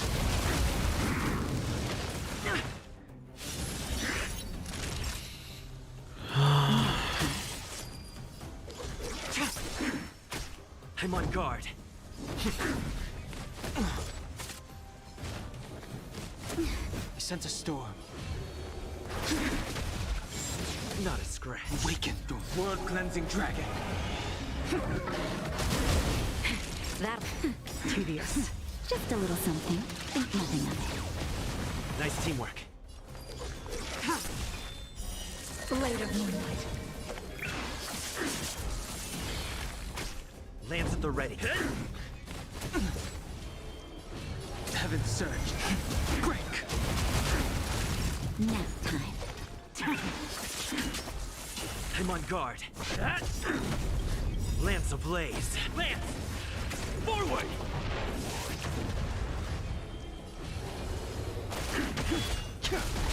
Not each. Stand down. All will be revealed. In lunar flame. Blade of moonlight.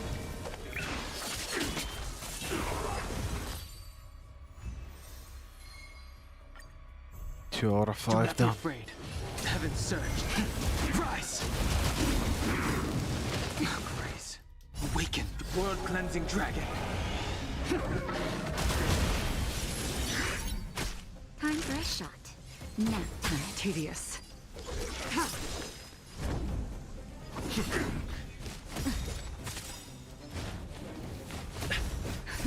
Just a little something. Think nothing of it. Do not fret. I sense a storm. That'll. Blade of moonlight.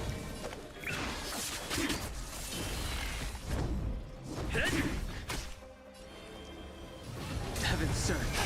Break! Naughty child. Nap time. Lands at the ready.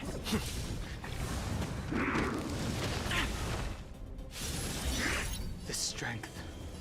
Heaven surge. Rise! Time for a shot. Stand down. All will be revealed. In lunar flame. Blade of moonlight. It's time. I sense a storm.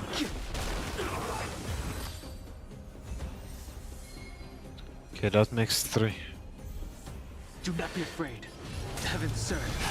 Break. Awaken. World cleansing We're at dragon.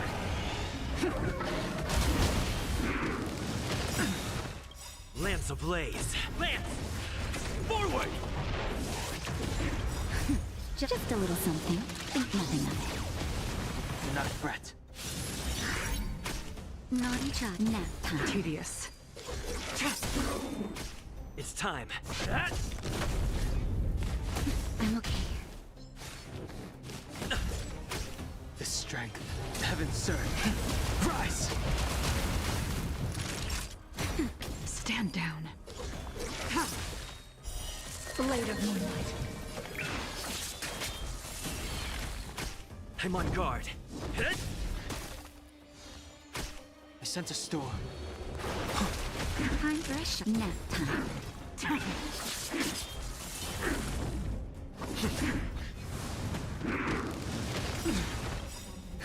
Just a little something. Think nothing of it. I thought that the main character was actually gonna die there. Holy fuck. The strength.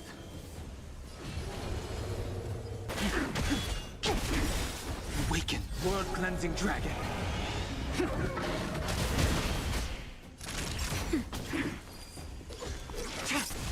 Lance at the ready. I'm okay. I sense a storm. Nap time. Blade of moonlight. All will be revealed. In lunar flame.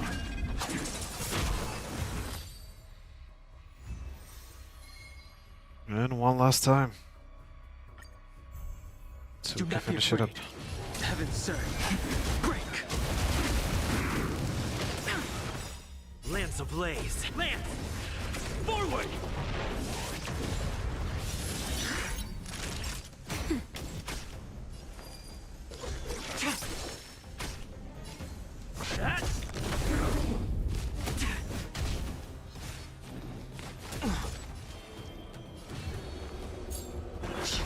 Naughty child. Nap time. Just a little something. Think nothing of it. Do not fret. Blade of moonlight.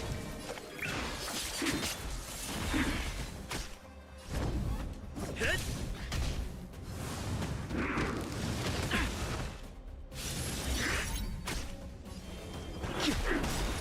Awaken. World cleansing dragon.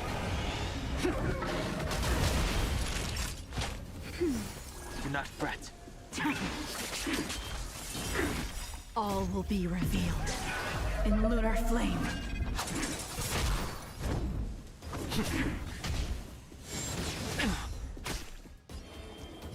Heaven surge. Rise! That tedious.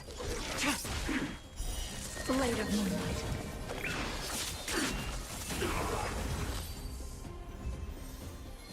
Okay, I believe that's about 20, right? I believe so. There.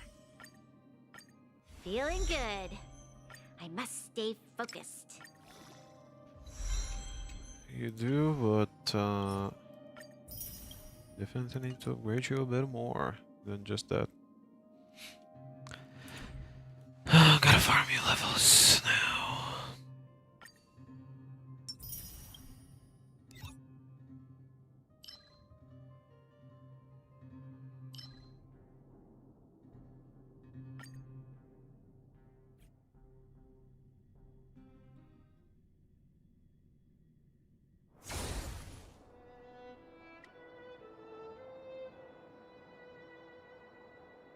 Ice, fire, wind.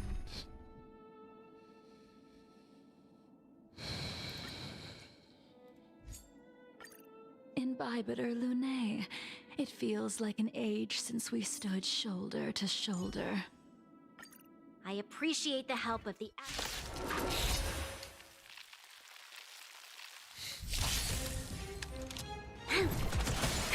That'll take more than... That's better. Nice teamwork. Stand down. Just a little something. Think nothing of it. Persistence is timely. It's time. Lance ablaze. Lance! Forward!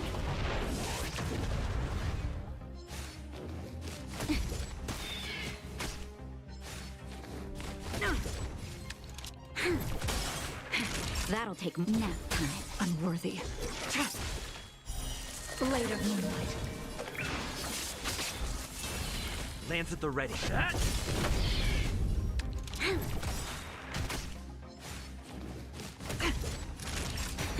Nowhere to run.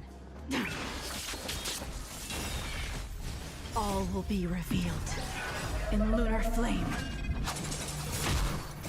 We've entered the storm. To Yeah, guard I and think defend. they got it a bit too fast there.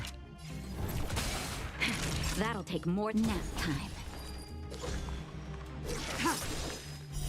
Blade of moonlight. I'm on guard.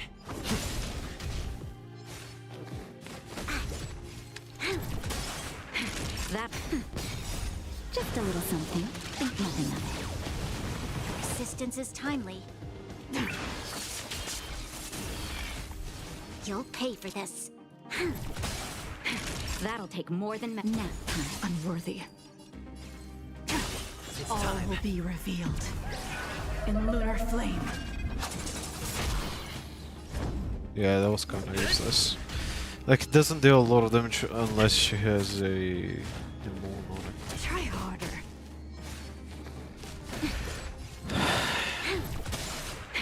That'll take unworthy. Blade of moonlight. This battle is We've entered That'll take more than medicine. To guard and defend. Crush them. Now, blade fodder.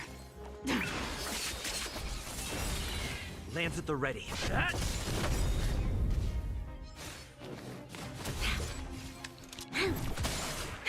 That tedious. Just a little something. Think nothing of it. Save it for your own skin. I'm on guard. You'll pay. All will be revealed in lunar flame. Blade of moonlight. This battle is unavoidable. I wonder how can I make him 3 moons at the same Blade time. fodder. Lance ablaze. Lance! Forward! There's always a weakness. We've entered the storm. To guard and defend. Crush them. Unworthy. It's time.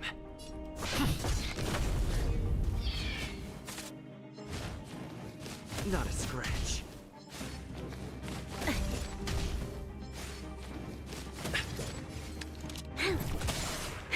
That'll take nap time. Unworthy. Blade of moonlight. All will be revealed in lunar flame.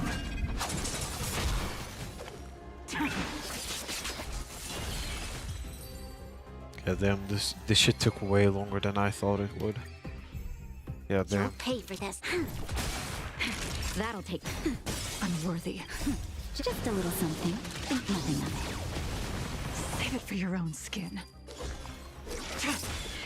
Lance at the ready.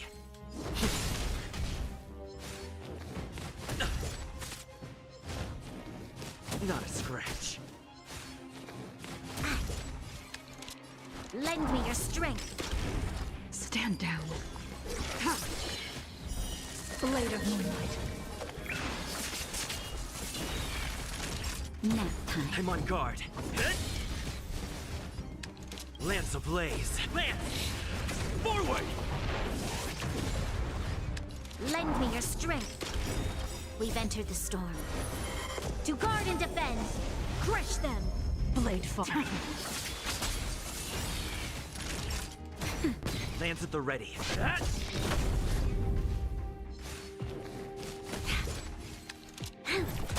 Unworthy. Nap time. This battle is unavoidable. Lend me your strength. Tedious. Blade of moonlight. All will be revealed. In lunar flame.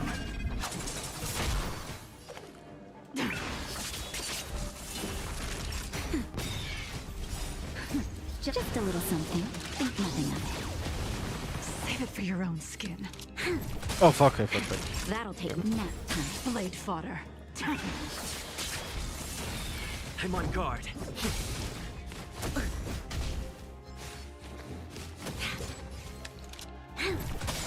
We've entered That'll the storm. Take more than medicine. To guard and defend, crush them. Blade fodder. All will be revealed. Okay, no. Lunar I shouldn't flame. have done that. There's Not always there. a weakness. That'll take nap time. Blade of moonlight.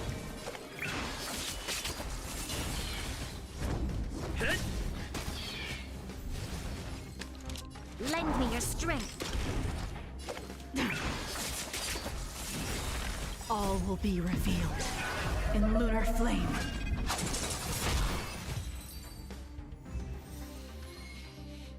Okay, let's try to upgrade her. I don't think that it's gonna be to level 7 and it's not. Great, it's to 65. Insane. She's still getting more and more powerful though, to be fair.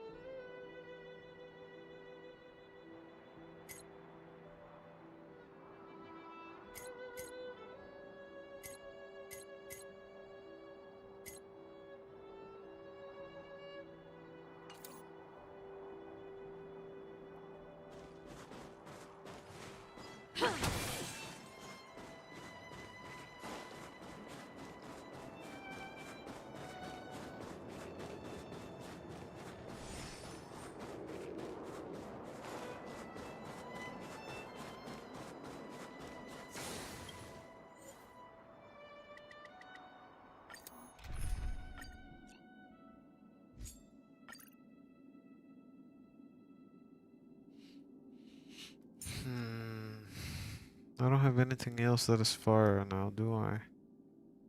That is actually useful. Nope. Well, shit.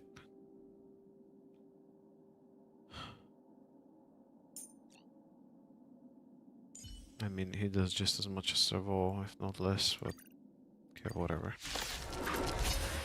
Let's try it that way.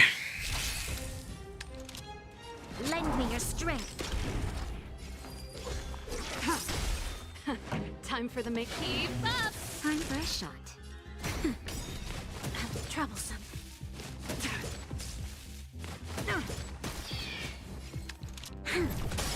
We've entered the storm. Time for the main event. To guard and defend, crush them. Turn it up. You can fight it or rock with it. Blade of moonlight.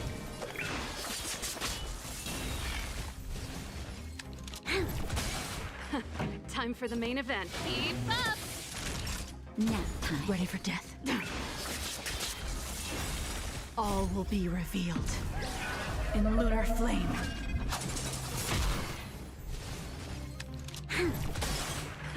Time for the Turn it up. Naughty child. Blade fodder.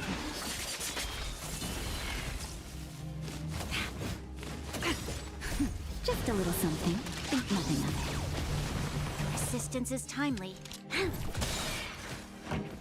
Keep up! Now time. Unworthy. You'll pay for this. Lend me your strength. Ready to lose your... You can fight it, or rock with it! We've entered the storm. To guard and defend, crush them. Stand down. Blade of moonlight. All will be revealed in lunar flame. Time for the... Turn it up! Time for a shot. Ready for death.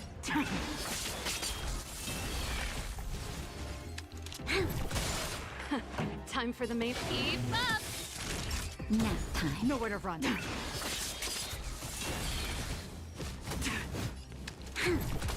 This song's for you. Turn it up! Unworthy. All will be revealed in lunar flame.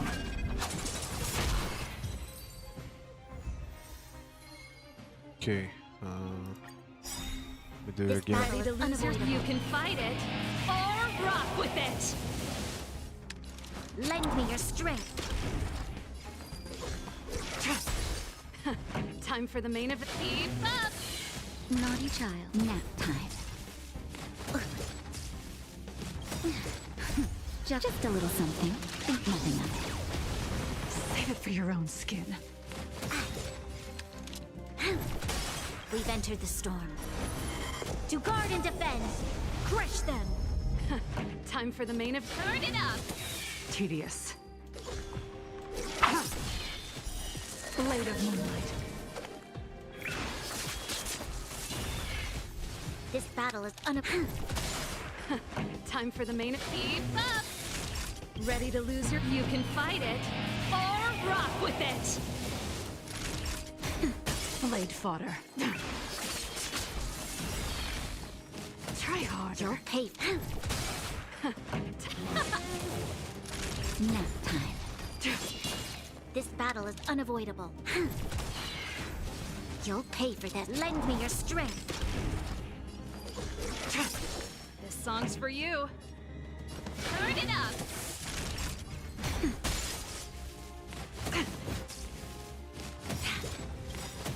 We've entered the storm. To guard and defend, crush them. This battle is unavoidable. Lend me your strength. Stand down. Blade of moonlight. All will be revealed in lunar flame. Lend me your strength. Ready for time. Let's rock. Nap time. Just a little something. Think nothing of it. Persistence is timely. Lend me your strength. No. All will be revealed in lunar flame. This battle is... We've entered the storm. To guard and defend, crush them. Keep up! Ready to lose your... You can fight it, or rock with it! Blade fodder.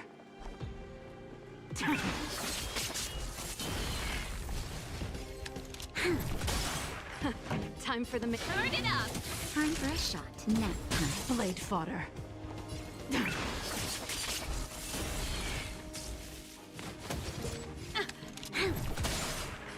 Time. Keep up!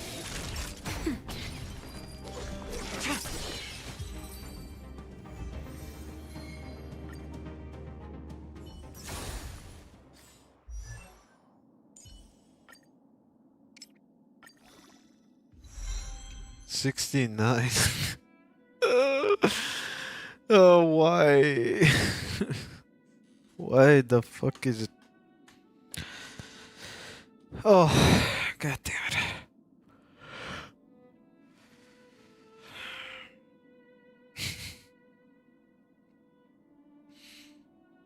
What? Why do I gain only 4 levels? God damn it.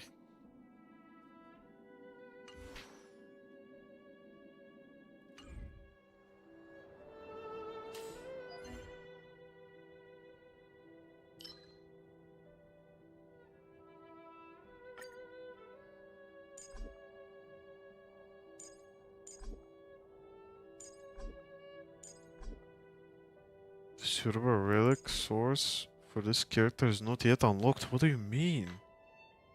I can't grind for her? What? Oh, Danhun? Danhun has 2. Great. Insane. So he has 2.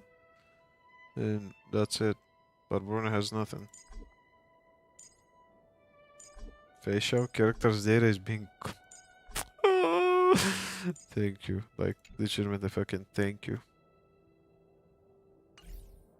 We can farm Luca though, but I'm not gonna farm him today. I'm gonna give the game a rest for about 2 days afterwards when we're done here.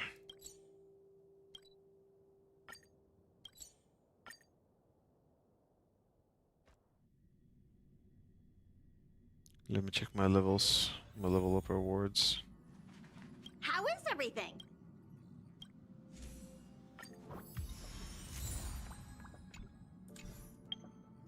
Okay, so Born is now gonna be level 69.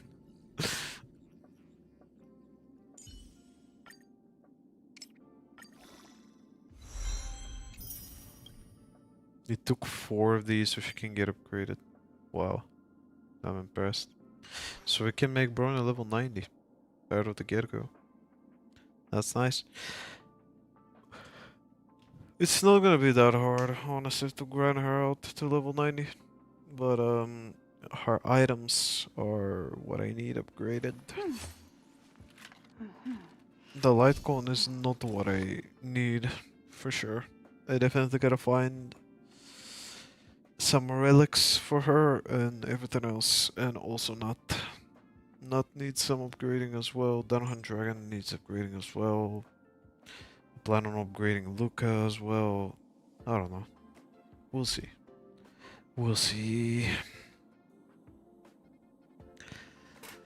Oh, god damn it. Oh, fuck my back. Creaks and cracks like crazy, bro. Okay. You know what? 4 hours and 50 minutes are not less than what I thought we would be able to endure. So 5 hours is still 5 hours.